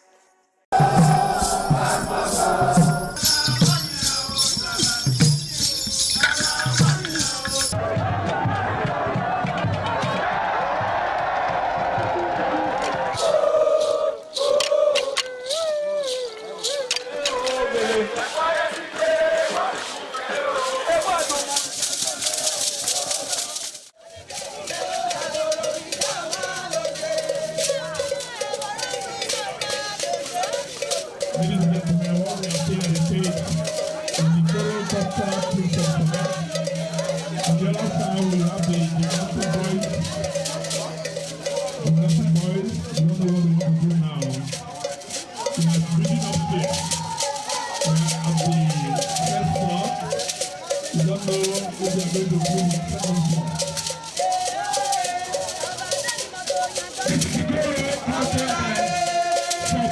Always.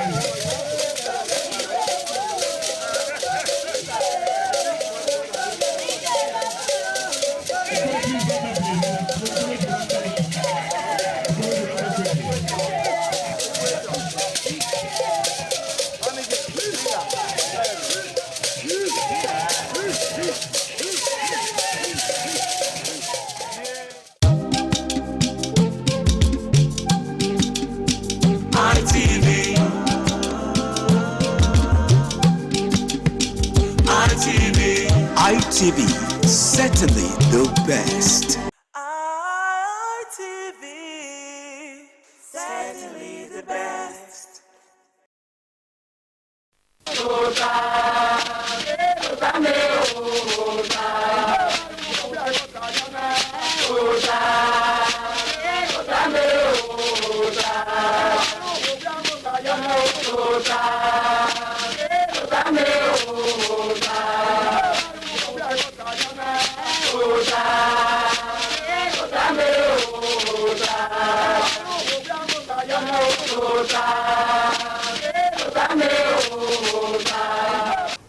Wahia bota now. Ugi bota we say anyone. And my work and na or in Woyrum only my work. Already mountain there. Victor Bisugbe. Ni my back and Vena. I don't book here. I don't never zomu. Mahia Guacana, and Eruna, if no what, no. Ohi no ma aya lehun osare bo anu fin gbe mahia oba atokpe ise me so abosa nge ni ye o no ri edo ba nya kai ore do ya fe me we do to wa ya o e ave te ni ri o wa kini risi o sa lo bo awo do obi yo bi to no ge gbe ran wa ya fe e wa ni da hi ma ya fe e ni mata no manoro no rie you wa hion ni no gba na ewo na kate ari oba no ro na te government owe opewulu so ba no je no rie eri si yo hion no ya do lewo na yi eri o no ne obe do ya fere no gba o te do ya fere so lo gba no ge to no ge pe no ge no ma rari egwani mani we guy ke mani we guy ya fere inu mani no ma o adi mario ya oba atokpe se oteme eni ma gwa kana ore ehun bo ehun nebute prayer ehun o ma se ni ya fe aherini ehun o ma se ehun o se ehun na ni wa be no ya re be no saro boya mama he ori opa no ero ero ke ya ase owo wan agbon no saro bari eno wa no ya agbon e bible ni ma we ni ehun e ya fere iyen re ro ndauza no de ma we gwa kan e no yen so pa ehun ma gwa kan e na ehun ke ya o dowesi no pi agben nugamagbe na ogbe na yawe no ma upa no ba sesemesi enu ayare ne ho re do eyo enu na ekinado enu no na adu ekinari ere eki omo no eki go no eki no yaki we mu enu ayadu ya fe enu o se ni ya ba bedagbon wana ima ya ma he ude ya fere lo erun saba ya ti eni ma erun o pase ti ya ifie wuri erun e ma gwa kana eni wa e bota re de na oteme Victor Bisugbe erun baba be wa o erun owo erun musa opia na ya gbode eru no ma pataki ewa no nda aweru ngamudia ni yoku to bon pia o ngamudia no rede to bon ran eru na ase no salo bo ahi ni do wa dogo no wa nu eru de no gba wo na samu ba meze eru ngamudia ni yoku to bon pia ngamudia no rede to bon ran zebe ni karita ban ọmọ kọ ma no me eko anyo mani ehu aya neni ehu aya no saro bu ayi ọmọ pa kekan wa pa gbo ati saro bu dori e ona me tu di gwe neru wi ni baba wo na me ehu o ke ya ebi no ke ni ra e ya asu mu okeke iye oya asu emo mima ma be yehu ma oja asu egbe na do mi we eri magwalo omo si ma obo eru na watana ase no kwa oruwehu hu da we na una gwehu na eni rere lowo mo ko la mo to unehu sarebwa sumere urigbo unehu ege ya gbakere odugbo uri eki kiniri na enoro egun emi ehun nokwa ewa nu mami o ma nenehu oye wo ma ni o ma ebe na aya nne osarebwa eri he ora be ikefe iwe wiwe eboru iga oye no ya nu he wa yo sawebo wherever me ni won ma sawebo ofa fi o ma fi gbe o wi digwo nehu o wi no ebona do wona me ebona do wona me onyo wa inyane ihuyi ehu magbe hu da we o ma ne nehu esu eyino o ma ne nehu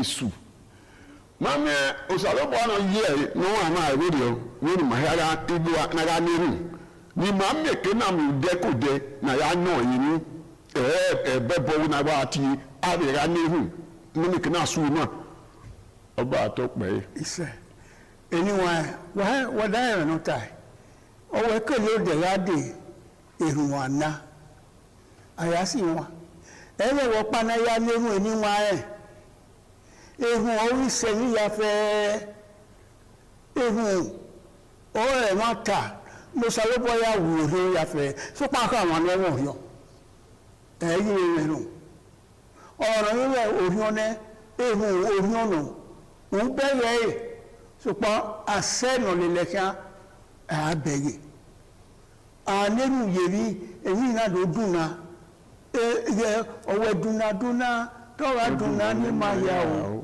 dùnà ẹrù náà èmi rí aṣọ́bọ̀ ìyàfẹ́ ní ìyá máa wọn ẹ̀wọ̀n mọ̀dọ̀ à wúlò wọ̀dọ̀ máa mi mọ̀ bí ẹ̀ gbèrú yárú èrò òun yà so gbèwẹ̀ wúlò kọ́ máa mi mọ̀ àmọ́ sí ti nà kókò wọ́n yà wẹ èrò òun náà ehun òun wẹ̀ rí ayé wúlò èrò yọ̀nù kò ní ìyá máa sẹ́ àṣẹ ní gèlè alẹ́ nìyẹn wọ́n ní kíá ẹ̀kínà dóná àbẹ́ ní ká tà sí wọ́n yà pàwọ̀ ó wà pa òun nínú gbòòrò wọn ayé ìwẹ̀ yárú náà bọ́ ìdómìnà ni ìwà dómìnà ọ̀sánlọ́gbọ́ ọ̀sánlọ́gbọ̀dúà bó ṣe náà yọ̀mí gbé bó ti góòlù wẹ́ lérùn lámẹ́wẹ́ àfiwòrí ẹ̀rọ rẹ̀ dàgbọ̀n wọn èrùn ayá mọ́ àgbọ̀n ẹ̀ èrùn erí máyé máyá mọ́ àgbọ̀n ẹ̀ òkúnà hàmá ọ̀nẹ́rùn ní ẹbí ẹ̀ ní ẹ̀mí ọmọ ní ẹ̀mí yìí èyí ẹ̀dà fún ẹ̀yẹ lọ́rọ̀ ìdáná ọmọ nílà rẹ̀ wọn anábì ọmọ nílẹ̀ èrò wọn ní àyà yìí rẹ̀ àná ẹ̀dẹ̀ ni máa zọ ọmọ pẹ́ẹ́dì yìí ni máa zọ ọmọ rẹ̀ dò náà yà á yìí ni èrò wọn ẹ̀ẹ́nù èrò kéèyà ìnà wé gbèsè náà lè máa yá fẹ́ yá bẹ́ẹ̀ wọn dọ̀hìn wọn náà lérò èrò wọn gbèsè ẹsẹ̀ wọn dá èrò wọn yẹ ìdágbèfà ẹ̀ máa wọn á lè nà má ìdágbèfà wẹ̀ èrò wọn rí àná ó sàrò bàkóyọ wẹ̀rẹ̀ yà wẹ̀wù mọ̀dànù yà bẹ̀ èrò kèrò nùnà bẹ̀ dàgbé wẹ̀wẹ̀ lẹ́hùn kẹlò yà mmeke na yẹ nù ẹ̀mìnì mí nà dà òwà mìnì mí nà dà nẹ̀yẹsẹ̀ èrò yà kẹ́ni wà ẹ̀ èrò àyà lẹ́gbó àyà lógò èrò ó sọ̀rọ̀ bọ́ ayé lórí káta ẹ̀ náwó bábò yàfẹ́ èrò náà èrò ni arákàsẹ̀ tayọ èrò èrò ẹ̀ máa ń sọ̀rọ̀ dè máa gùn àtàmìnà yẹn sọpá bèrò wọn kí náà ẹ̀rọ bókínẹ ètè bókínẹ mọ́ni ló wébè wéhùn akínú òwú ẹ̀ nẹ́rọ wa ní ààrẹ wébò wà tí kò náà lè rú díẹ̀ ẹni èrò ó ní ọ̀sẹ̀kẹ̀ ní ayé wẹ ẹ wà á mà wà ní ìmọ̀ ló bóyá fẹ́ ẹ̀ yà á dùnòdẹ́nu wa nọ̀wé ọ̀nàkà oríwé dúgbẹ́ ìrùsálẹ́gbà dúgbẹ́ ìrìn níkà lọ́gbẹ́ mọ́ni yóò nọ rẹ̀ ẹ̀ àgbó náà àògò náà atuwe he arieki nwala moto arieki nwala moto arihe ehu ehino ima ho na yu ware we ke ehu ye ye jagbuma oke polo sisense ye kwa wata neru so pa ehu nese obero oni owewu we ya gbo wa uyo pe ari osi uri ogwe ke sewa ebi so meti sunu wa neru ngbo aya gbo de o ma ni ma no wu ere o ma mo ko no ru iwe dawa eri rai oime oi fufua ehu magwa kana ni wa bo wa ke wude wa so ke wa va wuteri rai gbeso wa so yo boka hu owo ere to salobo gbeso yo boyo o mi ya o ni ru yo keri rai wo so na we ni rai ni we se mi ayo egbenu a mi la se ti mi rai ni enu a to pon salobo we yen se ti mi rai enu a wa no vi rai ni ne we yen se yi mi rai ro ba no se ro mi go owe beru ye no se wo ebe ebe we no se we mi ti sa wo ta ma won mara ri no ye we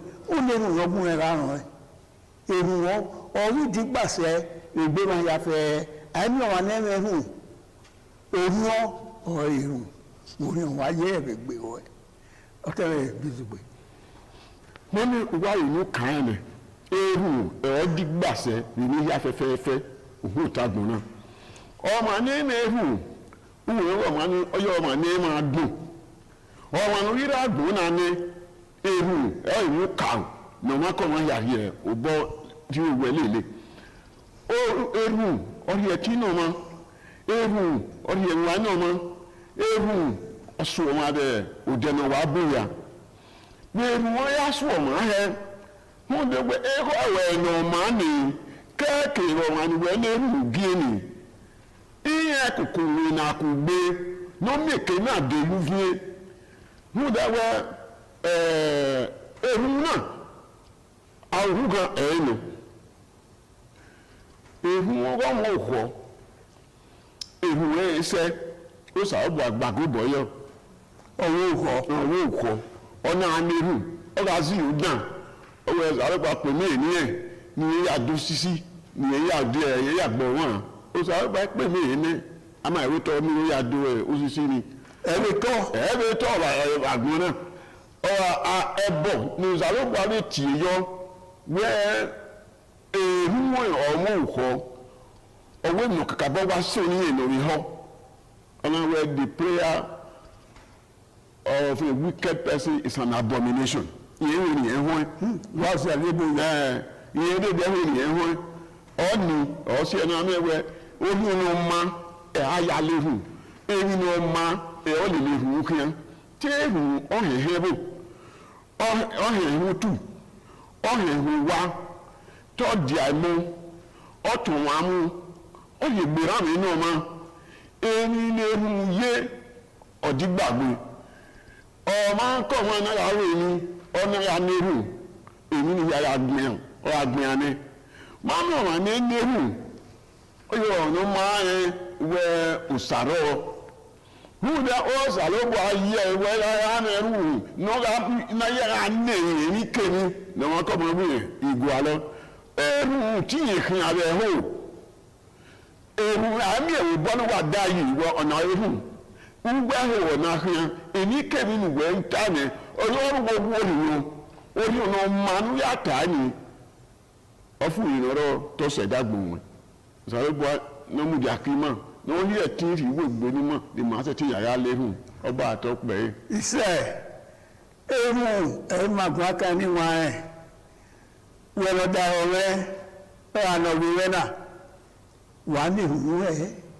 de ni mo de hu yi no ma so bona wo se ni hu ni ma na se e ko we no a egbe we no a o ni hu ni pa ni hu yo pa gbo so wa ipe a o ni hu yo o ma de yo e hu ni de ko na do wa no mo bo wa na ge o sa lo bo sa lu da to sa lo yo le no wa ni hu ni ge no ma de yo e na o se ma so ihe ze ni Roma onwe ya ni owobo o ya afia o ya jesi o ya ro ya ile si na zoni ọmọ pa mo koko mo ewe wo wa we mi na we maton era awera ukure eya de no va ehun ye na ehun na ba ehun ni o ma ehun ni we ni munani ori oni no ro no gwe de kino ri eri ade we na ba ma da no ri da wa ehun ni o hasea ehun ke ni ti no ho anya oho ehun da owo epo ewo iye bu iye le to unda uzaro de magwa kan he unda ehun wewu ni nyeru ni ema de yin ni ma uto hero no we ala uda hero no ma da no we da da ge vai e no ma pa ma e fo wa mo ge wa mo bai e ma e no sunu yi mo ge bai gbesa ya mo ye gan yo o ye ma pa ma e fa ya le re gan ni e mo ye re na owo dua ni ye na e pa e fa wa le ma suwe ni ladia o gbe so ni e te ladia ni mo ge bai ya wulo ni ehun ni wa ehun iwe gbe ra e gbe ma na e wa na gbon ero ni o ma ni won ri o ehun wa na ge ya o sare bo ari e afian gbe won o wa re ro lowo ma ehun o re so ma wo ehun re o wa re fe ru wa anenu ni ye bige we ula moto no a uye we ka o de no a uye o gbo no a aifie eto ani no no ye pe afian gbe we a we guane ukoka uke tomatoes uke ya uye we nenu e suse una salo bano ge ma won o yi polo se ri gbima ni managbo na se ti mi o wa o ma we gbe so na mi we hu wo nya ni we o salo ba ri e won ni aseti mi we e no ma e o salo ba ri e hu yi na ya agbara ne dagbon na ya agbara ne e wo na ye we Nigeria ye na anehu no ma we Edo state ye ka ni hu no ma e ma ya fe ni gi mo ene ta la o da o la re o tun e ye ka bon ne e hu awe ehu I certain kawe ehu ye e me yiboro yi eni kemi no gba kemi hu ehu na o wa o ka wo o no gwa na ehu e o salu bo awesu o no gwa na ehu e o timo na ya so we e wo no ma e o sari ni ma ehu na e ma ya sa ti ya di ai di ma re ya di agbi mo di ma re ya di ai mo di ma re ya iwu emi ya wu wo bo salu bo táàbù ìyìnbó sàlógbó wà níhù ọdẹ nù wọn pàdó káwẹ ìyìnbó pa èrùn mẹyìnbó ọmọ ni wàá tọ́ ní kẹkàn èrùn náà mẹyìnbó wà ehù ẹ̀ẹ́dàgbò ẹ̀ríkẹ́ yìí di èmi kẹ́mi náà wà òun ò tá gbóni afẹ́fẹ́ èrùn náà ọ̀kàwọ́ èrùn náà àmú kò dáa wẹ́ra ìmọ̀ èrùn ní kò dáa ọ̀sàlógbó ọ̀sì àfihàn gbé ọ̀yẹ̀nu ọ̀yẹ̀ tọ́mẹ̀ ọ̀yẹ̀nu ọ̀yà aláwòdà ọ̀yẹ̀nu ọ̀yẹ̀ mọ́nẹ̀ ọ̀yẹ̀nu kúwẹ̀ kéré mú kéwàmẹ̀ ẹ̀dágbéwà ọ̀yẹ̀ sẹ́ẹ̀ nọ̀mọ̀ akpádọ́kàwẹ̀ òkò yẹn kára awú efere òun yẹn kẹ́ awú èyí náà wégbé anáwé náà láàárọ̀ náà sì bí Israel ọ̀nàwọ̀ àwọ̀ anáwọ̀ ẹ̀dọ̀ nínú sàlóbùwà wọ́n náà tó bọ́ ẹ̀dùn nìyẹn. O sàlùpọ̀ náà gbé mu ẹyin ikọ̀ ni wọn náà gbérí yíyẹ bẹ́ẹ̀ ni wọn náà mú ìkẹ́ náà yóò yà yẹ èyí náà rú lọ́dọ̀ kìkẹ́ ríru èmi yàrá yẹn lórí wọn yìí wíyàn arú òpó pamọ́ ní gbìyàn ní ẹ̀zẹ̀ ẹ̀lápà Salubwa Negimale Ezeri. He said, Man no Salubwa, Elhabi Aunima. I said, About talk bay. He said, Eru, hey, my dear, and why? Eru, 1 year was a waro, or 1 now, or 1 na. Ẹyẹ na gwalowo da wo no wani hi unda owuya ya fe na niru nro aya poru aya ri emi laja emi no kasu mu da eraso ni aya ri akọ ya ku ehun aya fi ewo re wa ha wa ya na be no aye o salo bo obodo agi wi yo sunu ege kuwu oke na la rona ege la tedona ege la gwa ege la oredo ya se o tesa asiya ehun no ni wa do na ye ko ata ni runi to gele so pa esureba no hiya fa mauma uza no de ma gwa kan he oni esu o eyihe ehun o gwesu gbina ehun o agbada o osisi o emikeni na ya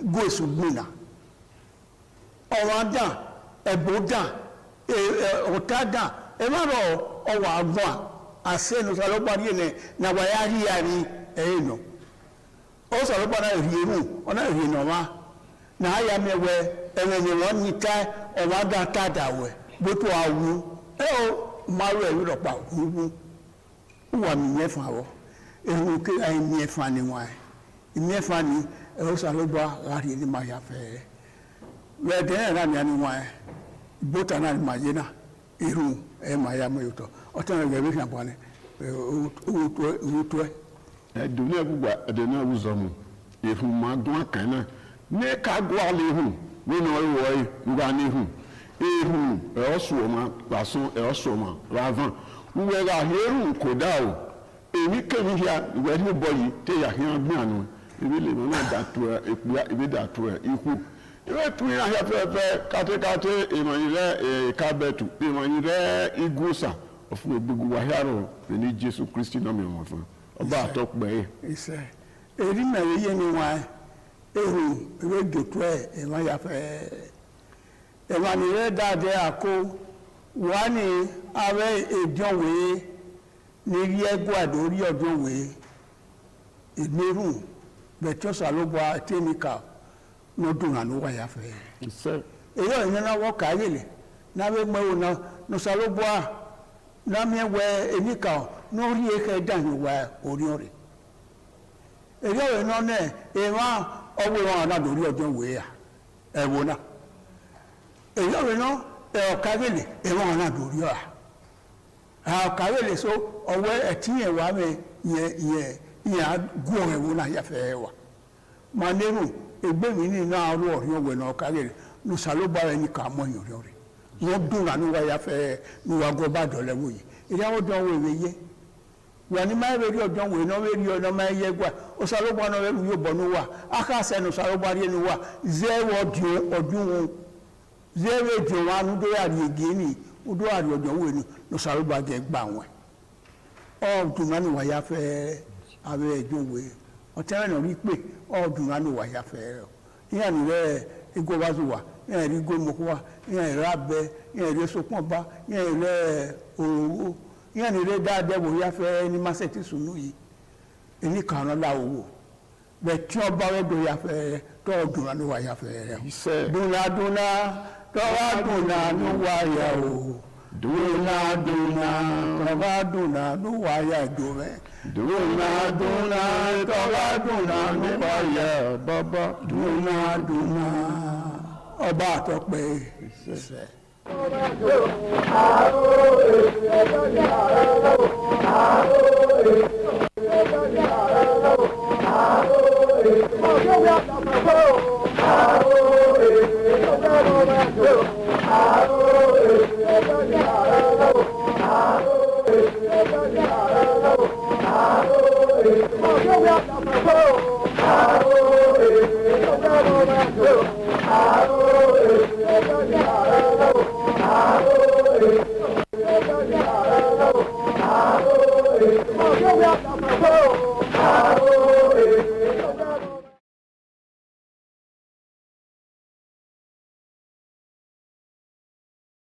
ITV, certainly the best.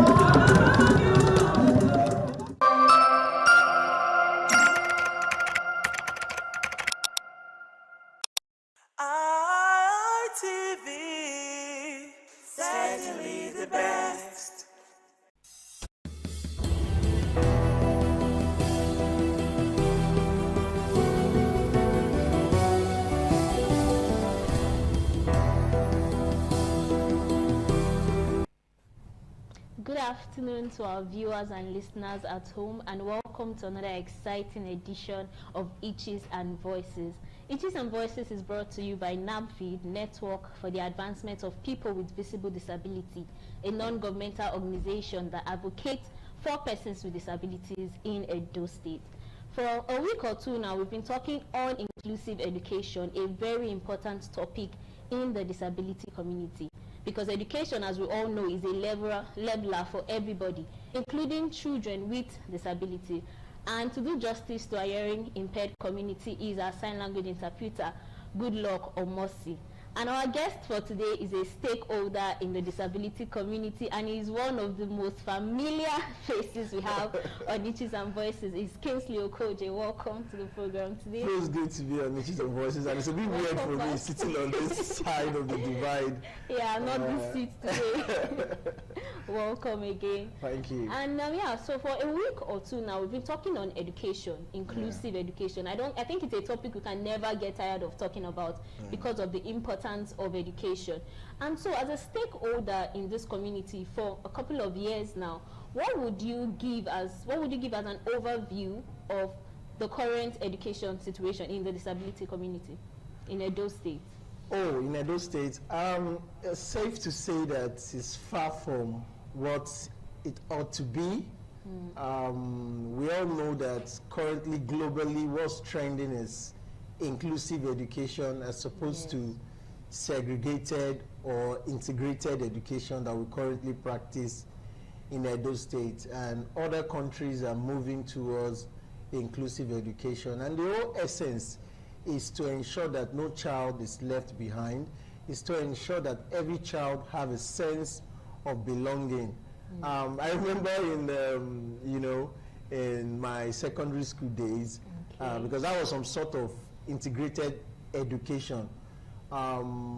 We had classes with our sighted counterparts, but we needed to go to a special resource room to write our text and our exams. And for the times we would be there and we would not be in class, maybe just taking down our notes or writing our tests or exams, some students who will come and see us will say, why are you people writing your exams here? Oh, probably they are giving you some level of preferential treatment, and that made us feel some sort of way, because we would always get angry and say, no, it's the same thing you are answering in your class that we are answering here. But it would have been worse if they didn't see us in the same class with them.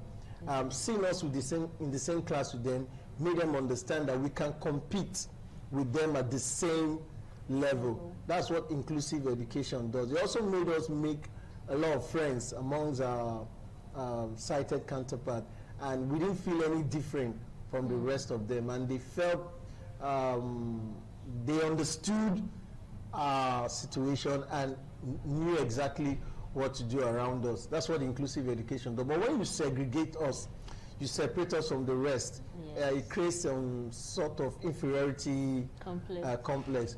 But away from that, I'm not so happy that in Edo State here, I'm struggling to know if there's any government that has come and had a specific policy for education for persons with disability. Take a simple thing as reasonable accommodation in education. For example, I recall that during the 80s, there was a government policy that said that once a child with visual impairment leaves the primary school, he's taken to a secondary school with boarding facility. And I remember that secondary school was called Benin Technical College. The boys were taken there, and the girls were taken to Idia College.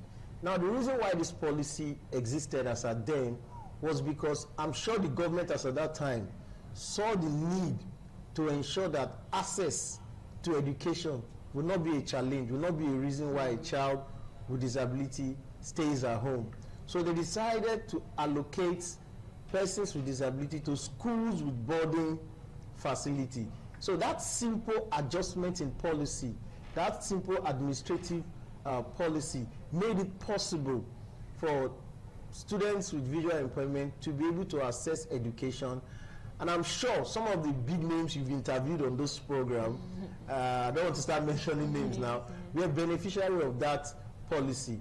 Because if they had to pay for hostel accommodation, because as I learned as a then it was free, many of them were from poor parentage. Their parents would not be able to afford hostel accommodation. But because the policy made it mandatory that students with disability who are in boarding facility, the girls, like I said, went to Idia College, the boys went to Benin Technical College, that made a lot of persons with disability have access to education. But another government came and for whatever reason reversed that policy and said all students who graduate from their primary level should go to a day school with no boarding facility, and that policy has remained till today. So what you find now is that after primary education, a lot of students with disability just leave school, because don't forget, you only have one primary school for the blind designated here in Benin City. So what happens is that after the primary education, some of them cannot afford to be coming home, coming to school from their various local government, and as such they just stay back. So you start wondering, if a policy was meant to solve a problem, why reverse the policy to create more problem? Whereas other states have moved into a situation where they are expanding their boarding facilities in other schools to accommodate more persons with disability in different local government. So you don't have a situation whereby they are only housed in a particular local government. So they'll say, okay, in Oredu, for example, they pick a particular school, they make it inclusive. In Orion, they pick a particular school. But here in Edo State, it's not the same. Speaking specifically, students are made to go to Yogbe College. Yogbe College has no facility to house persons with disability. The girls are made to go to Idia College. Idia College has no boarding facility that can accommodate. The one they have is a private arrangement and is expensive.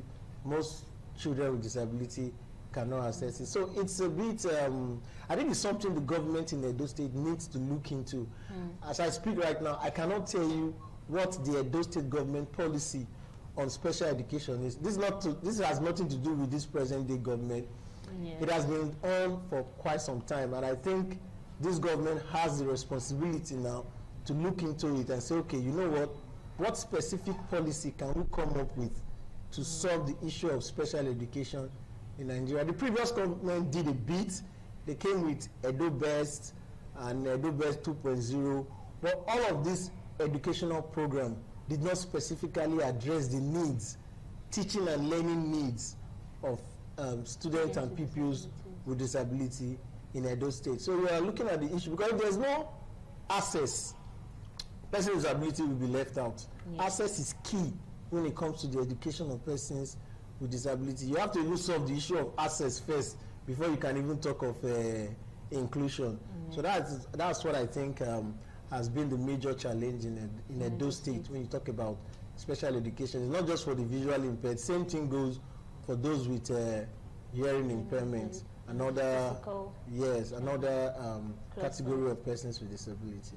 Wow, thank you very much. That was very detailed. And then you mentioned something about students not being excluded with the old special education that is very different from inclusive education.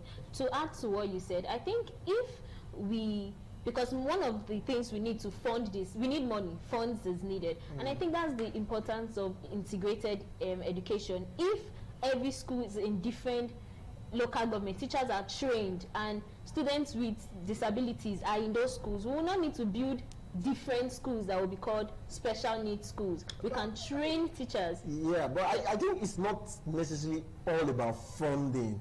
That's why I mentioned reasonable accommodation. What is reasonable accommodation?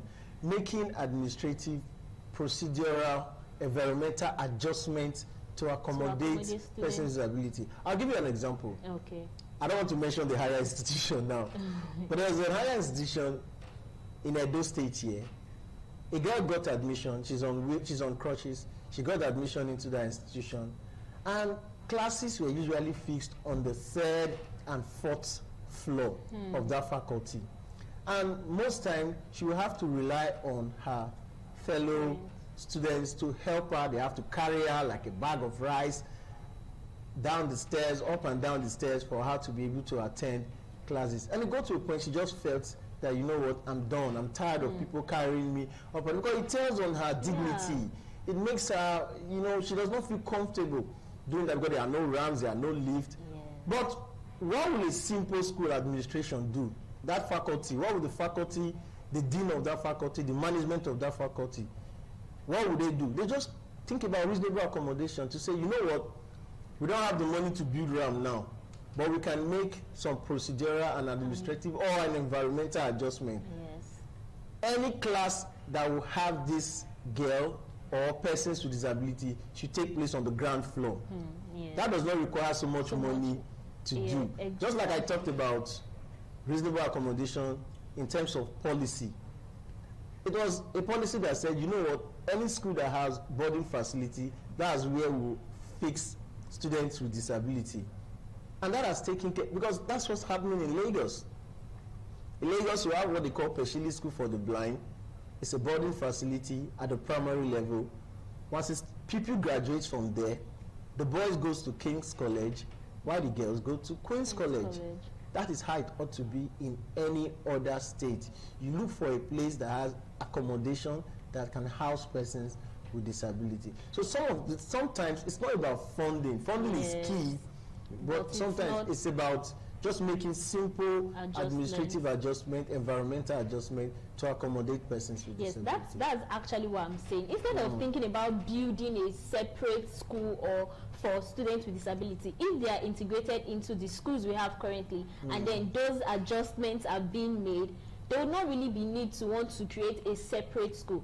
Because now some people might think, okay, so students with disabilities should not be integrated into schools with children without disabilities. But if those adjustments are made, it will be way easier. It will. Well, for that, I would say that it's a gradual process.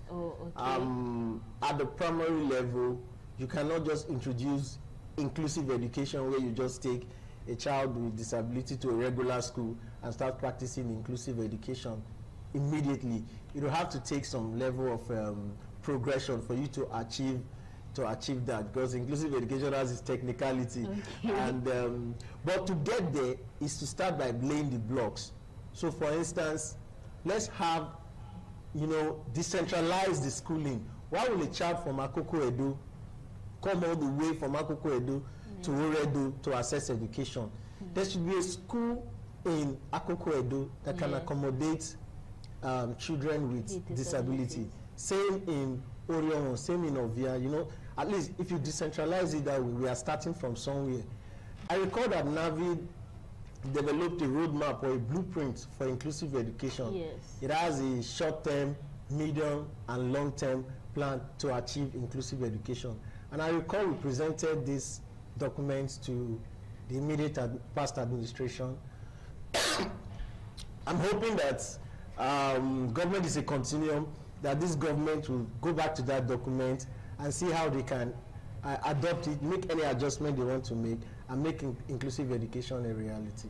Yes, and I think the name of that document is Distress. Yes, that is the name. And then I want to take us a bit backward to where you started from. Let's talk about the emotional part. You mentioned how your counterparts, your sighted counterparts in school, they were able to integrate, like understand you better and all that. Can you tell us the experience and how to at least let the people understand the importance of not just separating students? Well, I mean, it's you can't.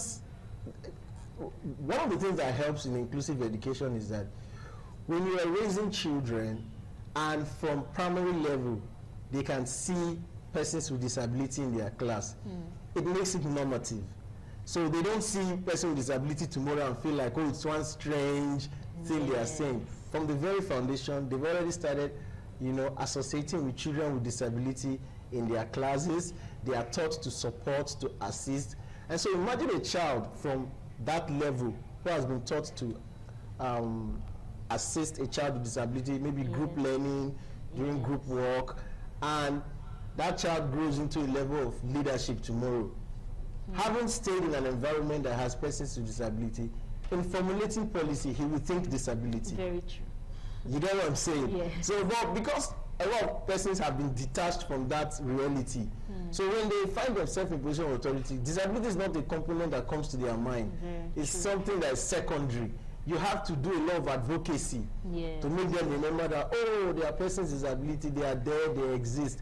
But if it's something that has been driven into their consciousness, because government has a deliberate policy to make the classroom inclusive. So whether you are a child with disability or a child without disability, from primary level, you are associating, you are mixing up with a child with disability, it helps the orientation of that child. And not just the child without disability, even those of us with disability, if we mingle early enough, it takes away the issue of inferiority complex, it takes away the issue of lack of confidence. I'm just using different words, but I mean the same thing.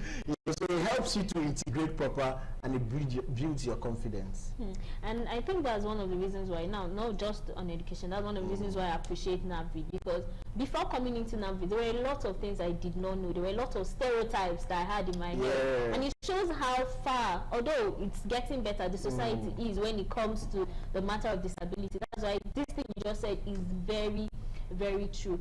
Now let's dive a bit into some of the gaps, because now we cannot keep talking without mentioning some of the specific gaps that you think we have currently in education in the disability community. So if I should ask, what are some of the gaps that we're experiencing currently that you think the government should come to our aid on?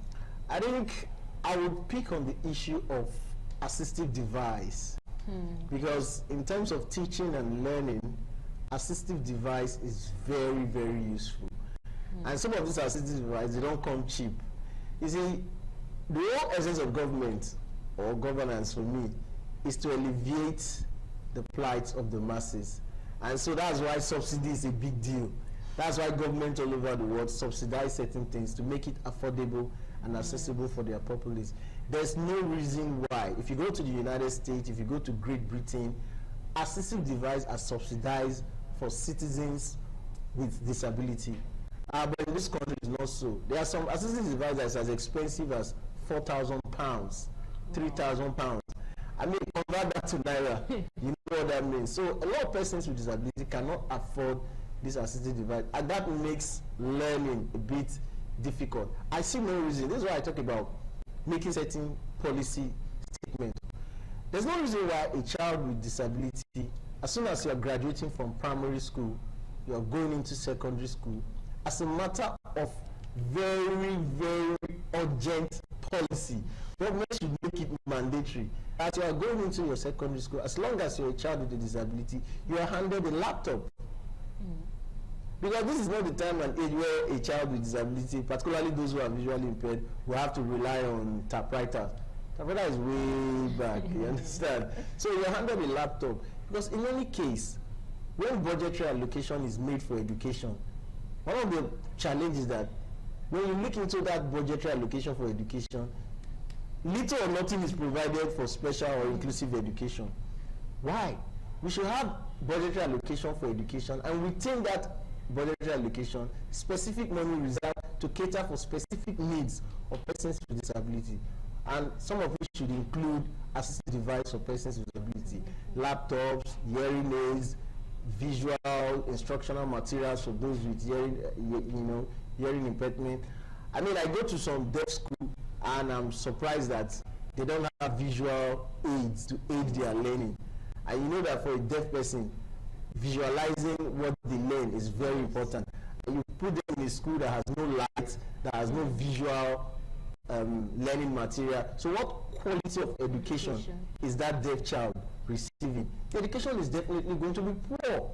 Now you have a child who is visually impaired in a world that has evolved, in a tech world, and there are no laptops for that child to start learning, even from primary 5.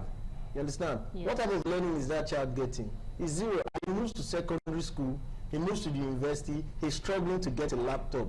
Whereas for his sighted counterpart, all he needs is a pen and paper. But for a blind child, he needs a laptop. It's very important. But not many persons with disability can afford a laptop. It's expensive, and that's where government comes in. Subsidize some of these things for the community of persons with disability so that they can have access to education. So I think the issue of assistive device, making it affordable for persons with disability, is a big gap. Then in terms of infrastructure, and this is at the tertiary level, because I'm quite familiar with that level, I find it very curious why a center of excellence, a university that is an eye tower, that's a citadel of knowledge, that should be an example of an ideal society. The university environment should be a template of how a functioning environment should be. And you walk into the university, you see that there are no accessible infrastructure for people with disability. Those on wheelchair, those on crutches, buildings are designed in such a way that they can have no access. Imagine I'm on a wheelchair, or I use crutches, and I'm in a university. I can't go and see my lecturer. Someone have to carry me because the way the buildings are structured. And these are professors, people with PhD. I don't know, when they design this building, how come they don't think disability? Now you are building toilets in schools. You are not thinking of designing the toilet such a way that there will be a child with disability that will come to stay in this hostel. Let's design toilets such a way that those on wheelchair, on crutches can access the toilet. Let's design the sink such a way that someone in a wheelchair can use the sink. Let's design the door in a way that someone on a wheelchair can open. These are little things you expect that the university should take the lead in designing such an environment that is inclusive. But you go to most of these universities, you see third form building structures everywhere, and they build structure, they don't take persons with disability into consideration. So sometimes I wonder, so if you have a vice chancellor, for example, in the course of his work, has an accident and is wheelchair bound, is the vice chancellor going to resign his work? Or a lecturer suddenly becomes wheelchair bound? Are you saying the lecturer should resign? So we must create a society that accommodates everybody. And some of these things does not take so much. It just takes common sense and realizing that this environment is not just for you alone. Yes. It's an environment that should accommodate and that should fit all. And that is why we often say that a society that is fit for one is a society that is fit for all. And no nation can claim civilization if you leave a segment of your society behind. Wow, that's it. You ended it to a very interesting word. And every single thing you said is very, very true and very, very accurate. And I think because we're running out of time, I would want you to maybe, is there a closing word that you can put out there to the government, even maybe not just the government, people that are in position to help and make education more accessible for students with disability? Is there any word, any statement you'd like to put out there? I would say, you know, when we talk about this thing, it's like we are begging for government to do what they ought to do. Education is, when you make this thing accessible and affordable for us, you're not doing us a favor. It's our rights, and our rights is our life. Because the only leveler for persons with disability is education. And once we are denied education, how do you deny us education? It's when you are making policies and you don't make those policies inclusive. It's when you are providing for education and you say, oh, we want to buy textbooks and notebooks for schools. But are you thinking, we are buying textbooks and notebooks. What about persons with disability? How are they going to access their material? What material also suit them? When you are building that school, do you think, oh, there might be a child on a wheelchair that will come to this school? Let's make ramps available for those buildings. When you are structuring a building in your university environment, do you think persons with disability? These little things matter. And I think it's high time we started to look at this area and make our environment more accessible and more inclusive for persons with disability. And in Edo State, my beloved state, I think we should take we should borrow relief from what other states are doing. If you look at within the Southwest, they've moved ahead in terms of, I'll use the word that we normally use, special education, even though we like to use inclusive education now. They move ahead. Education over there is more accessible, it's more inclusive for persons with disability. Here in Edo State was once Bende State, Midwest Bende State. So we are an old state. So we should take the lead in the South when it comes to special education in Edo State. I think in the South, it's only University of Calabar that has a department for special education. I know Uniben is trying to work on something, but it's not a full-fledged department. We need to have a full-fledged department of special education in University of Benin that will provide the manpower for special education teachers within the South region. This is very important.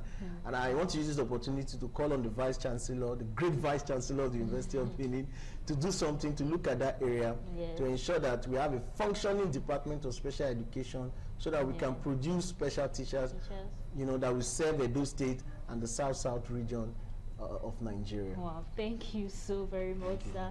And I think if there is anything we are going to take home today is the fact that all of this is not pleading, it is a right.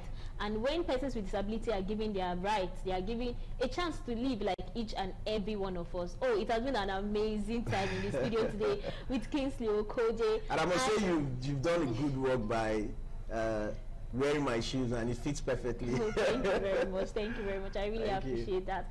And of course, we've come to an end to this edition for this week, and you'll be joining us next week, Friday, where we'll continue. And remember, spot the itch and be a voice. Thank you.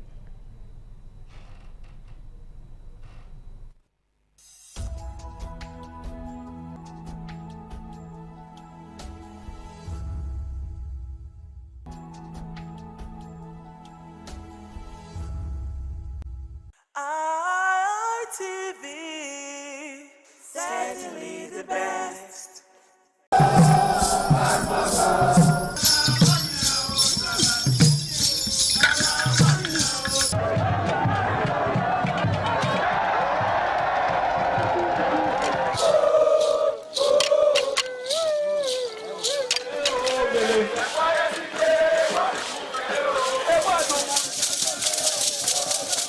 This is Aqua Game, a popular game in Africa played by our ancestors to entertain themselves after each day of farming.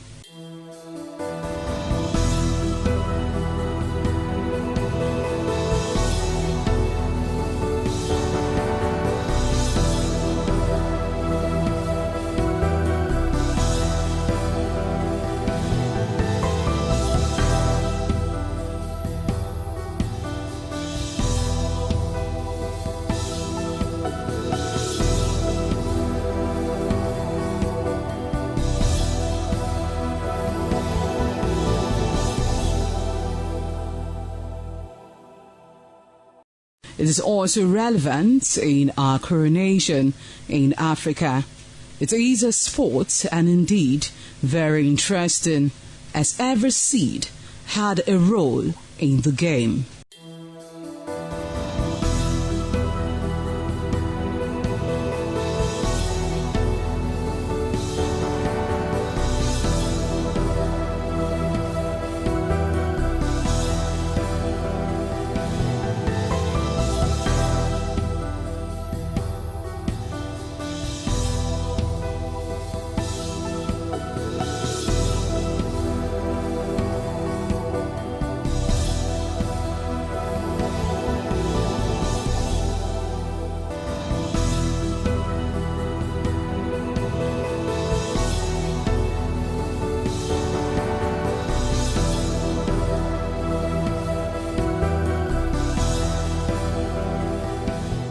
Playtime is 45 minutes per set. There is no age limit as long as you can spin aqua seed. Ayo or aqua game, known as the game of intellectual. This game requires a lot of mathematical skills. Aqua game is played with carved wooden box containing 12 holes.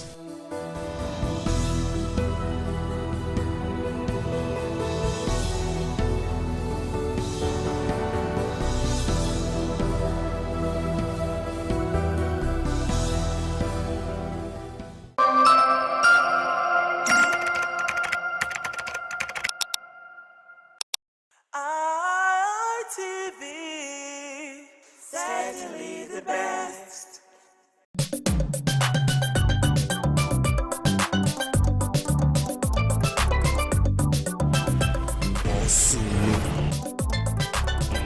Only God can do what no man can do. However, Nigerians can no longer pay for transport. However, Nigerians be want come out for house, may they go hustle for their daily bread. But the transport where they want to come out, it already work the daily bread for the house. When you calculate the transport where you want to come out, go hustle. Go reach where you want to go hustle, come back. But His Excellency, those new Cha-Cha CNG bus where you buy, where then they I know they government transport when we want start to the user. You know say this kind of election time now in Nigeria still they happy. We don't see say you don't buy sharp. Papa, how are you? Well, I don't know.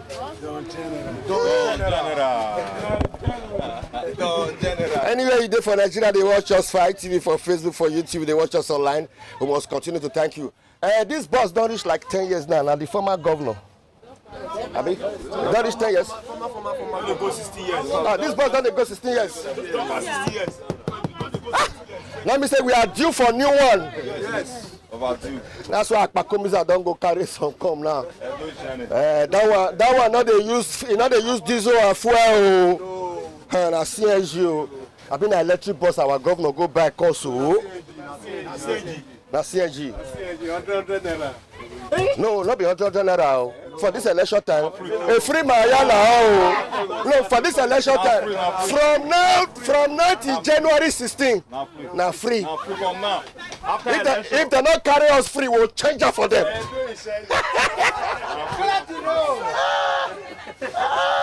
300 naira. Who wants to that for the 300 naira? This is not there. This is not there. Anyone? His Excellency, the executive governor of Edo State.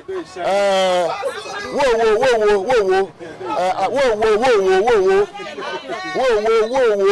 I beg. Those new bus bring and come and make them go park on this one. Abi? Yes, Edo people deserve it. Edo people deserve. We deserve to have a new bus. A new bus. Yes. Oh. Yes. Let's say never enter street. I bet may enter. May enter. What they pay you for back? If they pay me for, if I not even get space to pull my leg. You know, see. They should prepare and add it to you. No. Waiting they happen. Comfort. Okay, this yourself. No wonder. Opa was the try for me. Yeah. What you try for you? My brother. Okay, but the transport, say transport. This is not there. No option this one. This is not there. Make 200 naira. From where to where? From AVP to. Oh my governor, you should be ready to lay good foundation. Earlier the better. Because in the nearest future, you become one of the leaders. So we are praying. Amen. I know say you don't buy, but bring them out. I don't say they shine. I know it's shining. But hunger deal. Transportation, however, transportation is one of our biggest challenges in Nigeria. Even me as a worker, whether you work for private sector or government sector, you go see and say transportation don't take 90% of our salary. Now, hear what? May I tell you what they rain now? They say all the hustle they hustle now. They say now belly and toilet with the hustle I put. Now so what if you save again? What it concern you for what I talk so? What it concern you? I'll make help you finish. Say, not be the country we did. Say the work where they work. Na belle. Na belle, not if you save again. You mean say Nigerians now as a civil servant, you know if you save like 2 million naira. After you don't receive your salary, you know if you get 2 million naira as balance. No, say as a Nigerian, you don't work, pay house rent, feed their children, pay school fees, don't do it. You know if you get 2 million naira as balance for your. Let me say you be Yahoo boy now. Don't be say you dey work. When you want to see We will increase your salary. This new bus, you go enjoy the AC. The new bus is coming. When did they come? Make the new bus quick come. And you bring it and make NEPA light day.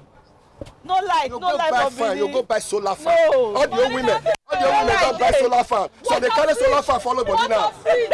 You go Go buy inverter fridge. Go buy solar fridge. We not go fit wait for NEPA again. We not fit wait for light. They want to kill us in this country. Everybody that they buy solar for us. Go borrow money from Lapo. And then they go. If to say not be public transport, for see Nigerians they trek. Even so many Nigerians now don't park their vehicle now. They don't park big men now. People don't park their motor. Yes, because of fuel.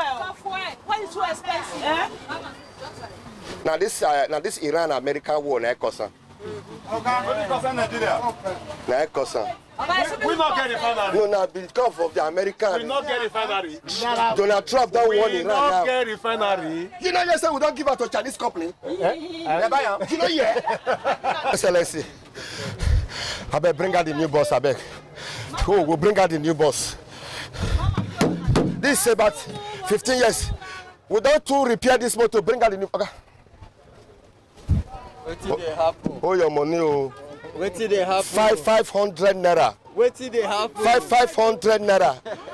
But you don't try to enter this, but we still make government may bring out the new boss. We now increase. Wait, let me the answer. What did they happen? See the way people they rush enter public bus. What did they happen?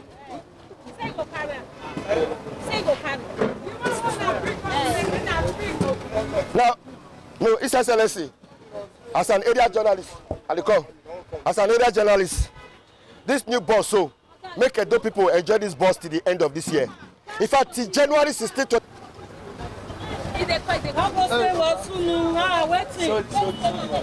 Where this bar now? Mother, you don't see all that small bus enter where you call the enter this one. You don't see small one enter. You don't take up. Why you call the enter this cheap one? It's not cheap now. It's cheap. I go say cheap. It's not cheap. This one is supposed to be free bus. No. 300 is it cheap? It's not cheap. It's supposed to be free. You know you say fuel don't go up. Okay, why did they want us to vote for them? Is it not because of all this? Now they tell an America you free from now till January 16th. See me now, I want to pay. I want to pay. Oh my governor! For this bus. I'm not saying passenger, I say in airport road. Just now you are in airport road. We do queue for it because it's cheaper. The other buses are carrying 600, 700. You know, in this economic now, we cannot afford to pay such amount. That's why we are trying to manage and queue for the bus. We queue, we are many. The governor have bought new Shasha bus. Ah, we thank him. Long may he reign. That bus ACD. Yes, we knew. That bus not be cho.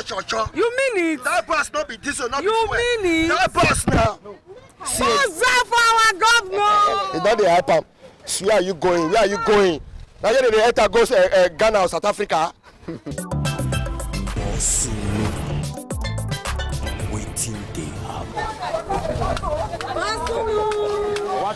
I want to personally warn and tell you people the truth and nothing but the truth. Santana. Madam, how business? How you the family? People they complain. I'm not talking now. People they complain. Say that they sell Santana, whether if they buy a riches, you call risky. Government wants start to call the checker now. Government wants start to check the Santana now. We trust what we do because we they eat from inside the Santana. We they eat from inside.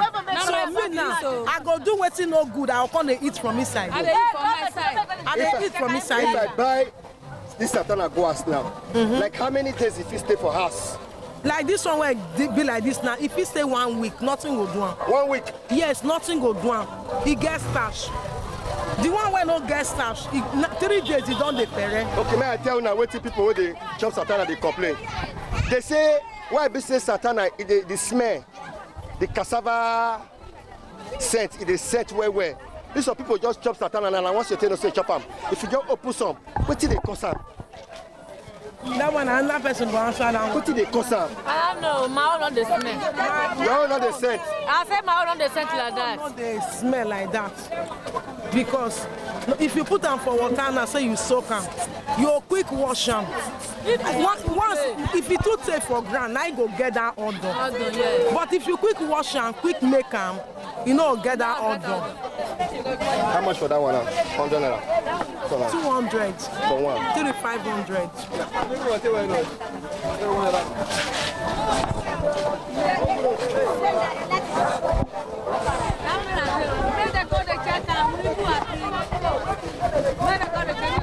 And for restaurants, now they sell on 1,000, 1,500 though. 3,500 for this one, sir. 3,500 for that big one. This one 8,500. From 9. Yeah, give me 500 naira. I get now me. Wait. Me and my 4 children, and my wife and dog.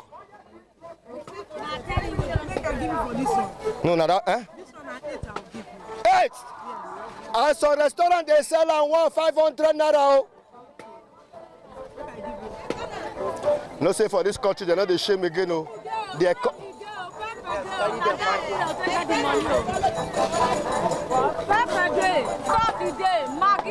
Okay, inside the Santana 500 when I buy.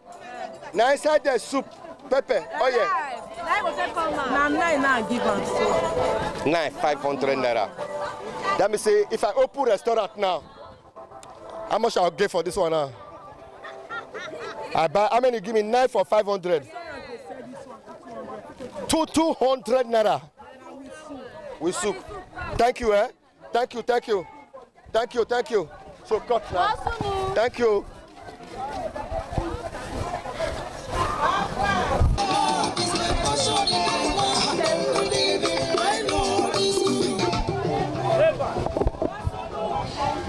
I greet you. Don't chop today. I never chop. Seriously. You never chop today? I never chop. Is this everywhere? It's SCB. They don't pack everybody come outside though. They say they want to do the market. So right now, they're hungry. You know, like as government they do the market. I like as they do this thing, but I don't know what they don't just evacuate everyone like that now. You sabi chop satana? I sabi chop amo. Like how many satana you fit chop? If I say 4, I go finish 4. Only 4 satana? Only 4. I did tell you. Like which kind of soup you use? I go use correct melon soup. Melon soup. Simbangasi water leaf. Yeah, water leaf. All of the Portuguese is a market. You like to the chop satana? Too much. You like how well? Where? I want dash you satana. Okay. Hey. I just buy another hot. Open na me, you know say na satana. I don't see. Na 4. I don't see. Ibabo. I buy a dust now. Okay. God go bless you. God go bless you. Na 4, na 6, 9 days side. Okay, you want to do the menu too? You fit chop up. Carry, they go. Okay. I just buy a dust now. No problem. Mama can say find somebody where you go dash. So I ask you just now, you dey hungry, say you hungry. No ma. And I true you they tell me. I didn't tell you so. Madam, no concern if soup no day. No concern you. Enjoy. Go enjoy the satana. Go enjoy the satana. I hear you. Enjoy the satana. I hear you.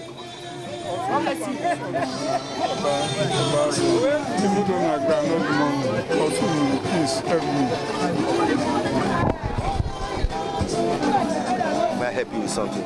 Yes. Where are you coming from? I'm coming from your leg at a check on Gulf Road. You know Lily Hotel? Where you they go? I they go Ekenwa Road. And you not get transport fare? I don't get transport fare. You to I get mercy here. You to I never take her. I just surprised when you come meet me. Just surprised you come meet me. See. And I God say make I meet you, sir. I God do am. I know say you must give me something.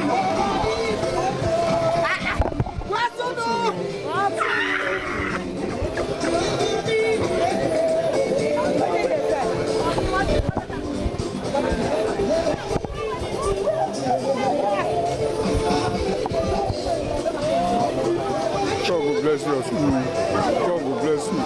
Your work, they will promote you more. We have been hearing of you for Isa Radio, and they will promote you more. God bless you. Enjoy.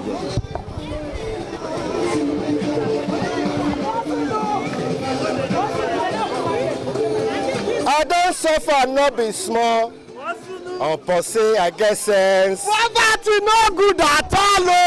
Hey, now I make I join this business. No, you know what this man? This is not my Chinese, that Nigerian Chinese guy. This is the only Benin man they speak Chinese. You see, China make parable last 2 weeks. He said, "Chao la, chao la,做個動作可以好啦。以前我來人啊，我一個都想。You know the meaning? They said they don't already buy our property finish for Nigeria. Very soon, if you no learn China, you know get where you see work. Only talk to Chinese. They tell you so. What they tell you so? Very soon, we'll be a second slave to China if we not take time. You shall talk to us how the situation of the country. For the situation of the country, under Kuku Ching Gondo,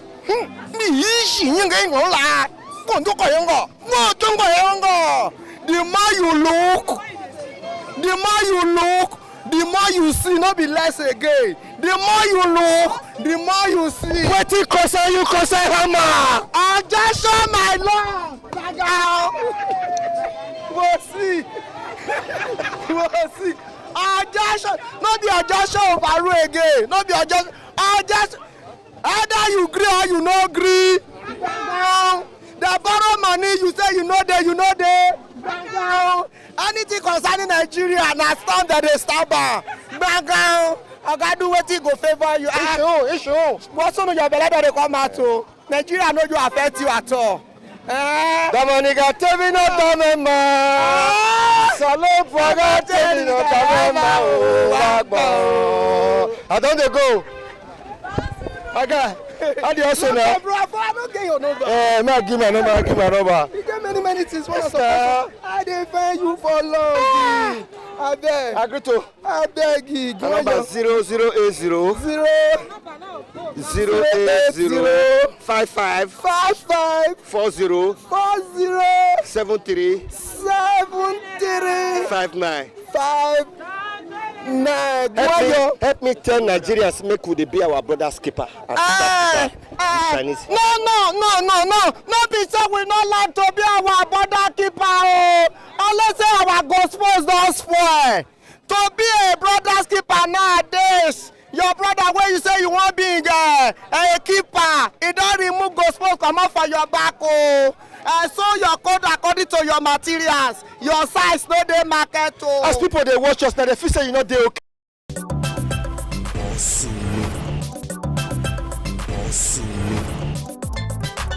Waiting they happen. Now waiting they happen.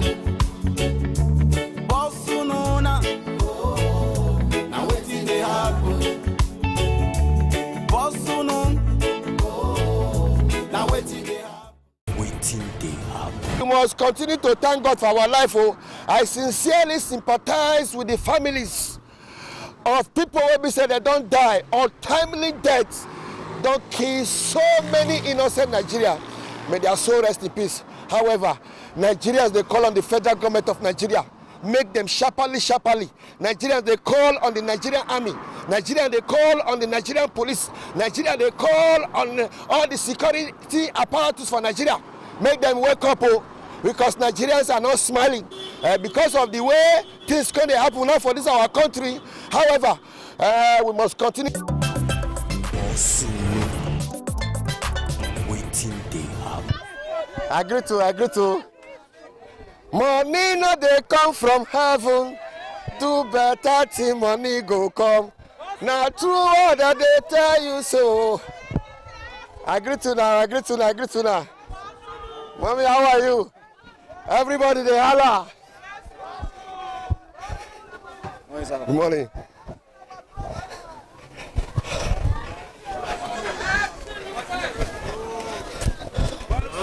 Why una block the road? Why una block Why una block the road? Why una block the road? Why we not go block the road? Why police decided to kill our members? The one way hungry, no kill. Now police come to kill them. Why we not go block road? Opera they suffer, we keke they suffer. Now police they kill them now. What happen? Nothing happen. Wait, una block the road, abi una park the keke? We block the road. We need justice. You did that what happen? Oh, not the night it happen. But eyewitness they say see what happen. Now police station from the commissioner of police and they come from so. I see your people that they go outside. But the same one can really investigate the matter. Okay. The truth and nothing but the truth. Yes. What happen? The person die, be still alive. He die. The keke rider don't die. Yes. What happen? Now one policeman yesterday night around 9 to 10 for Osumbolen. That keke rider, they won't go carry a wife with his family for where the same market for Osumbolen. The man park. According to people who did deal, they say the man park. So now the policeman, the worker they come. Now he can with the leg go, you know carry motor, you know carry bike. Now leg they use you. Now he can say the man park for center of road. Now the man say how I park for center of road where barrow they pass, we barrow they pass there. Now from there, now he can tell us say make a park where. Now he say you don't already park where. See walk away the walk where they there. Now from there they can change where. Now he come out the tear gas. I can spray for nose before you know the man fell down. Before people come they shout, make a come help. Before one of our brother come run go there, the man already give up before they all can go hospital. No still. Now yeah, in for the impact with this, the keke rider. Yes. When na chairman for na park sef. All of them go straight. No, what this man talk so na true. I been na. So what you hear or what you see? Na true be that, na true. And that man always they do am. They drink akai. Sometimes he go come here. He go enter drop. The policeman. He go enter drop. He carry and reach your house for password. He carry 500 give you. If you see he talk too much, he go bring gun. Sometimes na dagger. He go say if you go anywhere. Now police. Ogida police station. No, they say I want to. But what you police officer can do for this side? They stay for this side. Yes. And he used to enter our keke when he's going. So he used to enter here whenever he's going back home. So he usually trek when coming back. So I was so surprised to see the man decide to. But the police officer they drink. They drink. Our new IG said they don't want to see any police officer when they drink. This one always they drink day and night. They know the like a man. He's even drunk yesterday night. Now we be say your colleague don't die now. What do you want make government do now? We want justice. Justice. Make them sack the police officer or with justice. The dead body not go rise again. No, the dead body not go rise again. Go rise, but we want justice from the government. Which kind of justice? Sometimes we dey hear public execution for this kind of matter. We don't want may they put the person for sale later they will go and see him for street. We don't want it that way. Make government do the needful and warn the police say make they stop their brutality. It's no good. We don't like it. They don't treat us well, but police supposed to be our friend. But the way the police they treat masses is as if we are enemy to them. So we don't want that. Nigeria police officers are supposed to protect life. They're supposed to be our you know hear the way they talk the story, it happen. I hear everything. I hear how it happen. Like I was saying, Nigeria police officer supposed to protect life and property. Not to the destroy, not to the key. You understand? So I dey beg those state government, make them, even all these officers, if not to go carry them, go find out whether most of them no go training at all. Okay, make we do the other flip side. Wait, make I just ask people because we don't see them say Nigerian police now they be the nearest security officer to protect us. Yes. But what do you not like for police? What they do? Number one, the brutality and oppression. The brutality of police is too much. If you not give the 200. You understand?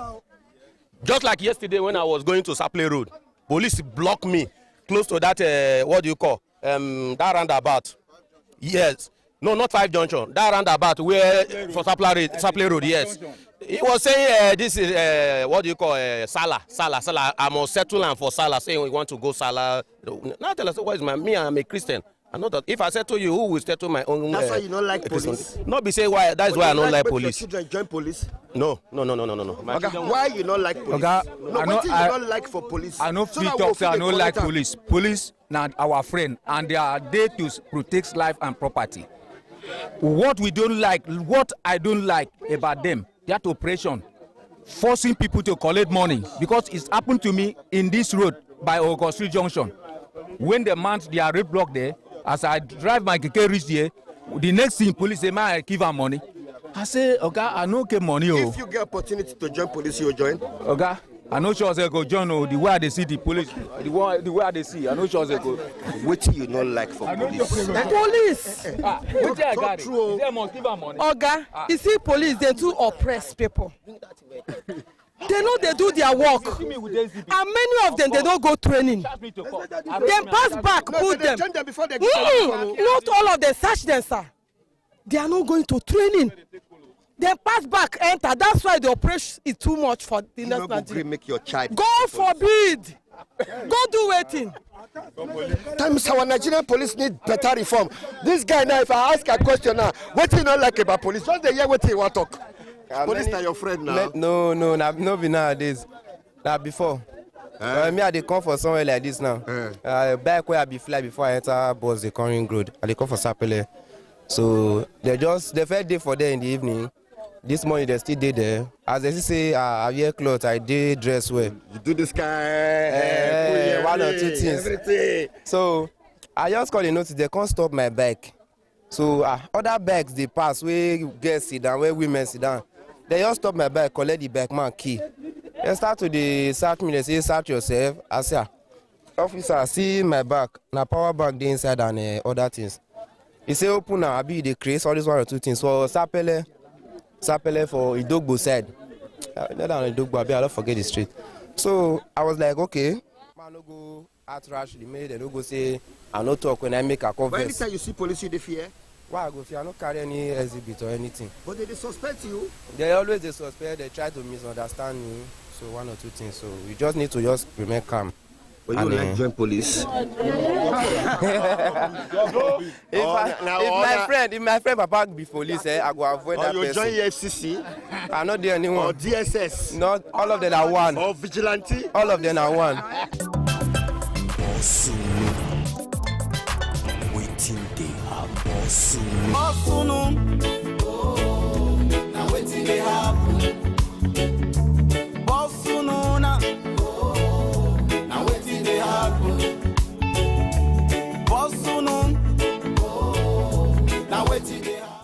Waiting they happen. ITV, certainly the best.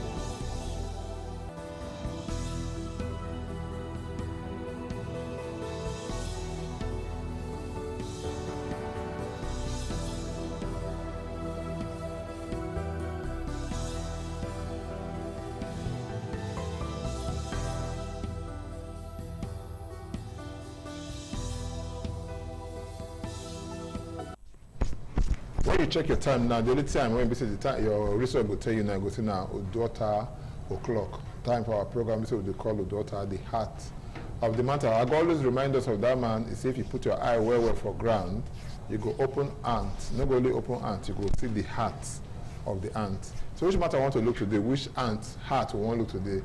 Now we want to say concern security for our place. We don't say now government say they try, people say government they try, people say government don't they try. For now they don't get any person when we sit down when we say they secure that if not big man, if not small man, if not any class of people now we say they very, very open to this thing. As a call be now, say some people they talk and the other they say the way don't they go now, you go so rich ministers body, you go so rich governors body and the rest of them. But we for Nigerians, we always they pray to make any bad thing not happen to our leaders. When they make bad thing not happen to our leaders, now the poor man is going to happen to. My name is Thomas Ado. So welcome to our program. So we call Daughter. And this matter when I just talk about. So now people they want to say we know they head sharp well for this kind of matter. Now they carry they come and they come talk to us. We get our friend and brother when they be saying now inside court they always the day, but the interest it they weller for inside the matter when we say concern Nigerian politics and the quality of life for Nigerians. And the name now. Emmanuel Obak Bolo Esquire. Welcome to our program. Thank you, sir. Nigerians, good afternoon. Thank you. I got our brother here too. When we say, if you're into when we say you want to make you ask God. No, sir. Welcome to our program.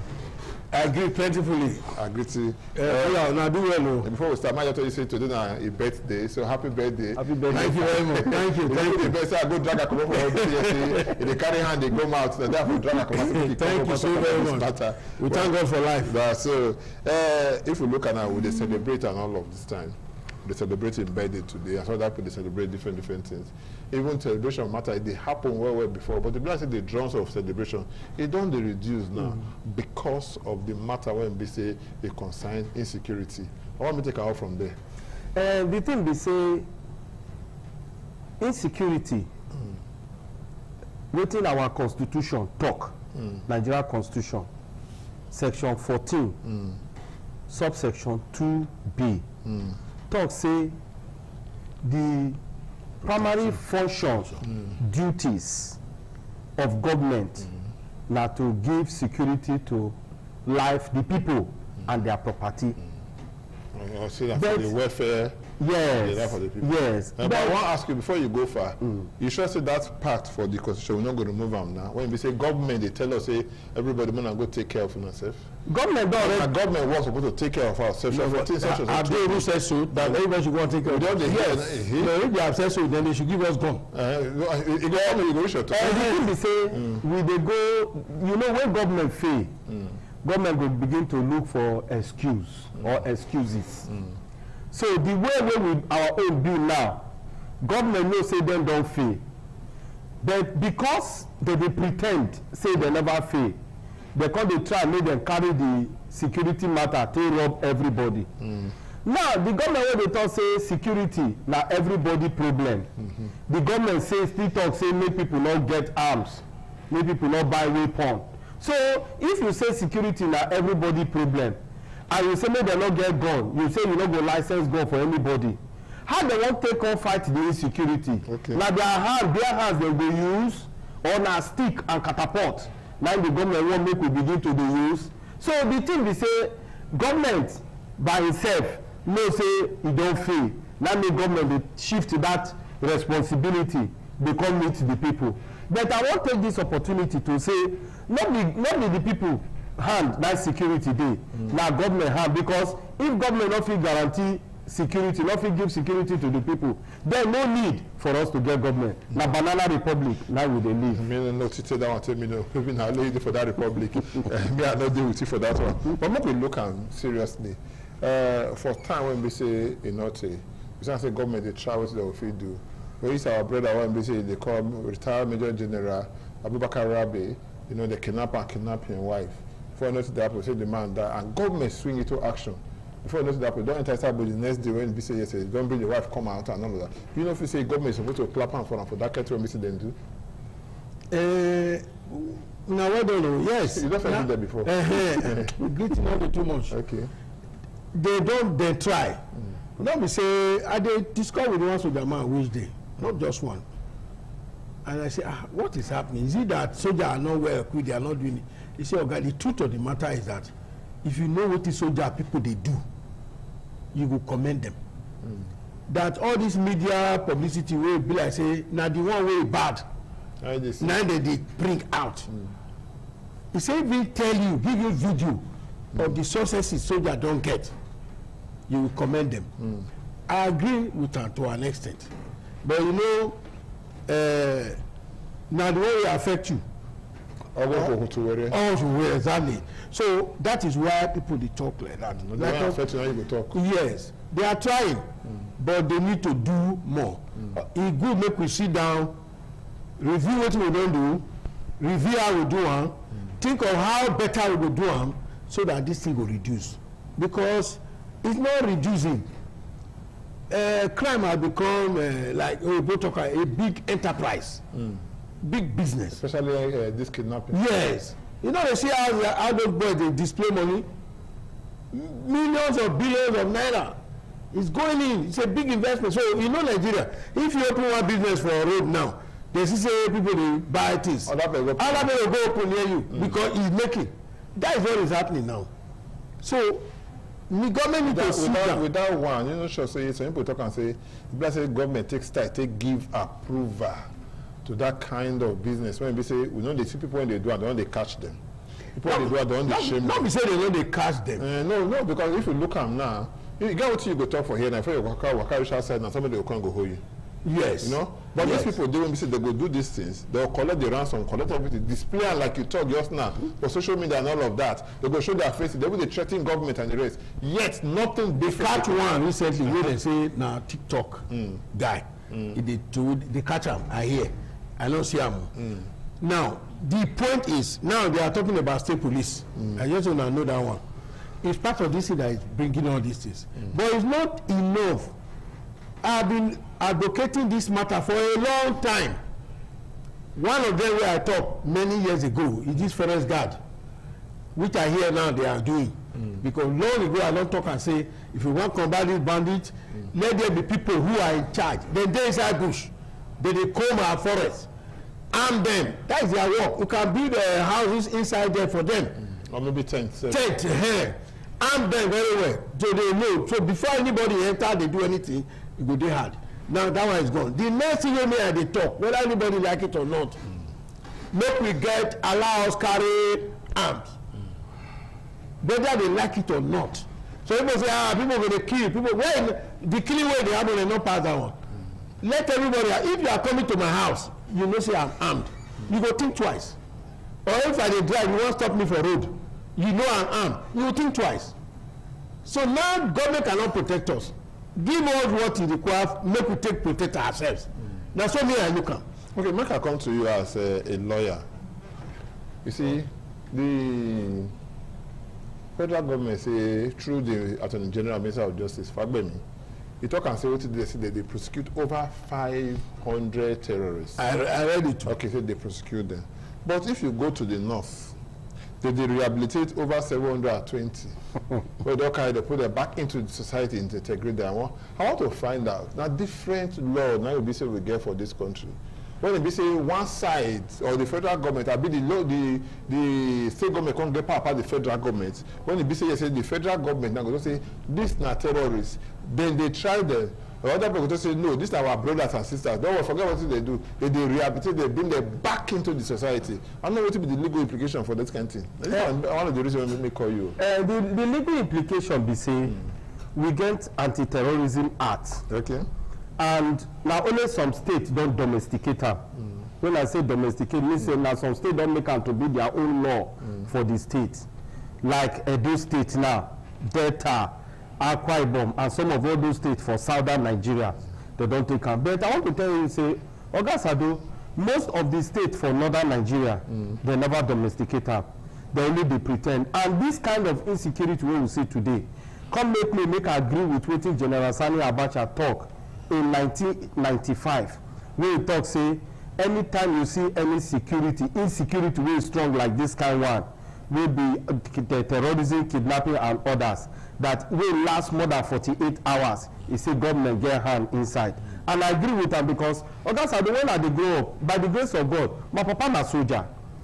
I dey pikin wey dem born for barrack, I grow for barrack. Out of 36 states for Nigeria, me and I follow my papa live for 34. So that go tell you say I be real Nigerian. And when I dey grow up those days in Gombe, in 1987, I be small pikin, I dey primary school. I remember one group of militia group came up, they called them Metesine. That Metesine, the day they started killing people, they started killing. 2 days after, Babangida come tell the commissioner of police then, Bauchi State, because that time Gombe dey under Bauchi State, say if in 24 hours they not kill the head of Metesine, bring the body in here, say he go remove her. Oga Sado, they get that man that same night. They killed Metesine. Metesine is the name of the man. Then he called his group Metesine. Right. So, and that was the end of that thing for Gombe. I witnessed another one again in 1991 for Bauchi. I witnessed another one in that same 1991 in Kano. And you see the way then, now under military day, it not the last 24 hours. But the government... But the one we get today... They do it. Today, the one we get... This men, they kill people now. So they enter that place, they show the short video, and they got to make blue for there, you go see them for there, even if you don't see the people when you see the kilo. Oh, that's how they... But you go see and say like that. Oh, that's how they... This is the way the government know they try. Like I tell you now, last week here, the governor of Borno reintegrated 720. The total number we don't integrate for this year, from January to today, so now 3,000. Person wey kill person, destroy things. You destroy that man, kill the man, take the last man, then you can't say you dey integrate to that same society wey you don destroy. Then what is the effect of our law? It shows say this law wey we dey talk about. In Nigeria, though, sorry sir, in Nigeria we know say na dual legal system we get. Okay. Like the southern part of Nigeria get what we call criminal code. In the north they call am penal code. Yeah, which means no be one country now. No, na one country. Why they call they use different law for different people? Na the British people cause am.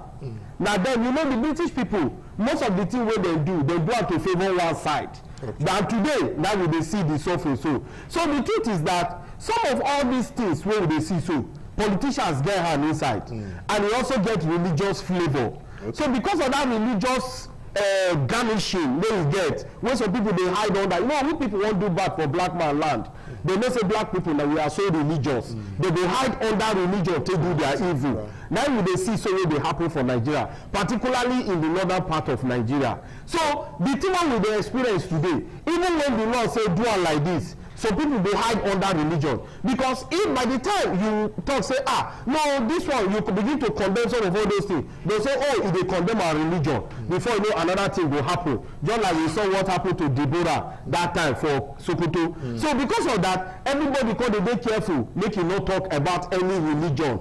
So make we just accommodate ourselves based on our religion. But the truth is this, we should first of all know say before we belong to any religion, we are first Nigerians. So we must speak with one voice as Nigerians, condemn anything and leave religion out of it. You talk just now, you say one of your brother, when you say you talk with one soldier man, say if you know what is soldier men they do, say you go marvel, so you go see the try. But you don't forget, say you get where some soldier men they go, they say before they reach there, where they go there, they come out there. And the conqueror say they get what they call an order from above, make them no good down. If they say they do it, hey they try. Not be the same soldier man will say they try. Not be that they get order from above, say no go deep, no go this place. The level where me I did now, it not be everything I did take as being true. Okay. I will read, I will look at because there are a lot of they will call information overload. People just come up, say all manner of things. You don't even know which one is correct. Now let me go back to the issue of amnesty and all that they are doing. You know, some of these things, like you said, they are politicized. Religion, they bring the grammar conduct. They put politics inside down. Religion matter day. For Niger Delta, if you remember, we had issues for Niger Delta many years ago when they kill people anyhow. And then at the end of the day, one president came, I think it was Shehu Musa Yar'Adua also. Yeah. They now came up with what called amnesty. Yeah. And everybody that were involved then, they were reintegrated, provided they surrender into the system. Now, they are the one doing it that side. So how are you now going to tell them that you will not also give them that amnesty. That is the matter wey dey. That's why you dey hear all those amnesty issues. But that one na for federal government that time now, no be state. The federal government. It's federal government. There no way state. Then all the states are operating under the federal. They are in the same country. They talk so. If one of the operate under the federal, how come some go dey talk say make we dey try for federal level, other go say make we dey give them freedom? No, but there no where they are not trying anybody. I must be frank with you. There is no way they are not trying anybody. Okay, but the truth of the matter is that there may be some selected people who have decided to say we don't want to do bad again. Whether it's both federal or state. We get the one where basically they say they reintegrate or into the society. Some group, I think for Borno before, yes, one of those states, when they integrate them into the society, less than a week when we see they do, they commit the same set of people. If they have commit worse havoc that the one we see the first do when we see they carry the go. So how can we trust these people? Thank God they will have a lawyer here. There are cases of people where judge grant order say release them, even government. They come back to society, commit the same crime, and they carry them go back. It happen. So it varies from individual to individual. Okay. We cannot generalize that. Okay, from part of Sokoto State now, we don't hear now say some of these groups they don't take over some local government. Yes. Say before you go your own farm, and then you come pay some royalty. You come okay if you know a royalty you call them, but you go pay tax to them before you say you go. If you don't go come back, or maybe the pack of okay this one never pay tax before let us go. This one never pay, you know that kind of a thing. So how we go to talk and say government not for that place again? I be stamp, but that thing we just say we don't get government now banana. So now why you call us now? Banana Republic. All of us don't chop banana they go. And so now I want to find out because if for Sokoto State now, some people they go there before you go find you go pay tax. At a point, even here say you get some kind of state, there's some area they will put their flag. Every time. So if they see all those kind of this or those kind of a thing, you feel say government they get control over those people. No, and I can tell you say government no say they don't know what they do. They don't lose control. You know now when they talk of Sokoto, before this Sokoto two states they one Niger State. Niger State get 21 local governments. At a time for that Niger State, the bandits, the terrorists, they control 14 local governments.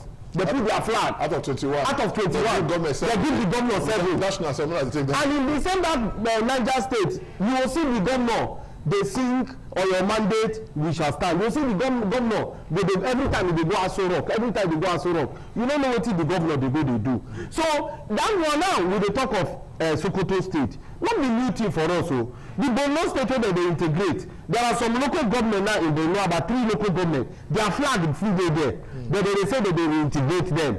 So I don't know whether the government, when we finish integrate them, they bring down their flag. I don't know. But as I tell you so, that's I do. The flag they still there up. Now this Sokoto where they talk again because the new Niger State people can't tire, people can't lose focus, people can't say you know consign us, not them in consign. But the truth is this, na Nigeria. So we consign all of us because anything will happen for any part of Nigeria, now all of us now it happen to. But the thing where you don't do now, people don't look as normal thing. You know, understand? People just look and say, this can't the happen as normal thing. If you wake up in the morning now, either you hear for radio, so they kill people, they kidnap people. You know, you watch television, you go see and there, you newspaper, anywhere, now the same thing you see. Somebody say you go surprise, say one day, just pass, you know, here. Say they kill somebody, you know, here case of insecurity and all of that. Saying that the new normal now be that one. We go find out what are the new normal after this break. When we come back, we'll open the line. We'll take 1 or 2 calls before we say we go round up because this today program. Let's say in our World Cup period, I be this one. So we'll take a very short break. When we come back, we'll take 1 or 2 calls. After we'll see the ball they won't play. Stay with us, not go anywhere.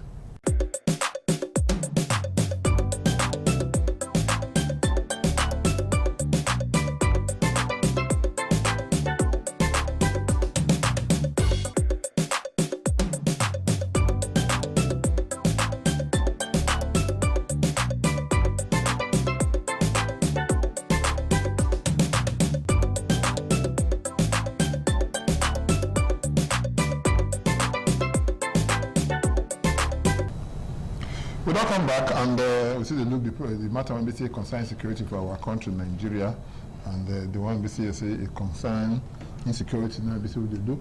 And if you look at now, just before we go to a break just now, we talk some kind of things that when BC say they consign all of us and all of that. But I want to find out from us the time when what will be the motive of these people when BC do this kind of thing? What is they for their mind? Because if I say what is they for their mind and they do. Because when they hear that I not be Hausa man or I know they hear the language they speak, they say Boko Haram and they be. Say they don't want Western education. You understand? And now if you go anywhere, they go for Oyo State, they kidnap everybody ready for school. They go for Chibok, that I kidnap everybody for school. Now they kidnap for school, how they go. So much so now people they fear to carry their children go to school. So much so now they close schools them. And the government in its own wisdom now for Edo State now, it close some schools for Igara. You don't understand? And you open them again. Okay, but for your own wisdom too, you don't send policemen and vigilante across almost all the schools. That when they feel say they're vulnerable to this, especially the whole of that Edo North and Edo Central. For your own now, you know, say people don't they gain grants. So as we say, you they fear to carry your pikin go school, no not to the apple. I they fear to carry my pikin go school and say yes, they don't want Western education. No sure say they get grant. No, they gain grant. So now what they want? That is the best. Yeah, they gain grant already. But before you carry on, before trying to be a friend, I beg you to be part of the program. Quick call the number 080 77. We'll display the number there, 080 77 77 03 00 080 77 77 03 00. Even one or two calls, we'll take them before we say we carry our kayak come up for here. So what we talk, we say the whole thing don't do dimensional already. They don't get too many legs. Look at what happened for vegetable market last week. That will not be Boko Haram people. Now they say now this thing now. Now business now. So what we say that the thing don't expand. We are facing act of terrorism by these Boko Haram people and their allied. We are now facing other dimension of it which have been localized. You understand now? Not be so that one day there and this other one day. That is what we are saying now. So why not we filter the two? Find a way to deal with this while we are dealing with this about this national issue. I call this religious war national issue. But all these ones where they kidnap people up and down here, they are not religious. That one not be the business when they say. That be the business way they inside. Being an imitation of waiting they happen for the other side. Okay, they take it to the next level. Exactly. So for your own now, how it will be now? You know, if you say these people when they call it Boko Haram, whether it's soldiers, now bandits or whatever, say that they gain upper hand. Don't forget to use that number. With respect to your call, me you call it. You know, say politicians they get different style where they take they get what they want. Okay. During Obasanjo regime, we remember that time one governor where they call Yerima come, he say na Sharia for Zamfara State. Yeah. But at the end of the day, all of us found out say that Sharia when they bring for Zamfara State na political Sharia. Even the man himself, now go Egypt, go marry 8 years old baby, call her wife. The same man where they talk of Sharia. So me, I don't want to really conclude now. Say the thing is tied to religion. But what I know be say the politician, the Nigerian politician, can come under religion to get what he want. Yeah. Can come under politics to get what he want. Can come under kidnapping as we see today can get what he want. Because some of the kidnappings when we even see, you will not say government now their boys now they do them. The government they pretend say they don't know anything will they happen. And that's why for Edo State government they do what the officials. Yes, Edo State government in terms of crime fighting are given to the governor. Okay. Yeah, the governor they try. But the thing be say most of them, even when they don't be the chief security officers of their state or chief security executive, as the government they call them of their state, they not really they behave like executive. They behave like people they wait for everything will come from Aso Rock. But then when they want collect security vote, they know they tell the people say the security vote is for all of us. But when they reach the time when they want to say for security, they will say security is for all of us. So you see, say the major problem we get for Nigeria today now the politicians, particularly the governors. Hello, good evening. Good evening.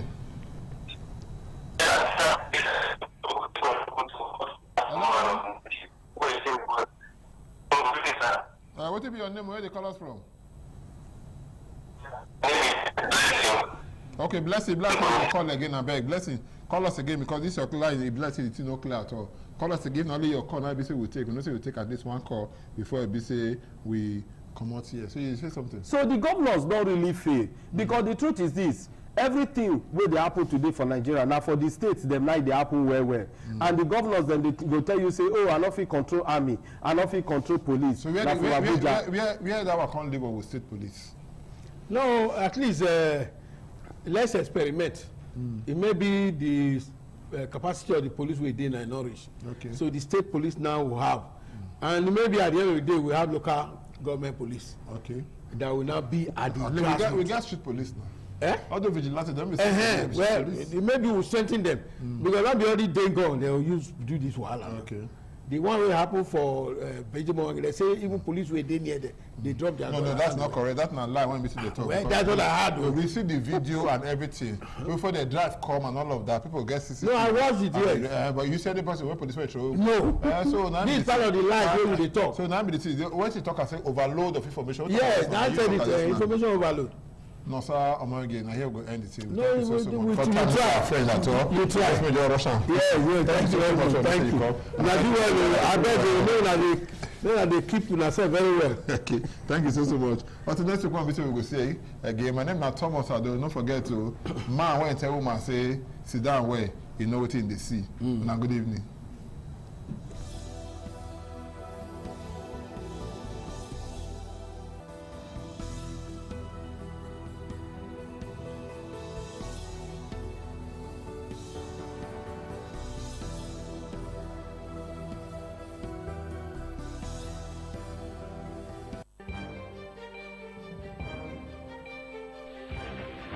This is ITV.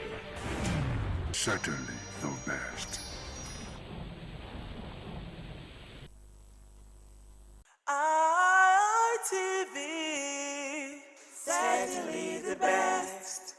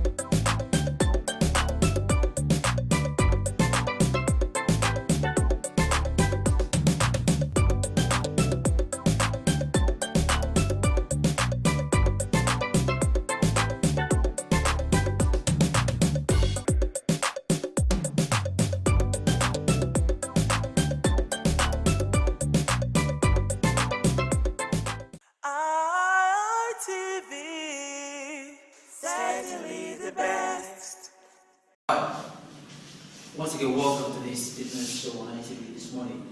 I'm Gato Destiny, aka Man of Steel.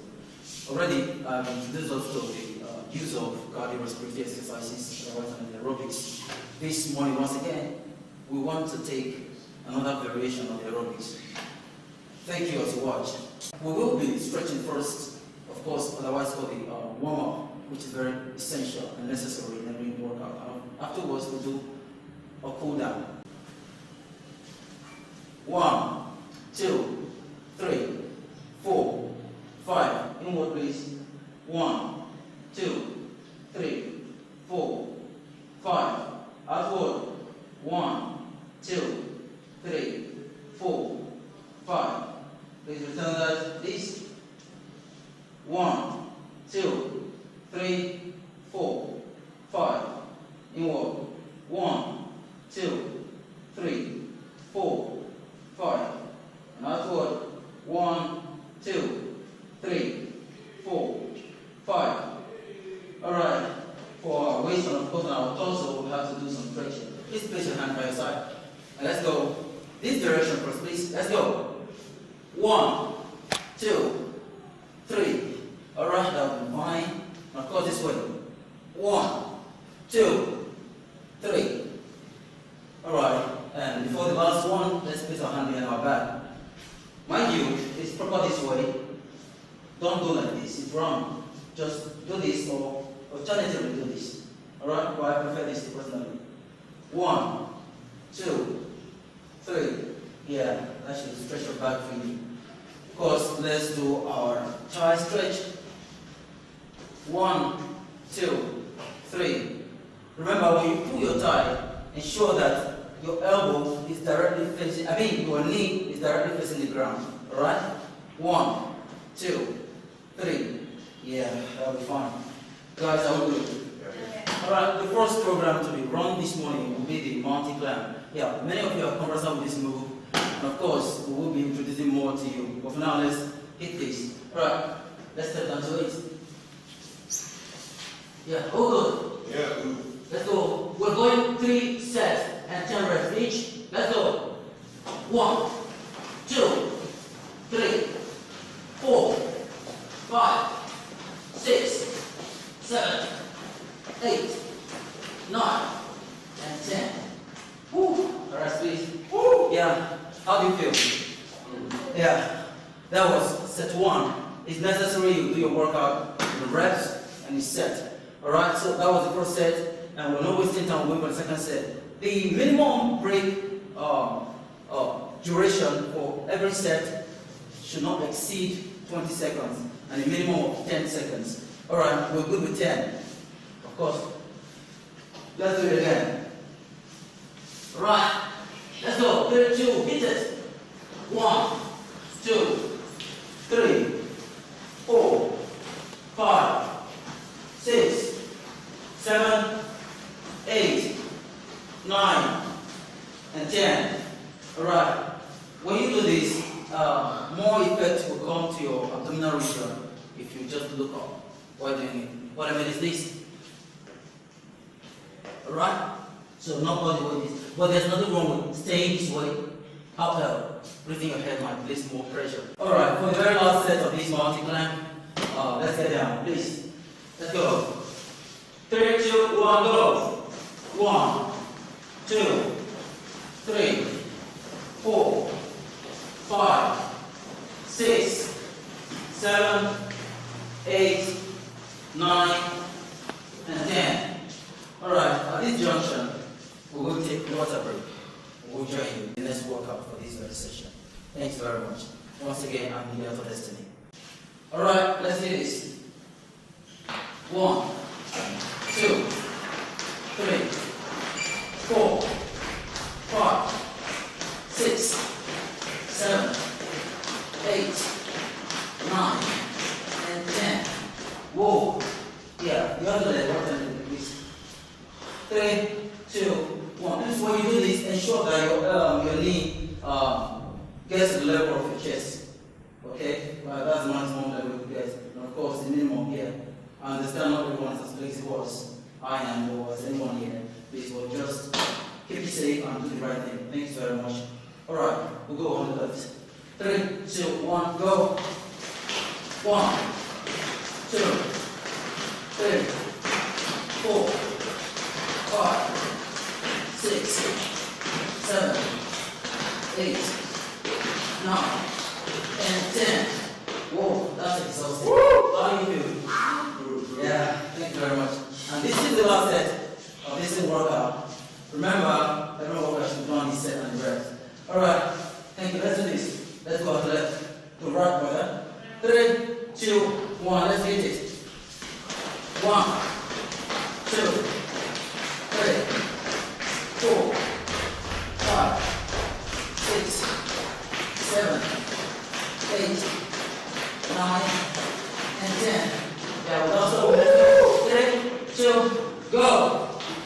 1, 2, 3, 4, 5, 6, 7, 8, 9, and 10. Whoa. And that'll be all for this morning. Alright, remember, I said in the beginning, before any workout, there's need for a warm-up.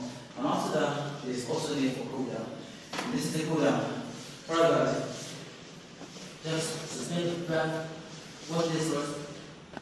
Ensure that your knees are locked, alright? This one goes for the hamstrings, the calf, and as well as the lower back. Doing this. Swing it, swing it, swing it. Got that? Alright guys, let's do this. 3, 2, 1, go. 1, just 5, 2, 3, 4, and 5. Alright. So, lastly, what we did before we started, let's stretch it. 1, 2, 3, 4, and 5. 1, 2, 3, 4, and 5. So that's the last thing. Yeah. Please let's target our hamstrings. Please just sit inside of it. Alright? Please do not stand on it. Keep that shape like this. And hold stand just this. Alright? Stand 1, 2. Yeah, this is a form of squat though, but this is not the purpose of developing or building the hamstring muscle, it's just for stretching it. Yes, today you do not need to use weights to build your pectorals, your chest, and of course your biceps, your biceps and triceps. We have programs you can do at home and get what you want. You understand? So we'll be doing push-ups this morning, otherwise called push-ups. We'll do push-ups this morning. And of course, we do have our ladies. There are variations for ladies. Please watch them very closely to get your lady out there. Watch them closely to get what you have to do. And of course, our guys are here. Thanks very much. Let's hit it, guys. Are we ready? Are we good? Yeah.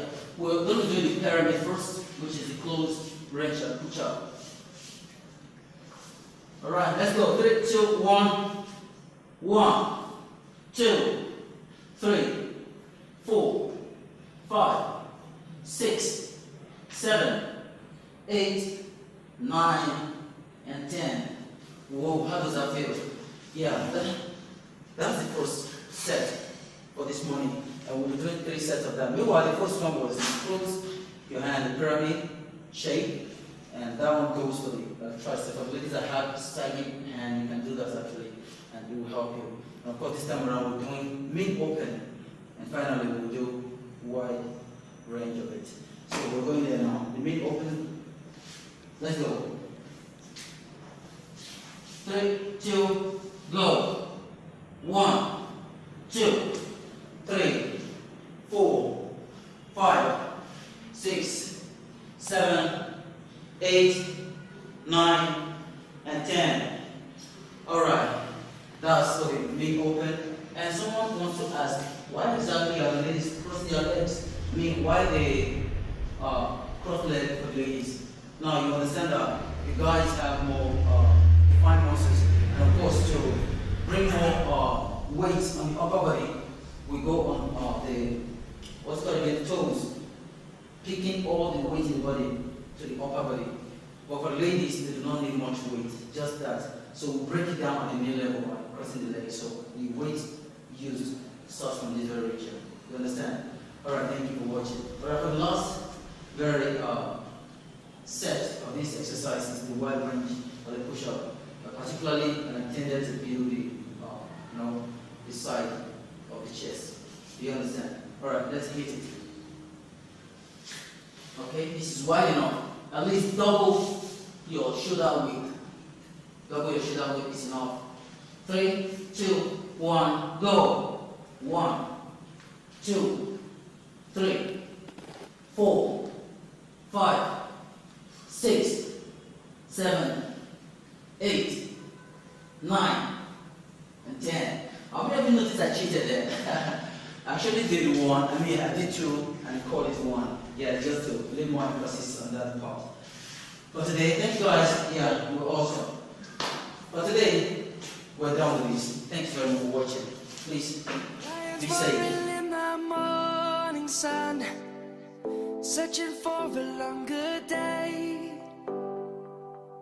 People feeling like the light has just come. We must never stop the way. Birds chirping and I hear my name, grasping into life. Life is happy but it's so insane. We must merely make a strive. Savannah, I'm coming home. Savannah. ITV, certainly the best.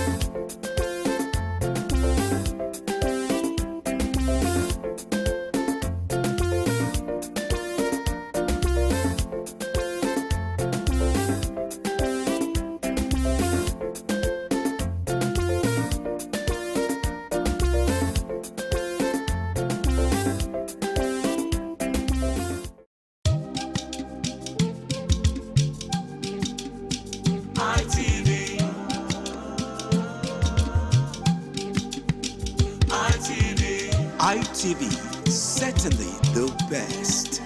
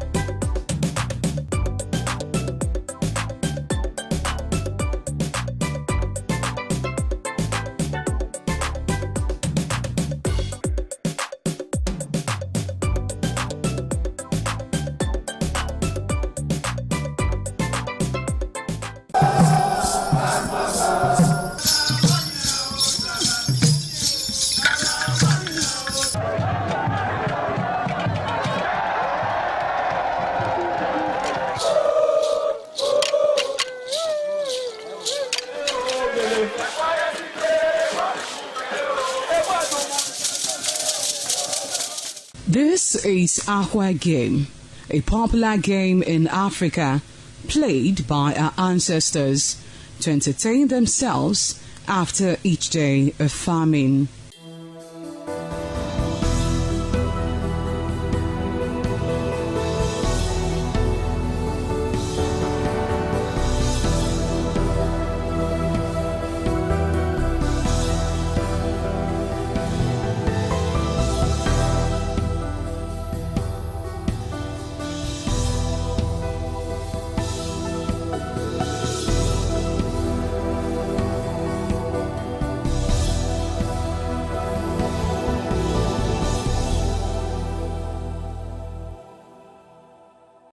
It is also relevant in our coronation in Africa.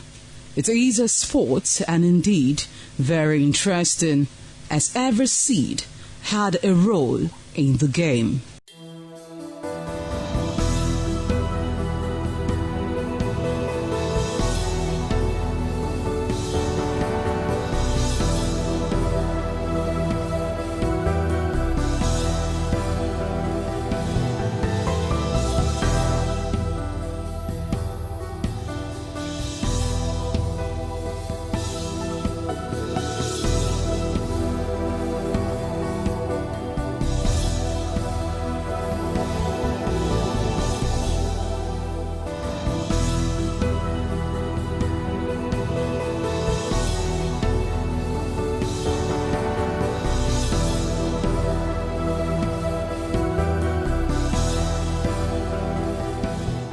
Playtime is 45 minutes per set. There is no age limit as long as you can spin Aqua seed. Ayo or Aqua Game, known as the game of intellectual. This game requires a lot of mathematical skills. Aqua Game is played with carved wooden box containing 12 holes.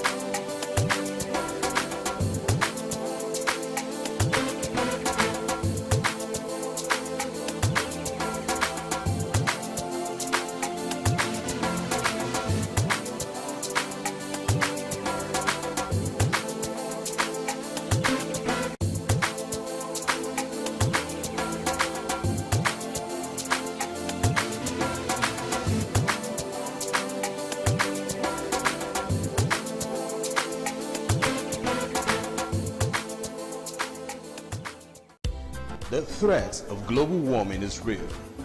You have seen the destruction of lives and property as a result of incessant flooding. Make the environment a conducive place for all to live in. Stop polluting the environment. Protect the environment today. This message is brought to you courtesy Independent Television and Radio.